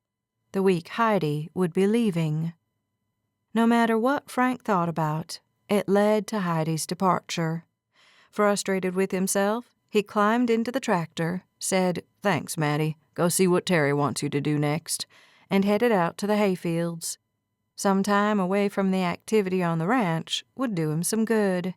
At least, he hoped it would. He'd always loved the peacefulness of the range, of the simple act of mowing the hay, of smelling the fresh country air, of listening to the buzzing of insects. He much preferred being out on the ranch, physically working, but he also understood the necessity of paperwork and keeping files. He thought, though, that one day he could turn most of that over to his general controller. Frank couldn't believe how quickly July had slipped into history, how fast August was following her. He wanted to lasso time, drag it backward, beg it to slow down. The only way he'd been able to distract himself was through work. He worked from sun up to sundown, so he didn't have time to stew before falling asleep at night. If he wasn't running ranch administration, he was physically working on the ranch. If he wasn't training his horses to trust him, come to him, go through the stream a few miles from the main hub of the ranch, he was ordering carpet and choosing paint colors and driving to Amarillo to select furniture for the extra bedrooms, living spaces, and the kitchen in the new, expanded homestead. As the afternoon wore on and the rumble of the tractor beneath him lulled him into a relaxed state, Frank enjoyed the sunshine on his bare arms and the slight breeze that kept darting through the cab of the tractor and trying to steal his hat. He mowed as the sun ducked toward the horizon, as his stomach started to tighten with hunger, as he wondered what Heidi had made for dinner. He wouldn't be the only one to miss her, that was for certain. In the 2.5 months she'd been here, she had captured the heart of every cowhand, or at least their stomachs. No one had a bad word to say about her, and though he'd been paying out the nose for food, it was exactly what he wanted to be spending his money on. He wondered if he'd be able to replicate what she had started. Maybe not every day, but he could put together a decent chili, and he knew how to grill chicken and burgers and hot dogs, and he could lay out sandwich ingredients like a pro. "You can do that," he said aloud to himself as he rounded the end of the field. "At least a few times a week. You want the familial feeling to remain." And he did, more than anything. By the time he finished, full darkness had fallen, and the headlamp on the tractor cut a path through the night. He made it back to the ranch and parked in the equipment building. His skin itched a bit from all the hay fibers, and he brushed himself off as he headed over to Terry's cabin to let him know what he'd finished. "You got all the fields mowed?" Terry looked as tired as Frank felt. Both men loved ranching, but summer promised so much work and too little time to do it. "All of 'em." "Frank," Terry said, his voice a bit chastising. "It was fine." Frank liked Terry, always had. He'd been working the ranch for 2 decades, and he knew what he was doing. But Frank wasn't going to tell him why he'd spent so long in the fields tonight. He barely understood why himself. "I'll get someone out there to bail in the next few days, then." "Perfect." Frank managed to smile before turning away from the cabin door. His heart rate increased as he approached Heidi's cabin, but her window sat in darkness. He paused at the bottom of the steps and listened, but he couldn't hear the radio or the hum of the sewing machine he'd given her. He knew she liked to get to bed early since she rose with the sun and started work at the same time as the cowboys. It gave her most of the afternoon to bake and make dinner. So he continued down the newly shaped lawn to the home that was nearing the completion of its makeover. One of his brothers had left the deck light on for him, and he entered the kitchen to bright lights and blessed air conditioning. He should do something in the house. The flooring for the kitchen mocked him from the direction of the new mudroom, but he kicked off his boots and pulled open the fridge instead. A container he'd never seen before sat at eye level, with a note attached in Heidi's neat print. "Lasagna night," she'd written. "Missed you." "There's bread in the drawer." Frank glanced at Ben, who leaned against the corner of the wall that led down the hall. "Thanks." He stuck the lasagna in the microwave, his stomach roaring in displeasure. "That woman is amazing." "Ben," Frank warned, "I'm just saying." "Well, don't." "Had an interesting conversation with her tonight at dinner." Frank's heart simultaneously leapt and dropped. He wanted to know everything she'd said, while at the same time it grated that she'd spoken to Ben and not him. "You weren't there," his mind whispered. Are you gonna tell me about it or just stand there and gloat? He yanked open the new bread drawer in the Long Island and pulled out Heidi's famous garlic bread. I rather enjoy the gloating, actually. Ben grinned and folded his arms. It's fun now that I have something that can get you riled up. I'm so glad I can entertain you. Seriously, Frank, nothing's ever ruffled you. Our whole lives I've tried to find something that would make you mad. Again, Frank said, piercing his brother with a pointed look. Not helping. Ben laughed, and even after he settled into silence, he didn't tell Frank what he'd talked about with Heidi. Determined not to let him know how frustrated Frank felt, he sat at the counter and started eating. He kept hoping he'd eat something of Heidi's he didn't immediately fall in love with, simply to find something about her that didn't appeal to him. It hadn't happened yet, and it certainly wouldn't with the explosion of tomato and basil in this lasagna. It's good, right? Ben asked, still enjoying himself far too much for Frank's liking. Sure is. He flashed Ben a composed grin as if he wasn't dying a slow death waiting to hear what Heidi had said. He'd seen her that morning for only a few minutes, and the ache to hold her, breathe in the lemony scent of her, kiss her, slammed into him like a 2-ton bull. Ben took a piece of bread from the bag and sat next to Frank. She asked when your birthday was, then asked all kinds of questions about if we had any family traditions surrounding birthdays and what kind of cake you liked best. He bit into the bread and cut a glance at Frank out of the corner of his eye. I told her my birthday was on Halloween. She didn't seem to know it was the exact day.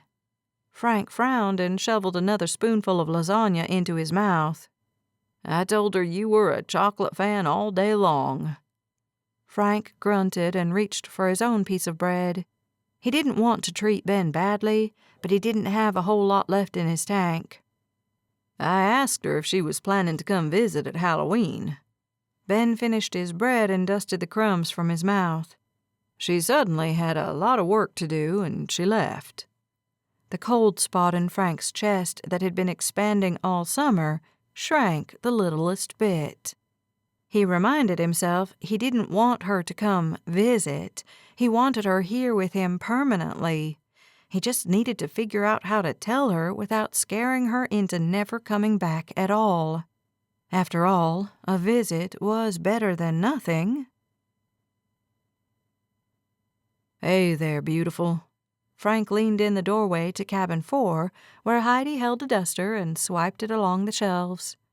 Her face broke into a smile at the sight of him, and he received her into his arms happily. He'd settled on his nickname for her after she confessed to him she didn't like being called sweetheart. Apparently, though, beautiful worked for her, because every time he said it, her cheeks got this gorgeous blush that drove Frank's desire to the stars. She hugged him tightly, then tipped up on her toes to kiss him. He held her firmly at the waist and enjoyed the taste of her lips, the way she curled her fingers through his hair, knocking his hat clean off his head. I missed you last night, he murmured against her mouth. She put speaking distance between them, much to Frank's disappointment. Terry kept saying you'd be back any minute, but you never came. I wanted to finish all the mowing. She looked at him with curiosity, almost like she knew there was more to his late return than simply wanting to finish the chores.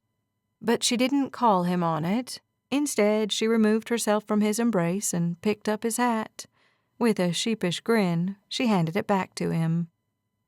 Setting it on his head, he asked, "Go out with me this weekend?" She picked up her duster and returned to the built-in shelving next to the door.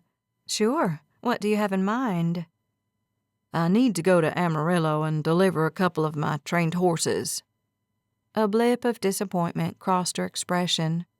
Doesn't sound like something you'd take a girl to do. Heidi, I want to meet your parents. She dropped the duster and stared at him. You what? Disappointment tore through him.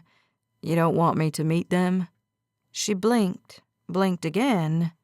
I love you, Heidi, raged through his mind, his bones, his soul. He wanted to meet her father before she left for San Francisco. He'd need to speak with the man about marrying Heidi come spring, and he didn't want that to be the first time they met. Ah, I see. He turned away. I'll go myself. See you later. He made it across the porch and down the steps before he heard any movement from Heidi. Frank, wait. He half turned back to her, not wanting to give her full view of his heart. He didn't need her to target him there and shoot him straight through the chest. I want to go, she said. I can deliver the horses and we can go to lunch, he said, twisting a bit more toward her. My mother would love to meet you, she said. She's been asking me about you for weeks. That was news to Frank, but he kept the surprise schooled beneath his neutral expression. So we could go visit them in the afternoon. She'll make us dinner, Heidi said. I'll call her today. Satisfaction soared through Frank, but he merely gave her a single nod. All right. See you later. He forced his feet away from her, his nerves running rampant, and his mind suddenly focused on what he'd say to her parents when he met them. Chapter 9. Heidi woke on Saturday morning earlier than she normally did. It was her second to last Saturday in 3 Rivers. Next Saturday, Maggie would be here and they'd load up everything Heidi owned and return to Amarillo. A drape of sadness settled over her, and she took long minutes to admire the cabin that felt like home. She stood at the bedroom window, watching the range beyond the row of cabins. She ran her fingers along the countertop where she'd prepared countless meals and desserts for dozens of men. She sat at the sewing machine Frank had given her, remembering how dear it was to him and how much it had meant that he'd given it to her. I don't want to leave this place, she whispered to herself. But over the past couple of months, she'd stuck to the feeling she'd had about finishing school. She had begged the Lord to tell her if that wasn't what she should do, and he never had. She'd wrestled with him about why he'd given her Frank at this moment in her life, and she always came back to what Maggie had told her. She needed to rely on her faith. And she had faith in her and Frank. She had faith that she was supposed to finish school. She had faith that God would lead her where she needed to be. I want to be here, she said louder this time. Can I come back here? God didn't answer, but someone knocked on her door. She recognized Frank's 3 short raps, and she called, "Come in." He opened the door, and his tall frame filled the entrance. But he didn't come in. Ever the gentleman, he never did. Of course, he didn't seem to have a problem taking her into the barn and kissing her until she couldn't breathe, or sneaking off with her to the remotest side of his house and pressing his lips against hers until she lost the ability to stand. Did I hear you say something? He peered at her with extreme interest. They had danced around her leaving for weeks, though he'd questioned her about her courses, her life, her friends in San Francisco. No, she said with a smile. I'm almost ready to go. Just need shoes. She scampered into the bedroom so she wouldn't have to exist under the weight of his stare. She pulled on sandals and returned to the front room. Frank had entered her cabin and closed the door behind him. She froze one step outside her bedroom, her hands fiddling with her hair. She lowered them to her sides at the intense look on his face. Heidi, I heard you ask if you could come back here. He held completely still, his voice low and even. I was just talking to myself.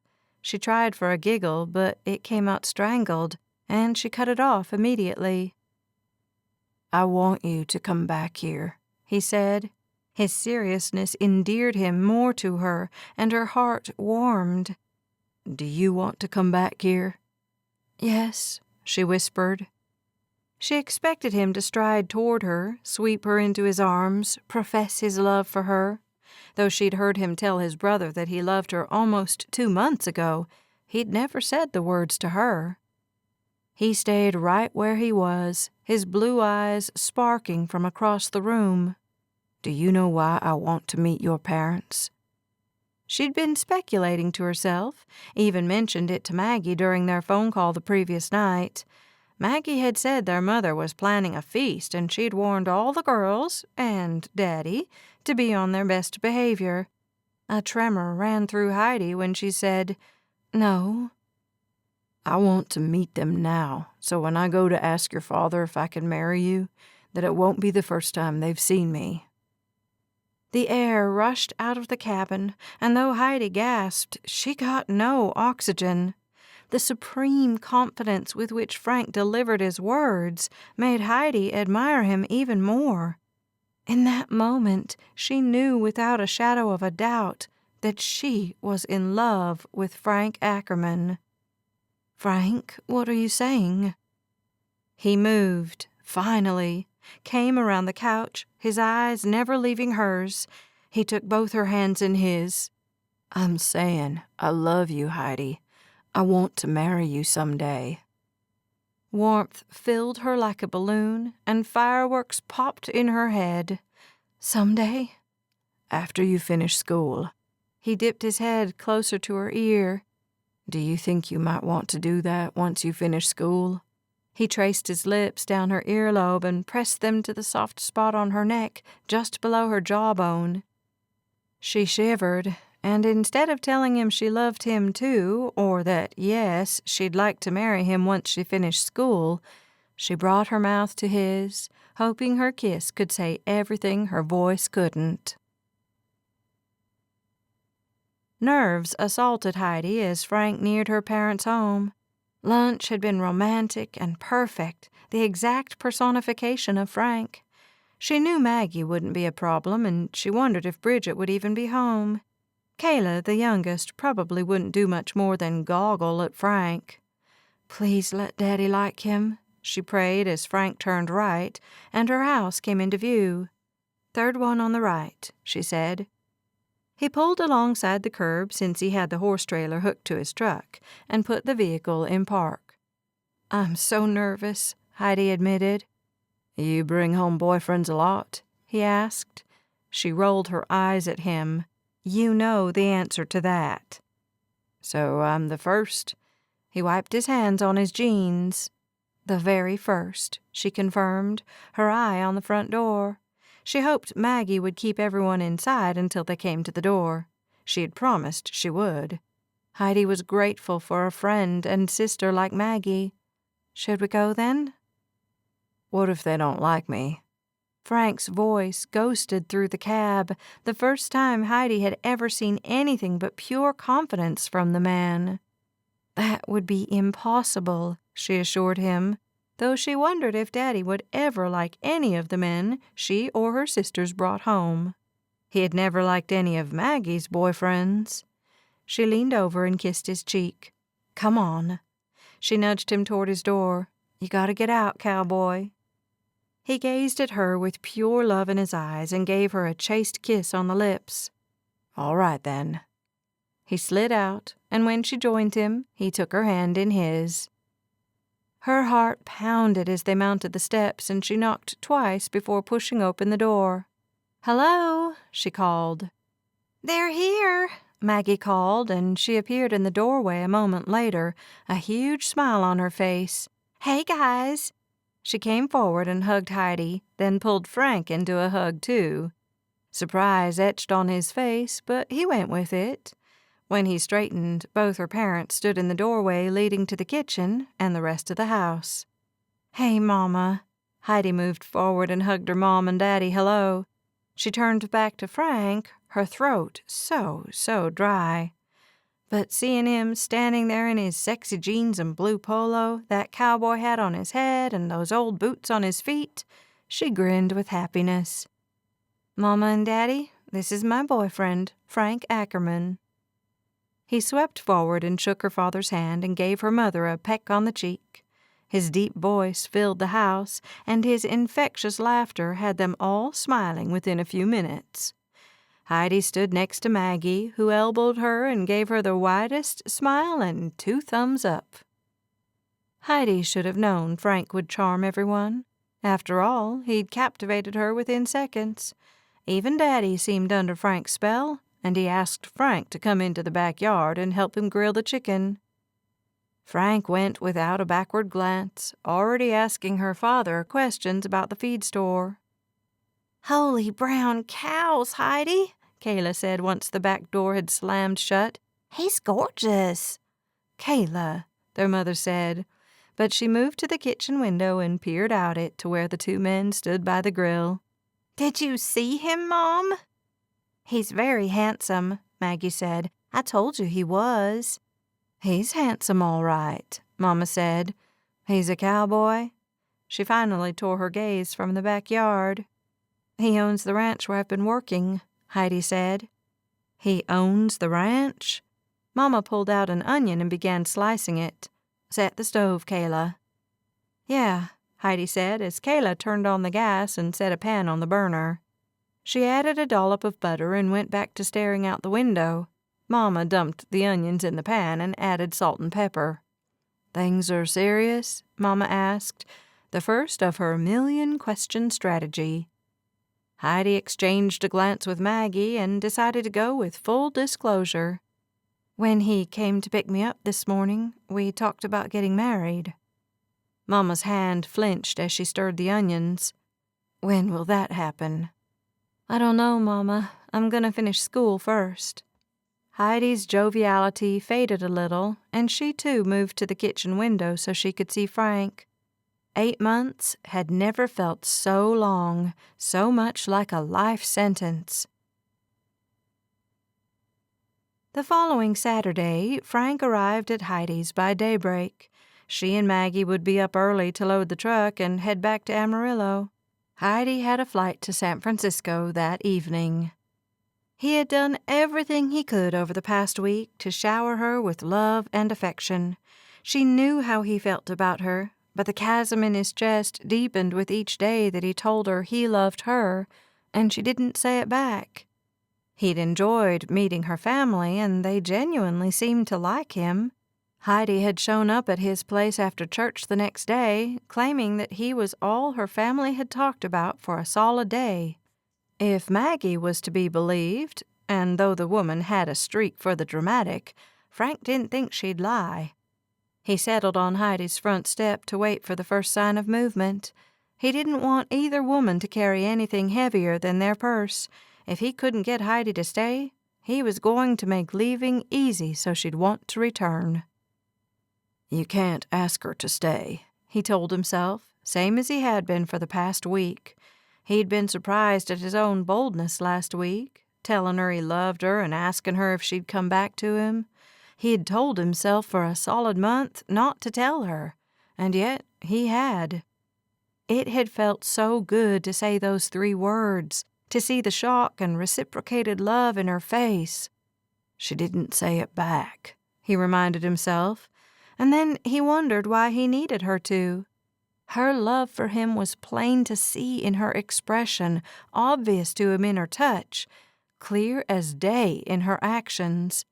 And yet, he found he needed to hear it declared in her pretty little voice. Gravel crunched under boots, and Frank looked up to see Chase coming down the path. "Mornin'," he said. "Hey." Chase settled on the step with Frank. "How are you holding up?" "Fine," Frank said. "Just fine." He hadn't discussed his personal relationship with anyone but Ben and TJ, though Chase knew the most out of any of his men. "You?" "My girlfriend ain't moving halfway across the country." "But she lives an hour away.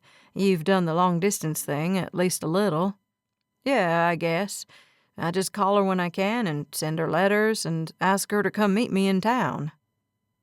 Meeting with Heidi would be out, unless Frank wanted to fly to San Francisco. You could do that, he thought for the first time.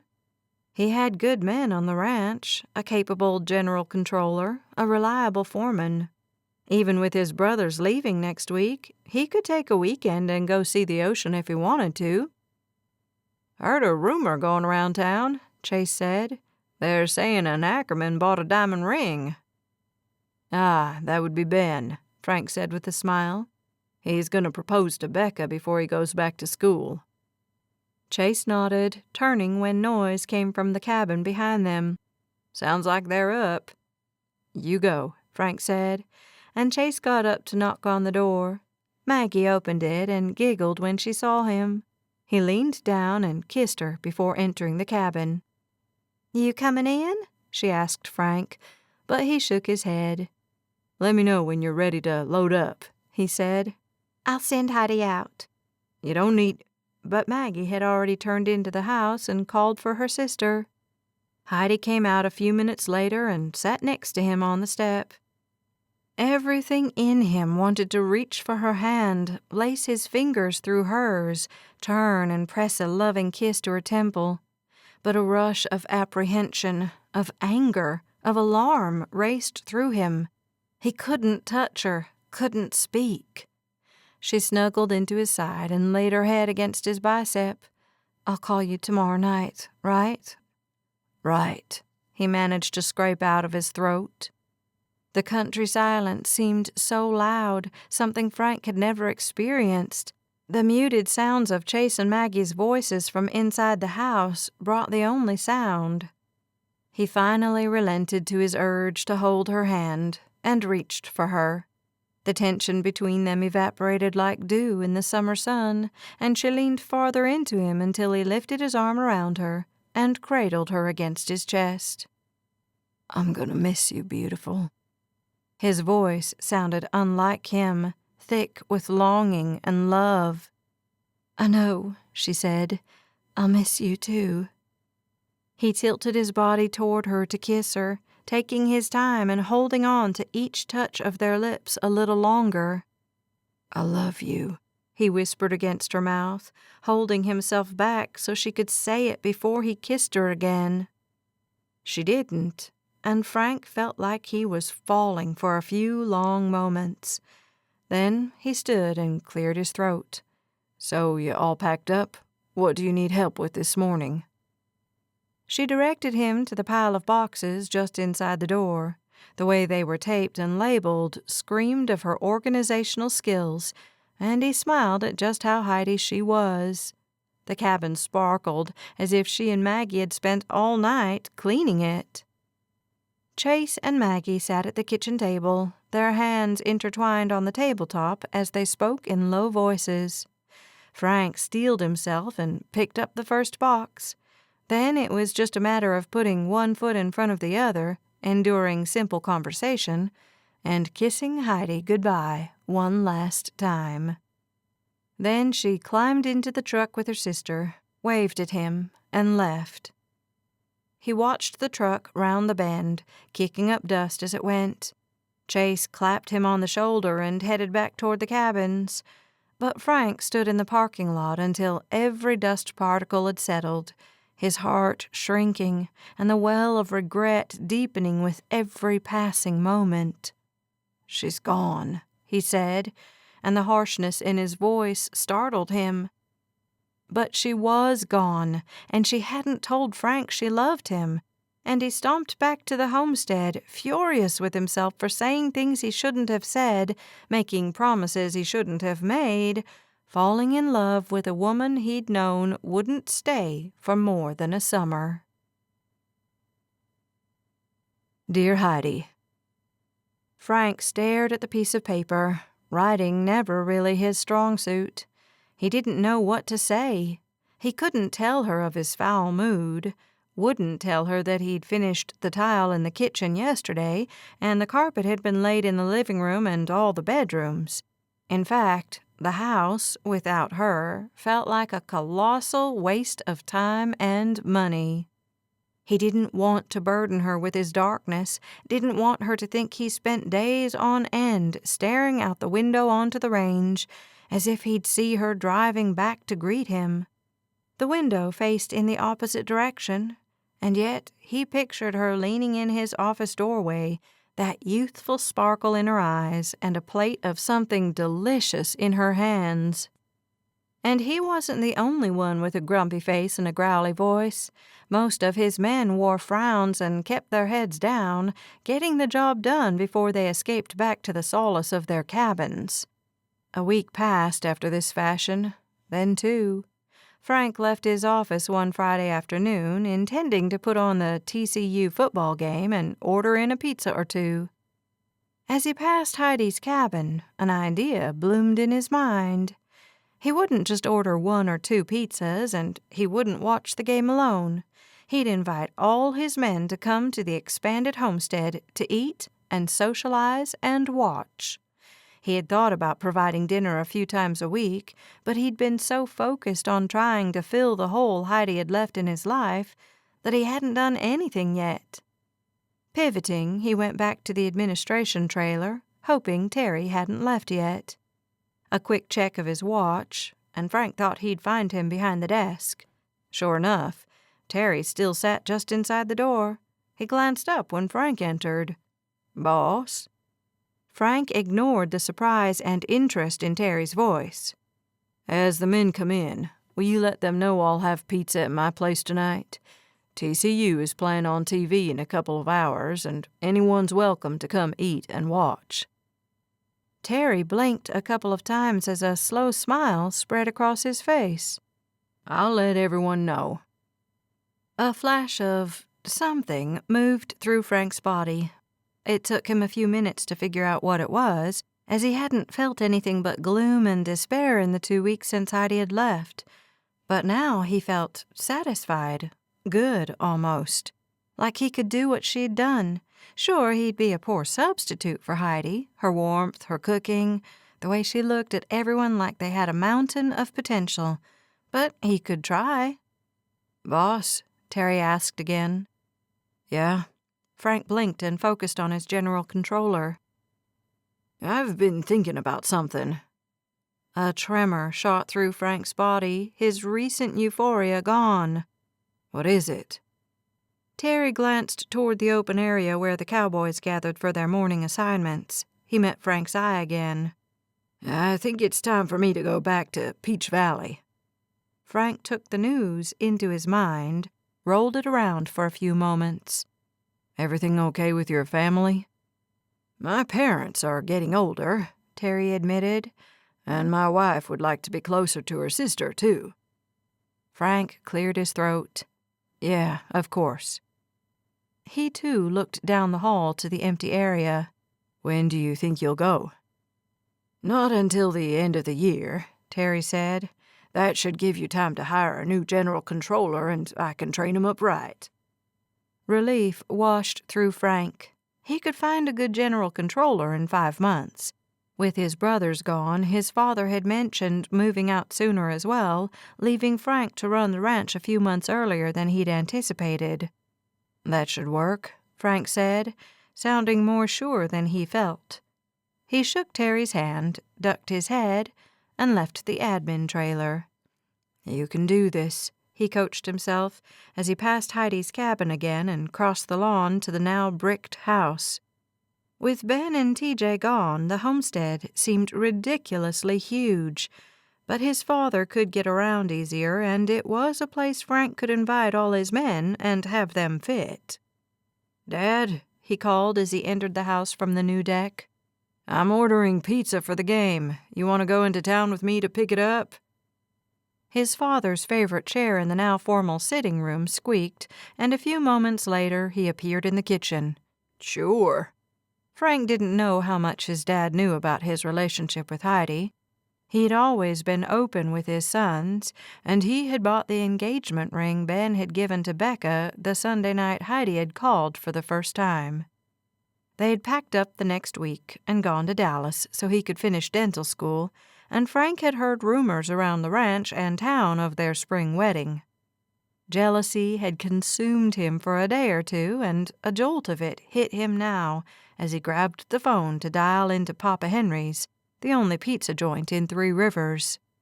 He pushed away the negative feeling. Tonight was about continuing what Heidi had started, and he wasn't going to waste any more time with negativity. Chapter 10. After the first couple of weeks, Frank wrote every week like clockwork.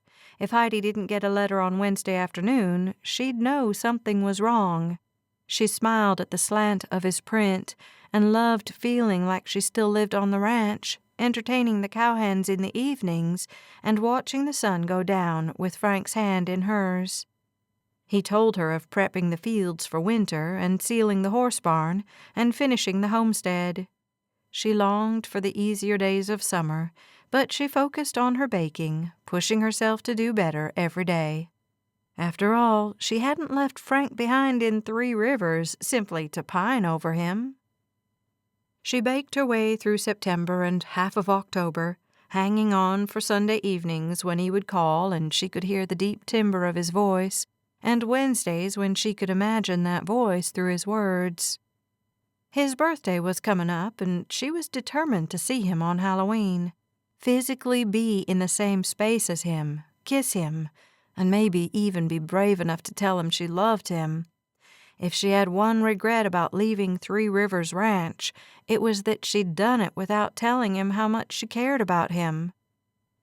"Melanie," she said on the Monday morning before Halloween, which, miracle of miracles, fell on a Saturday, "I need to talk to you about taking a day off." Her instructor looked up from the notes on her desk. "Heidi," she said warmly, a smile springing to her face, "come on in." She rose halfway out of her seat. "Just slide those cookbooks onto the floor." Heidi cleared the chair and sat down. "My boyfriend's birthday is on Saturday, and I want to go see him in Texas." She braided her fingers together and pulled them apart. "I was wondering if I could be excused from class on Monday so I could travel back that day." Absences were rare in the pastry program. Heidi had only ever seen students miss for extreme sickness. She waited while Melanie appraised her. "How many days have you missed in your program?" she asked. "None." Heidi had been blessed with extremely good health. "Then I don't see why you can't take this one day." Melanie smiled.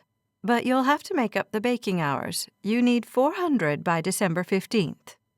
"Of course," Heidi said, relief and gratitude streaming through her with the speed of a jet plane. Making Frank's chocolate birthday cake would certainly count. She left Melanie's office and went straight to the bank of phones in the student lounge. After calling the airline and arranging a flight that would get her home late Friday night, she dialed Maggie to tell her the good news and to ask her to buy the ingredients Heidi needed to make the perfect birthday cake for Frank.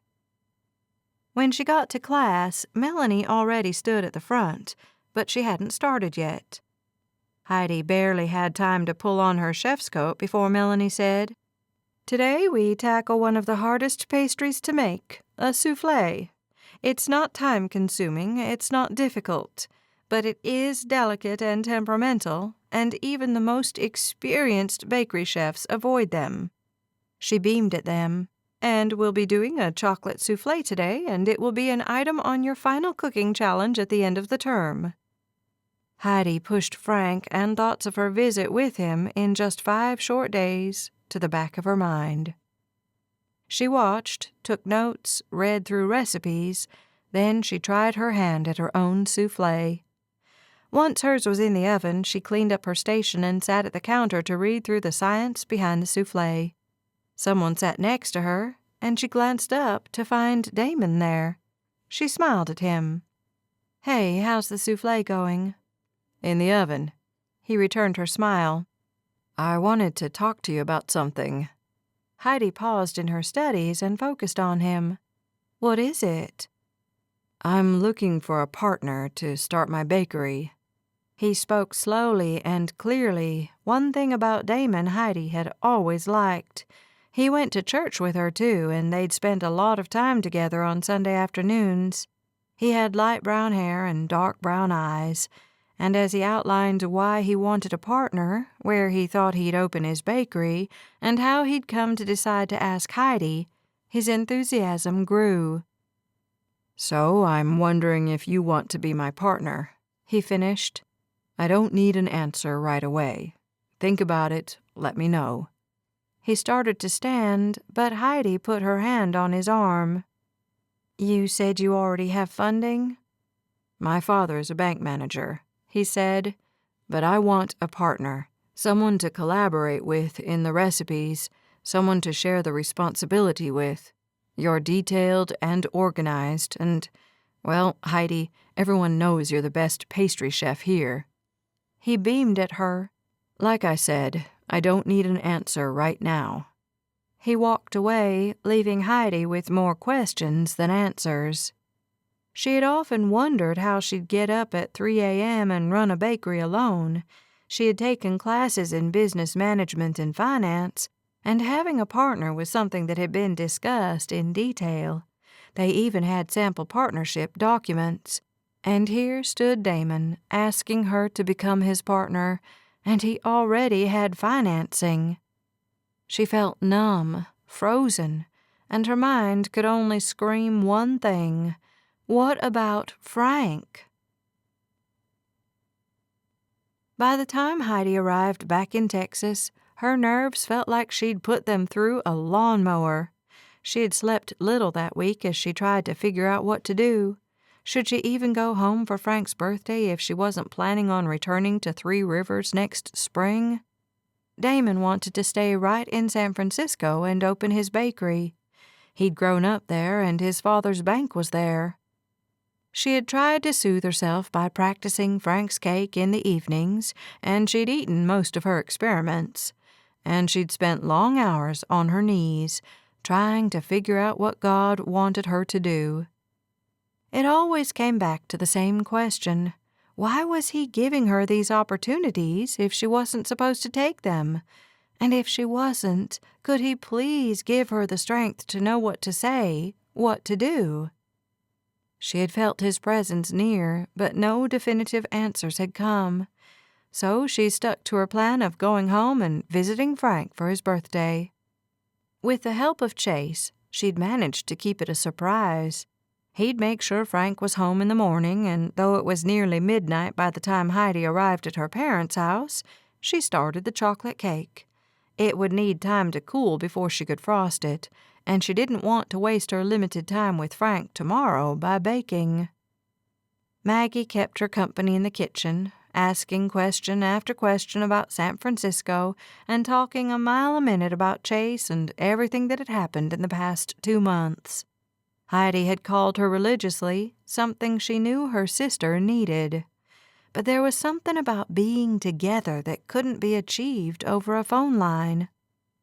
Finally, Maggie got to Frank. "So you obviously still like him." Heidi added half of the flour to the cake mixture and stirred. "Obviously." "You guys been talking about marriage anymore?"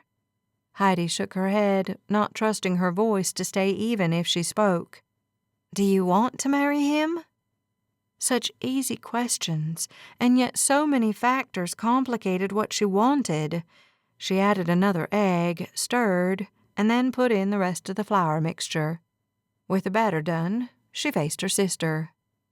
"I love him, but I haven't told him yet." Maggie's eyes widened. "Why not?" Heidi scraped the batter into her prepared pans. "I was scared to tell him before I left, and then it didn't seem like something I should say over the phone or in a letter." She slid the cakes into the oven. "Well, you'll tell him tomorrow," Maggie said matter-of-factly, like that problem could be solved so easily. "There's something else." "What?" "A friend of mine has asked me to partner with him to open a bakery in San Francisco." Maggie stared at her. Heidi couldn't tell what she was thinking, but she didn't like the weight of her sister's eyes. "I'm going to talk to Frank about it." "What for?" Maggie asked. "He's not going to move to San Francisco, Heidi. He owns the biggest ranch in the Texas Panhandle." Heidi collapsed at the bar with her sister. "I know." "You can't tell him about the bakery," Maggie insisted. "And I hate to say it, but you probably shouldn't tell him you love him if you're going to choose a bakery over him." "I don't know what to do." Heidi wanted Maggie to tell her she'd figure it out, but when her sister remained quiet, that silence said it all. She woke early the next morning to frost the cake and get out to the ranch before too much of the day slipped away. Her mother met her in the kitchen with a smile and a hug. After Maggie's judgment, Heidi sank into her mother's arms and wept. "What's wrong?" Her mother stroked her hair and kept her close. Heidi couldn't answer, so she just took comfort from her mother the way she had as a child and things had gone wrong. "Is it Frank?" As if hit by lightning, Heidi realized that the problem was absolutely not Frank. It was her and her dreams of owning a bakery. She pulled away from her mother and wiped her face before donning an apron. As she mixed cream cheese and butter, chocolate and powdered sugar, she told her mother everything. "And I just don't know what to do." Heidi paused in her work and met her mom's eye. "How did you know to marry Daddy?" "I loved him," Mama said simply. "I loved him so much, I wanted to be with him forever." She covered Heidi's hand with one of hers. "I see that you love Frank that way, too." "Then why is this so hard?" Heidi reached for her cake decorating kit and filled a pastry bag with frosting. "Sometimes we have to struggle through things before they become clear." Heidi felt like she'd been swimming upstream since the day she met Frank. Maybe being with him was too hard. Maybe she didn't love him as much as she needed to. As always, bakery or Frank rolled through her mind on an endless loop. Thankfully, she didn't need to concentrate as hard as usual to produce a beautifully decorated cake. She drove alone to Three Rivers Ranch for the first time, her knuckles white against the steering wheel. She couldn't understand why her nerves were rioting or why it suddenly seemed like a very bad idea to show up on Frank's front porch unannounced. But she forced herself onward, down the dirt road and around the bend. She pulled into his driveway and put the truck in park as she marveled at the transformation of the homestead. The house now had dark brick, and it loomed on the property like a heavy presence. "Just like Frank," she said to herself. Taking a deep breath, she collected the cake from its spot next to her and got out of the truck. She made it up the steps to the front door, but hadn't knocked before someone opened it. Frank stood there in all his glory, wearing his cowboy hat and boots, those intoxicating jeans, and a blue and white plaid shirt. The short sleeves showed off his muscles, and Heidi remembered all the reasons she loved him. "Happy birthday." She thrust the cake toward him. "I was told chocolate is your favorite." He took the cake and turned back to the house. His silence did little to ease her discomfort. She wasn't sure if she should follow him or just get back in the truck and go. He returned, cakeless, a moment later, his gaze raking from the top of her head to the soles of her feet. They reached for each other in the same breath, and Heidi's fears evaporated with his touch, with the way his strong hands cradled her face, slid across her shoulders and down her back. "Heidi," he murmured, just before he brought his lips to hers. She melted into his embrace, relieved that the confusion and anxiety that seemed to assault her from every side couldn't penetrate the circle of his arms. She wanted to stay with him forever, and she wondered if this was the feeling Mama had spoken of. Heidi broke the kiss, barely removing her mouth from his. "I love you, Frank. I wanted to see you on your birthday." He pulled further back, his eyes searching hers. "You love me?" "I love you." Looking into the electricity of his eyes, she realized the words were important, knew he'd wanted her to say them before she'd left, knew she'd hurt him when she didn't. "I'm sorry I didn't tell you earlier." "It's fine." He brushed his lips against hers for a microsecond, a tease. "It's not fine. I didn't know how much you needed to hear me say I loved you." He moved his mouth to her neck as she spoke, and though the morning air definitely held a fall chill, Heidi felt hot from head to toe. She held on to his broad shoulders for dear life, like she was drowning and only he could save her. "You've said it now." The rumble of his voice sent shock waves through her, and a happiness like she'd never known infused itself into her soul. "Maybe we should go inside," she suggested as his hands crept up her back and his lips traced a path along her earlobe. He stepped back and chuckled, securing her hand in his. "Good idea. You can see the completely remodeled homestead." He led her into the house, but they didn't make it out of the formal living room before Frank wrapped her in his arms again and kissed her, like he was a dying man and she his savior. Frank watched Heidi slice into his birthday cake, still somewhat shocked she was here. In the flesh, here at Three Rivers Ranch. Joy like he'd never known had engulfed him at the sight of her, and kissing her felt like the first time all over again. When he'd heard someone pull into his driveway, he'd checked out the window, but couldn't see who it was until she slid from the cab. His heart had catapulted to the top of his skull, and it still pounded there, breathless, anxious to hold her close and ask her about everything. She slid him a large slice of cake, along with a flirtatious smile. It took all his willpower to pick up his fork, instead of lunging for her and kissing her again. He took a bite of the cake, and his eyes rolled back in his head. "Heidi, I don't see how you have anything left to learn at pastry school." She giggled as she slid onto the bar stool next to him. "Thank you." She leaned on his arm and rested her face against his bicep. "I'm glad you like it." He swallowed another bite and tipped his chin toward her. "I like you." Her smile came instantly, and Frank abandoned his treat in favor of her lips. After he finished his cake, he settled onto the couch with Heidi tucked into his side and flipped on the television with the remote control. It was football season, and he had planned to spend the morning working and the afternoon, working on the house with a football game in the background. Now, though, he couldn't seem to concentrate on anything but Heidi, which seemed to suit her just fine. "Tell me about school," he said after 20 minutes of kissing her. "It's school," she said. "Up early and in classes most of the day." "You going home tomorrow?" "Monday," she said. "I wanted to spend the whole weekend with you. I saw a sign on the way in about a Halloween parade." "Yeah, it's tonight," he said. "It's usually for little kids, but they have a chili cook-off and a trunk decorating contest. Then you can send your littles down the row of cars to go trick-or-treating." "You don't sound like you were planning to go." "I wasn't."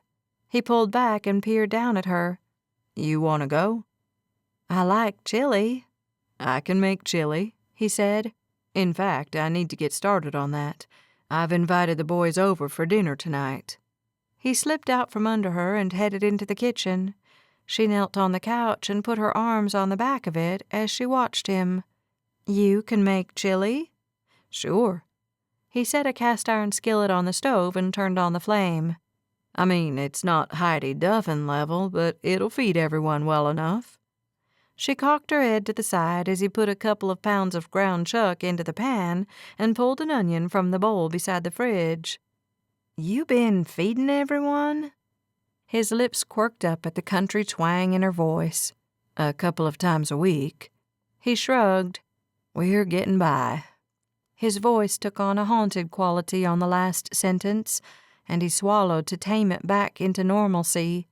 He didn't want her to know how hard things had been without her, how lonely he was, especially with his brothers and now his father gone too, how he ached to have her here with him, filling this house with a love and joy that would make it a home. "You want to make cornbread to go with it?" He glanced up at her after he dumped the onions into the pan with the beef. "Sure." She joined him in the kitchen, and the intoxicating scent of her perfume called to him to take her back to the couch and kiss her some more. Instead, he focused on the peppers and the beans and the seasonings. He wanted to show her that he could put together dinner not only for himself, but for her and all his cowboys. He wanted to prove to her that he'd take care of her, that she could be happy here at Three Rivers Ranch. He stirred his chili and set the heat on low so it could simmer. She finished her dough and slid it into the oven.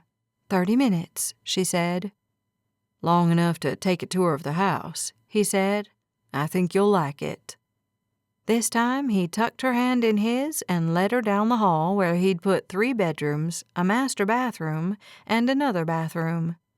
It flowed around the stairs that led down to the basement and ended back in the living room where the TV still broadcast the game. This is my bedroom, he said, barely pausing long enough for her to look inside. These are guest bedrooms. Looks like they're ready for Daisy and Duke. She stared at the dog beds along the wall. They like being in the house better than the barn. He didn't want to tell her that he needed the dogs nearby, that they soothed him, made the house feel less empty, even if all they did was sleep here. What he really wanted to say was these bedrooms were for his kids, her kids, the kids he wanted to have with her. He clamped his mouth shut and continued the tour. It had taken her months to tell him she loved him. He wasn't going to bring up children on their first weekend together since August. Your father moved out? Last week. Frank steered her past the bedrooms and bathroom and back to the couch so he could kiss her again. What about the basement? She giggled as he placed a kiss on her throat. I'll show you later, he said, unwilling to lose even a second of time with Heidi. Waking to the scent of honey and baking bread reminded Frank of who had come to visit him. He sat up in bed and rubbed his face, then scrubbed his fingers through his hair. Heidi had stayed in her old cabin, and she'd promised she'd be back to make him a birthday breakfast. After feeding all the cowboys and entertaining them for a few hours, he and Heidi had snuggled together on the couch until almost midnight. He didn't think he'd ever tire of kissing her, of running his fingers through her honeyed hair, or looking into those intoxicating eyes. She had told him about her instructor, her upcoming finals, and how she was missing several hours of required baking time to visit him. Then she'd said she'd make up some of the time by coming over early to make breakfast. He pulled on a shirt and stepped into the hallway. Heidi hummed as she worked in the kitchen, and Frank made his steps light as he approached the doorway. He leaned against the wall and watched her work, cutting butter into flour and then adding milk to make biscuits. Something that looked suspiciously like homemade jam sat on the countertop, and when she turned to check the oven, she caught his eye. Snooping? He chuckled and gathered her into his arms for a good morning kiss. Just watching. She wore pajamas and a pair of sandals. You going to church with me? Yes, she said. I just wanted to get these in before you woke. I know how you like to get up early. It's not that I like it, he said, keeping her close and swaying to non-existent music. It's just what happens. Habit. An hour later, fully stuffed with the flakiest and butteriest biscuits he'd ever eaten, he stepped into the shower. Heidi had just left to get ready, and Frank wondered what Pastor Allen would say today, it being a new month and all. He'd been choosing topics and sticking to them for the past several months, and today marked the beginning of November. He slid into a row near the middle of the congregation, his hand wound tightly around Heidi's, just as it had been for the past hour since he'd picked her up at her cabin. He made easy conversation with the family next to him, glad when the pastor finally stood up to start the meeting. One of the Lord's commandments is to be honest. In the Bible it says, "Thou shalt not bear false witness." We must learn to tell the truth in an ever-increasing society where deceit seems to be rewarded. Heidi's hand on his tightened to the point of pain, and he glanced down at her. She stared at Pastor Allen, her face draining of all color.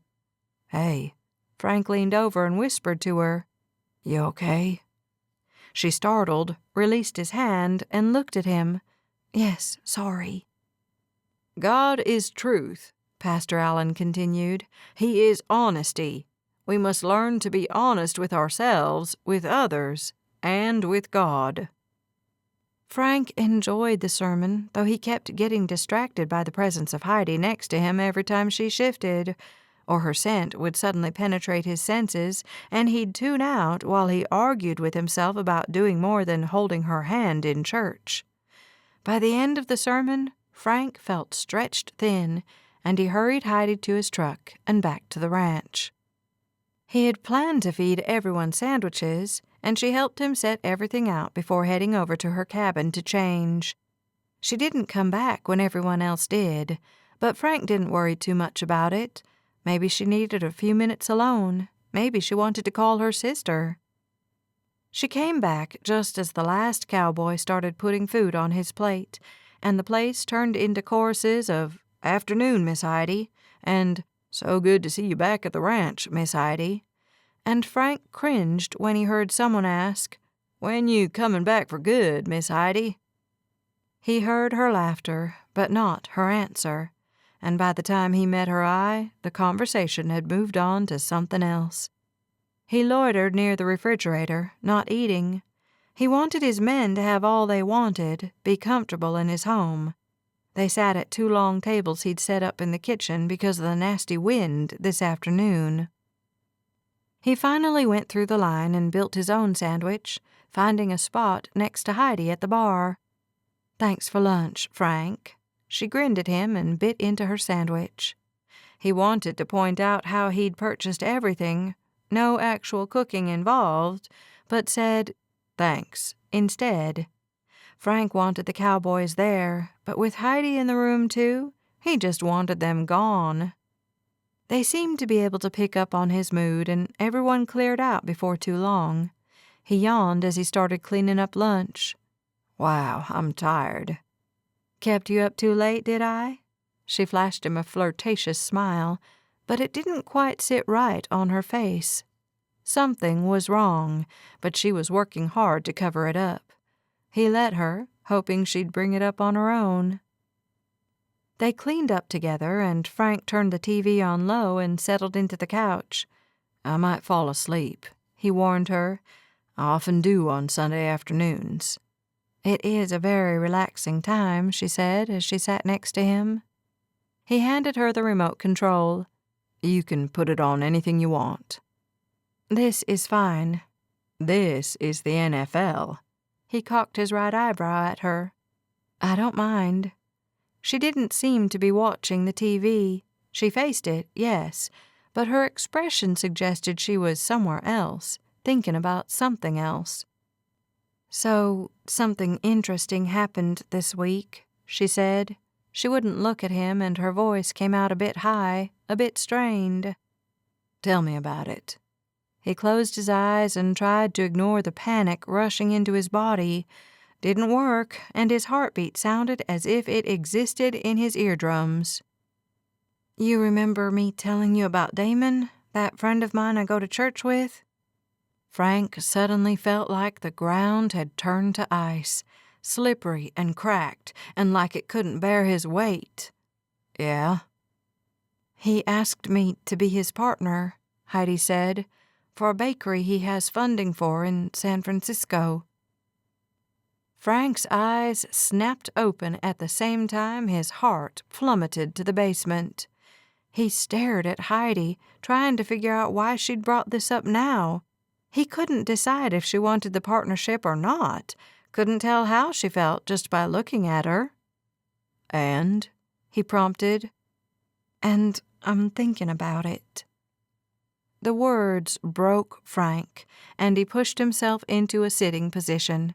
Fury flowed through him with the strength of water gushing over a cliff, and he tried to push it back, contain it, but he had been damming his feelings for far too long, and words pushed against the back of his throat. He had never been one to speak in anger, so he got up and left her sitting there on his couch. "Frank?" she called after him. "Be right back," he said, hurrying to his bedroom and closing the door. He leaned against it, his chest heaving. He knew what he wanted to tell her about the bakery partnership. He wanted to tell her to forget about it, to move back tomorrow, to marry him that next weekend and move into the homestead and never leave him again. Why doesn't she want any of that? Pure desperation pulled through him, stitched him tight with anxiety. His stomach turned, and he swallowed against the sick feeling. What do I do? Tell her the truth. He wasn't sure if it was God or Pastor Allen whose voice had come into his mind, but Frank knew what he had to do. He took a breath to calm himself and opened the door. But he felt anything but calm as he moved down the hall and into the kitchen. She sat in the same place on the couch where he'd left her. He sat next to her, all the lessons and sermons he'd heard over the past several months crowding into his brain at the same time. "Heidi, I need to tell you something." She brought her gaze to his face, but he kept his attention on the floor. "I need to be honest with you. I can't keep doing this. I'm not cut out for long-distance relationships. I love you, and I want you here all the time." She sucked in a breath but didn't speak. Frank continued, "So I'll make it real easy for you. I can see I'm holding you back, and that's the last thing I want. I don't want to be in the way of what you've dreamt about your whole life." Her hand landed lightly on his forearm, a brand he'd feel all his days. "What are you saying?" "I'm saying I think we should be done, Heidi. I won't write you. You won't write me back. You do your bakery, and I'll run my ranch." His voice came out strained, and everything inside him felt shredded. "Frank." "You should go." He stood up and walked away from her, his cowboy boots adding loud punctuation marks to his breakup. Behind his closed and locked bedroom door, Frank felt nothing but empty, hollow, forgotten. He'd believed she'd come back in the spring, that she'd choose him over baking. But the fact that she was even considering staying in San Francisco and partnering to open a bakery testified that she wouldn't. His heart felt like it had been ripped from his body, wrung out, and stuffed back in. He wasn't sure how he could live with a heart in such terrible condition, but somehow it kept pumping. He kept breathing, but each moment carried so much pain, Frank couldn't bear to stand up. Chapter 11. Heidi stared after Frank, sure he'd come back out and tell her he was joking, that of course she shouldn't go, that he loved her, that he'd wait until the end of time for her to decide what to do. She shook her head, angry at him and herself. Of course he won't wait forever, she told herself as she hurried to the cabin to pack her things. The man was now 31 years old. He wasn't going to sit around and wait for her to make up her mind about them. The fact that she wanted him to was completely unfair. She made it out of the cabin and into her truck before her chest shuddered. She slammed the truck into reverse and tore out of his driveway before the first tear fell.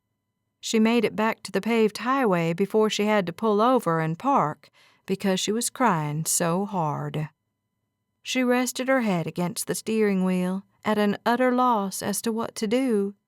Should she go back and make him talk to her, beg him to reconsider, wait until spring to set her free? In the end, she flicked the truck into drive and headed down the lonely 2-lane highway back to Amarillo, back to Maggie, who folded her into her embrace and sat with her for the rest of Sunday, who whispered comforting words and welcome advice for what to do next. The next morning, she met the worried gazes of her parents. They saw her red-rimmed eyes, though she'd tried to disguise them with makeup. Her whole face felt puffy, like she'd had a bad reaction to something. She had, to the thought of never seeing Frank again, never hearing him laugh, never feeling the strength in his touch as he drew her close and kissed her. By the time she arrived back in San Francisco, she'd been crying for most of the day. Her heart felt broken into a dozen pieces, and she couldn't even pick them all up and put it back together again, because some of them had been left at Three Rivers, some in Amarillo, the rest somewhere between here and there. She'd intended to bake for most of Monday afternoon, but she couldn't. Even baking wouldn't soothe this pain, couldn't erase this ache, meant absolutely nothing if she couldn't call Frank on Sunday evenings and open his letters on Wednesday afternoons.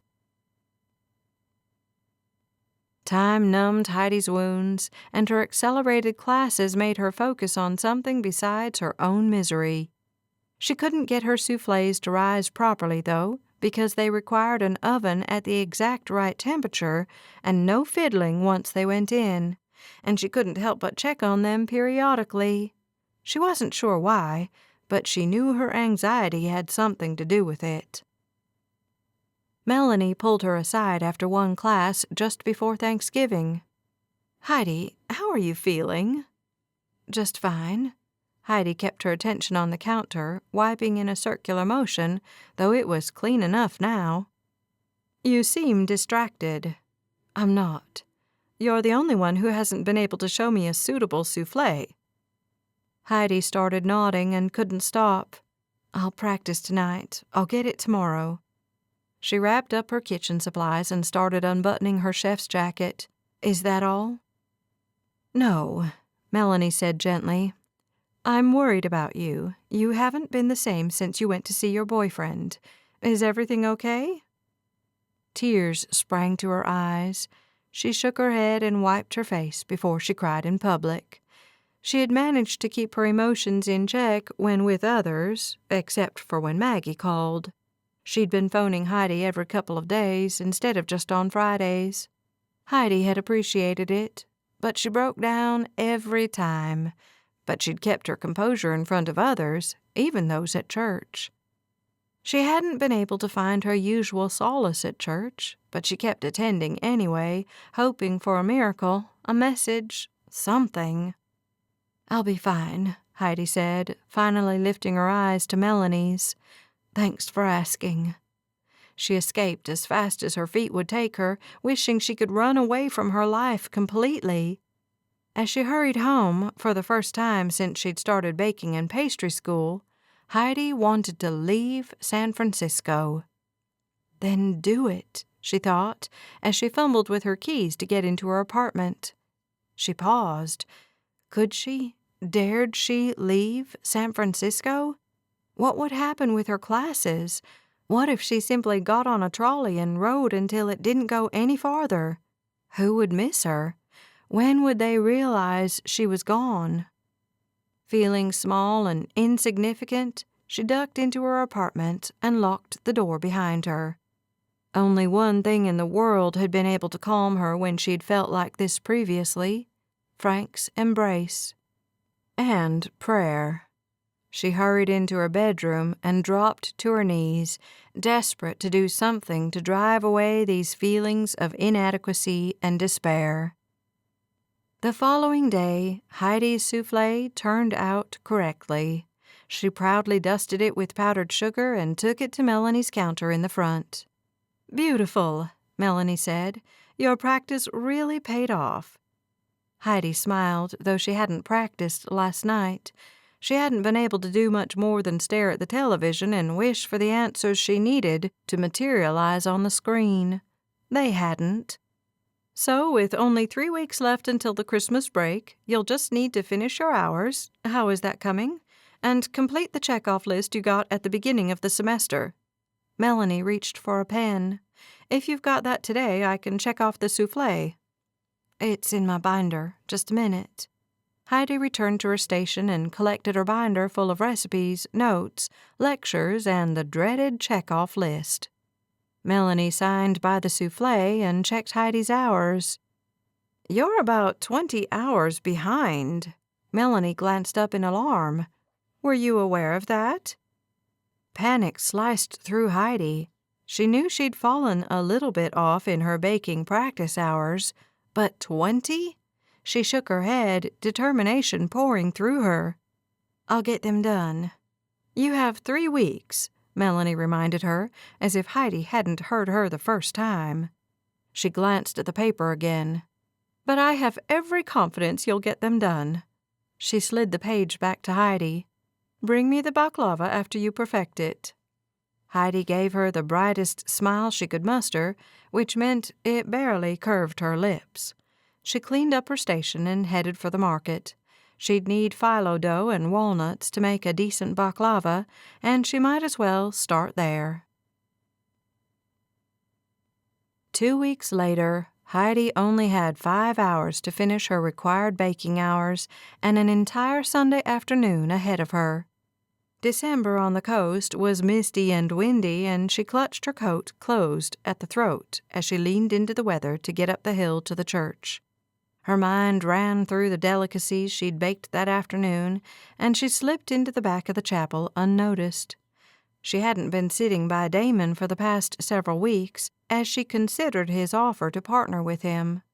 He hadn't pushed her or even asked again, but it had been the core of Heidi's thoughts since Frank had said, "You do your bakery, and I'll run my ranch." The hymn started, and she listened to the other people sing about the Savior. A sense of peace she hadn't felt in so long descended on her, and she wept with joy. The pastor got up to speak, and Heidi forgot about her baking. "Great sacrifices require great faith," he said. With those 5 words, Heidi sat up a little straighter. Maggie had said she'd need to rely on her faith to see her through this trial. Heidi had believed her, but everything seemed shrouded in darkness, and she didn't know which way to step. "Faith can feel elusive," the pastor continued, "but we must ask the Lord to help us have the faith we need, for it is only through our faith that a light can shine in darkness." Heidi felt the truth of the pastor's words all the way down in her toes, and she decided to employ every ounce of faith that she possessed in order to get an answer to her question. "Lord," she prayed, "should I partner with Damon on his bakery, or go back to 3 Rivers and Frank Ackerman?" She honestly didn't know what she wanted anymore, and she just needed a hint, a push in the right direction. With clarity, she knew she wanted to do what was right for her. "My desires aside," she continued, "what would thou have me do?" She would sacrifice whatever was necessary. As if struck by lightning, Heidi heard a voice as plain as day. "You will have a bakery someday. Trust in my timing and judgment." Her heart pumped out several extra beats. God had just promised her that her dreams of owning a bakery would come true, according to his timetable. "Frank," she whispered, her heart taking courage and a true smile gracing her lips. She left the chapel as soon as the pastor finished speaking, not even staying for the closing hymn.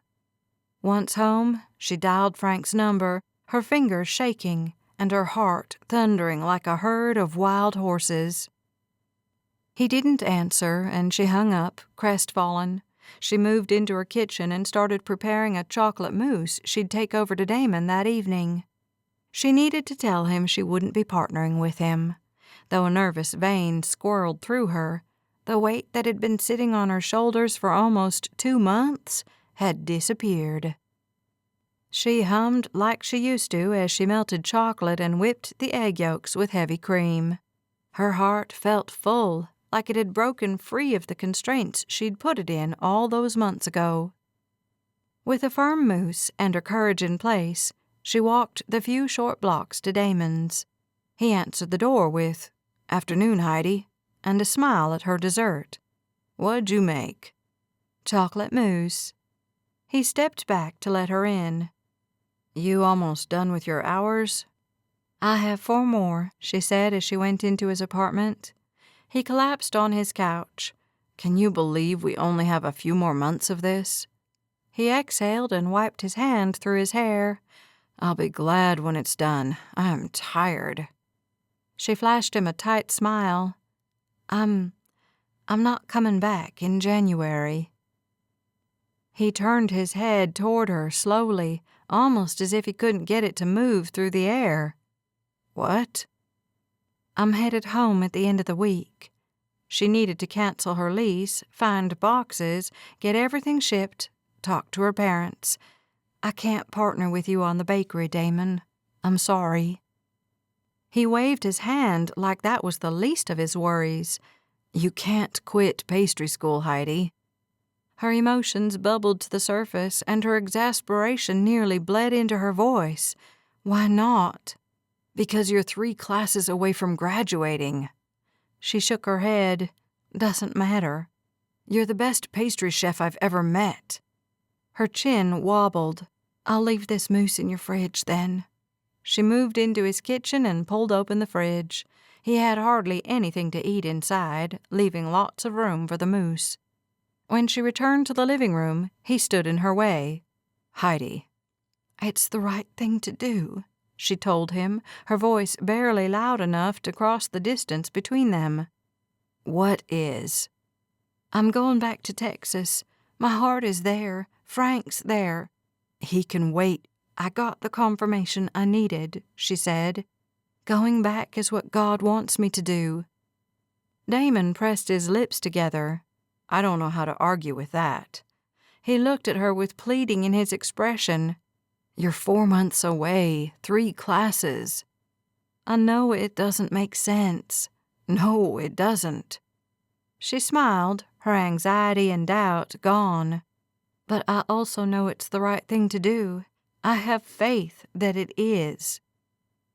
He stepped toward her, a smile forming on his face, too. Who should I ask to partner with me, then? Oh, you mean who's second best? He laughed. Richard? Sure, Richard's a great pastry chef. Damon sighed, a defeated sound. All right, I'll miss you in the program and at church. She gave him a quick hug. I'll miss you too, Damon. You've been a good friend to me. She left his apartment and strode home as fast as her legs could carry her. After all, she had dozens of things to do to be ready to move back to Texas in only 6 days.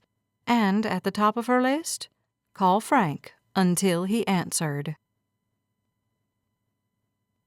The phone rang as Frank entered the homestead on Sunday evening, but with his hands covered in mud, he didn't answer it. He really needed a second pair of hands, but with his father in town and his brothers off at school, he was left to deal with the sprinklers in the yard. And they'd frozen last night, and then cracked this morning, gushing water everywhere. Frank had managed to fix them with the spare pipes he had in the shed, but he'd missed church, missed lunch, and nearly missed dinner to do it. He was tired and hungry and in no mood to speak to anyone, which meant it was probably best that he'd missed whoever had called. If he was being honest, he'd been in a foul temper since his birthday, since he'd ended his relationship with Heidi, since he'd been looking for someone else to date and potentially marry. But no one in Three Rivers remotely interested him, and he had decided he'd be happier a bachelor for the rest of his life than with someone other than Heidi. But he hadn't felt happy in months. He had moments of contentment, sure, a fleeting feeling of peace during a sermon, a smile during a meeting for his new general controller, or a cowboy as he said good morning.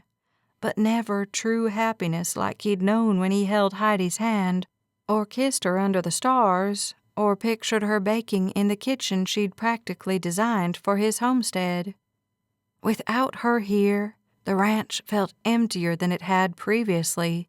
He'd never feel the same, he knew. She had changed him, and he didn't know how to be the person he was before. He didn't want to be that person, but he didn't like who he was now either. Stop trying to analyze everything, he told himself as he scrubbed mud from his hands and under his nails.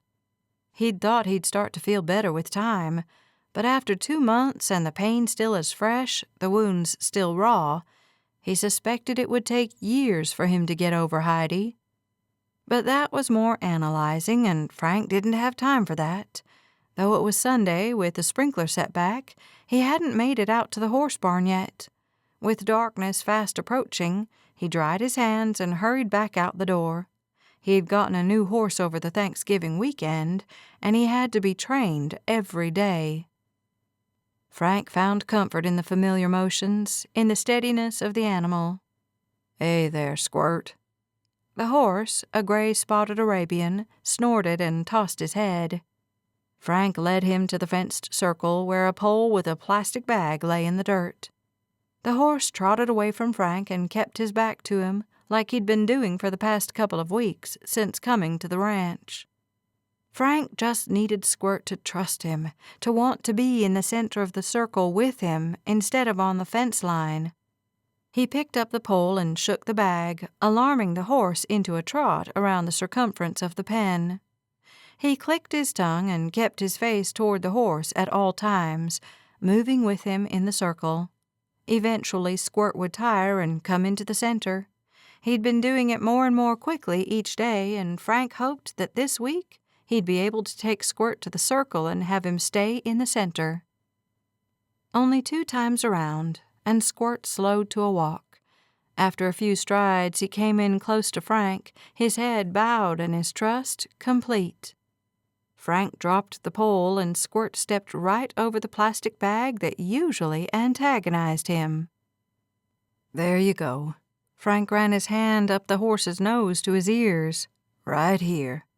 He moved, wanting Squirt to follow him, which the horse did. A supreme sense of satisfaction sang through Frank, and he supposed he could feel happiness when he trained his horses. He opened the gate and stepped into the open air, Squirt right at his heels. Frank wandered down the path, through the horse barn and over to the homestead. The horse came with him every step of the way, no reins or bridle necessary. He paused on the threshold of the yard, his boots still on gravel. He'd transformed the house into the kind of homestead a woman could be happy with. Everything about it was new and modern and open and perfect. He'd cleaned up the yard, put in a sprinkling system, built a shed for storage, cleared a spot of land for a vegetable garden, anything to fill his extra time and improve his property. Squirt nudged Frank's hand with his nose, and Frank petted the horse. "Yeah," he said. "Let's go to the barn."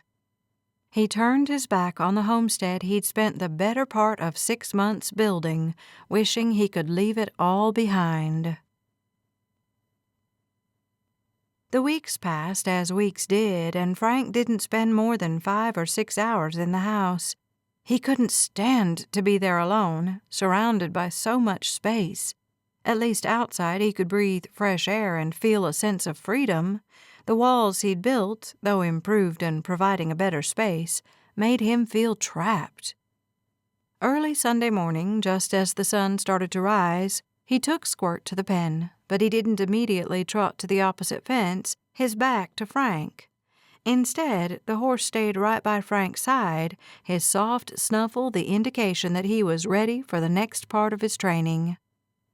So Frank saddled the horse and led him around the holding pen, glad the weather had warmed the slightest bit. The air still held a definite chill, and Frank needed his wool jacket, but it hadn't rained, and that made for easier horse training in the outdoor yards. After an hour or so, Frank returned Squirt to his stall and went to get ready for church. He'd almost stopped going after Heidi had returned to San Francisco, angry at God for allowing her to leave. Then Frank had come to realize that Heidi could make her own choices, and God wasn't going to force anyone to do anything. He had returned to church after only a couple of weeks away, but he still felt like somewhat of an imposter entering the chapel and taking a seat next to Chase. "Maggie coming today?" "She's in the restroom." Frank slid back toward the aisle to leave her room. Seeing Maggie sliced through Frank's defenses, not that they were very strong to begin with, but she had the same lines in her face that Heidi did, the same honey-colored hair. Her eyes were lighter, more on the blue spectrum than Heidi's brown, and that alone had allowed Frank to speak with Maggie instead of running from her. The organ began, and the pastor got up just as Maggie slipped into the row. "Sorry." She glanced at Frank and froze, her eyes widening to the size of golf balls. "Frank," she whispered. "Hey, Maggie." His voice seemed to unlock her muscles, and she sank onto the bench between him and Chase. She leaned over and whispered something to her boyfriend, and Frank wanted to bolt. He hated seeing other couples so happily in love. All it did was awaken the jealousy in him, and he didn't like the negative feelings that came with it. He made it through the opening hymn before he stood and strode down the aisle toward the lobby. He burst through the doors, his chest nearly on fire for want of oxygen. Stumbling outside, he sucked at the winter air, grateful for the sting of it as it coated his lungs with ice. He set his feet to walking, hoping it would clear his mind, erase his anxiety, bring Heidi home. Exhausted after his 2-hour walk through, around, and back through town, Frank finally made it back to his truck in the now empty church parking lot. He climbed into the cab and sat with his hands on the steering wheel. He didn't want to go home. In the end, he had nowhere else to go, so he set his truck north and drove slowly. When he pulled around the bend, he noticed a truck parked in his driveway. He knew that truck. When his beautiful Heidi stood from her spot on his front steps, Frank slammed on his brakes. He stared at her across the distance, through the windshield. Had he hallucinated her? Was she really there? How? Why? She wore a navy skirt and a yellow blouse, all of which billowed in her wake as she moved down the steps and advanced toward him. She exuded confidence and strength, everything Frank hadn't felt since she'd left. He couldn't get himself to get out of the truck, and she came all the way to him. She opened the door and said, "You really need to invest in an answering machine," followed by a coy smile. So many emotions streamed through him. Words he had longed to say crowded into the back of his throat. He simply looked at her, drinking her in, memorizing her so he could recall her in the quiet moments just before he fell asleep. "Where you been?" she asked, her gaze wandering to the ranch beyond the house. Everyone else returned from church an hour ago. "Walking," he managed to croak out. "Want to walk with me?" she asked. "I have some things I need to tell you." She met his eyes, and he saw a myriad of emotions in hers. "Sure, yeah." He unbuckled his seatbelt. "Yes." She backed up to give him room to get out, and though he wanted to sweep her into his arms and beg her to forgive him, he tucked his hands into his coat pockets and moved with her when she stepped. It seemed like a lifetime passed before she spoke. "Frank," she started, "I quit pastry school." His feet froze. "You did what now?" She moved in front of him, her cheeks pink from the cold and her eyes as bright as he'd ever seen them. "I quit pastry school. I'm not going back to San Francisco. I moved back to Amarillo." She scuffed her feet in the dirt. "I'm hoping to move back to Three Rivers really soon." Confusion and disbelief and absolute joy warred for placement in his chest. "I don't get it," he blurted. "Let me explain it to you." She reached toward him, and he removed one of his hands from its pocket to take hers in his. Everything inside him relaxed, reveled, rejoiced at her touch. He needed to listen to her, find out what she'd done, and then figure out how to keep her in his life for good. Chapter 12. Heidi wasn't sure if Frank just needed more time to absorb what she told him, or if he didn't quite know how to word his thoughts, or if he never wanted to see her again. She had definitely surprised him, but it wasn't her fault the man didn't own an answering machine or answer his phone when it rang.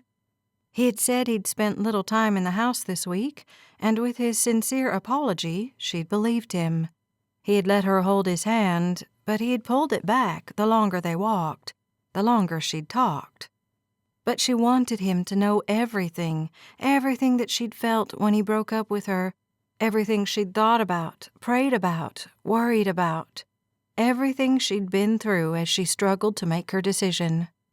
And now Frank hadn't spoken in at least 10 minutes, his eyes trained on the ground at his cowboy boots and the wind kicking up into gusts. They'd looped the ranch buildings 3 times, and as she faced the open range to the east of the homestead, she felt braver than she ever had. "I'll go," she said when her truck came into view. "You can call me when you're ready." His hand landed heavily on her forearm. "Don't go." "You haven't said anything." He turned toward her, and she let him shield her from the worst of the wind, wanting him to protect her from all of life's storms. Tentatively, almost like he had the first time he'd touched her, he drew her into his arms. She gladly went, tears gathering in her eyes at his tenderness, his forgiveness. "I love you, Heidi," he whispered into her hair. "I will do everything I can to make sure you get your bakery one day." She held him tightly, the words she wanted to tell him springing to her vocal cords. "You are worth more than any bakery." She felt the smile on his face as he brought his lips to hers, true joy bursting through her like she'd never known. "So I still need a cleaning person," he whispered as he tracked his lips across her jaw. "You interested?" "I don't know." She shivered in the cold, but also because of Frank's delicious touch. "What's the boss like?" He tipped his head back and laughed, the sound fleeing into the stormy sky and getting swallowed by the wind. "Well, he's been really moody and unpleasant for the past couple of months." He tucked his hand in hers and led her toward the homestead. "But I think things are going to start to get better now." Only a few days later, Heidi once again loaded everything she owned into the back of her father's truck. This time, she wasn't headed to the post office to ship it to San Francisco. As Maggie drove, Heidi let the miles roll by in silence. When they pulled into the outskirts of town, Heidi said, "You know, I never said thank you." "For what?" Maggie glanced at her out of the corner of her eye.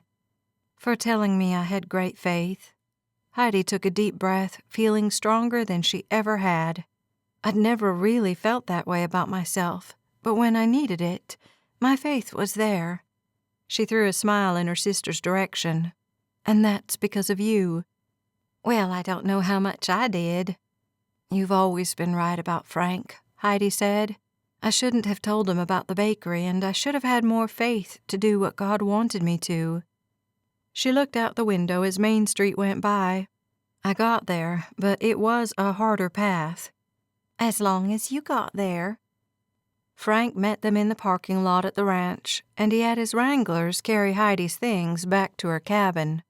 She smiled and hugged them and smiled, and she knew without a trace of doubt that she was back where she was supposed to be. Her muscles relaxed, her worries fled. Finally, she was home. Christmas approached, and Heidi didn't have a gift for Frank. She had no way of getting him a gift, at least not if she wanted it to be a surprise. He spent nearly every waking minute with her, claiming that ranching in the winter wasn't nearly as much work. It was, and Heidi knew it. But she enjoyed her time with Frank, knowing that he'd get done what needed to get done. She considered sewing him a new shirt, but her fabric all felt too feminine to her. She almost asked Chase to drive her into town, but she couldn't think of a plausible reason that wouldn't raise Frank's suspicions. Perhaps she should simply take him shopping in Amarillo when they went to visit her family and eat Christmas Eve dinner. With that plan in place, she put the matter from her mind. Finally, the day arrived that they'd travel to Amarillo, with Frank knocking on her door at mid-morning. "You ready?" She smoothed down her blouse and wished her leggings didn't itch so much. "Sure am." She smiled at him and leaned into his kiss. He seemed nervous, distracted, and he pulled away sooner than she liked. "You okay?" "Fine," he said, but he didn't sound fine. He grabbed her suitcase and they walked hand in hand to his truck, and the drive to Amarillo was filled with nice conversation. She had to work harder to keep his attention, and again she wondered what had him so preoccupied. "You missed the turn," she said, looking behind her as the street that led to her house passed. "We're going somewhere first." "Where?" He shifted in his seat. "I don't want to say." "Frank," she warned, a smile curving her lips. "Tell me where we're going." He slid her a flirtatious grin. "I like it when you talk like a cowgirl." "Frank." "Heidi." She nudged her shoulder into his. "Tell me." But he turned, and the jewelry store loomed in front of her. "Frank," she breathed. "I don't have a Christmas gift for you," he said, his words now rushing over themselves. "But I figured a wedding ring would be sufficient." He slid her a glance, but he couldn't look long. Heidi didn't know what to say. Her breath stuck somewhere in her chest as he pulled into the parking lot and stopped. She turned toward him as he fully focused on her, the attentive, intense Frank she had known for 6 months finally back. "I love you, Heidi Duffin, and I spoke to your father on the phone last night. I have his blessing to marry you. I'm just—" He cleared his throat in a rare show of nerves. "I guess I'm just wondering if you'd like to marry me." She wasn't sure if she wanted to receive her proposal in the cab of his truck. Then again, she'd fallen in love with him in simple circumstances, and some of her favorite times with him had happened right here in this truck. She blinked, and he did too, his bright eyes so full of hope, of happiness, of a beautiful future they could have together. "Yes," she whispered, her voice scratching her throat. A smile burst onto his face, but he said, "I didn't quite hear you." "Yes." She threw her arms around him and kissed him. He chuckled and gazed down at her. "All right, then. Let's go get a ring." The end. We hope you've enjoyed this production of The First Lady of Three Rivers Ranch, a Three Rivers Ranch romance, Book 8. Written by Liz Isaacson, narrated by Becky Dowdy. Copyright 2016 by Liz Isaacson.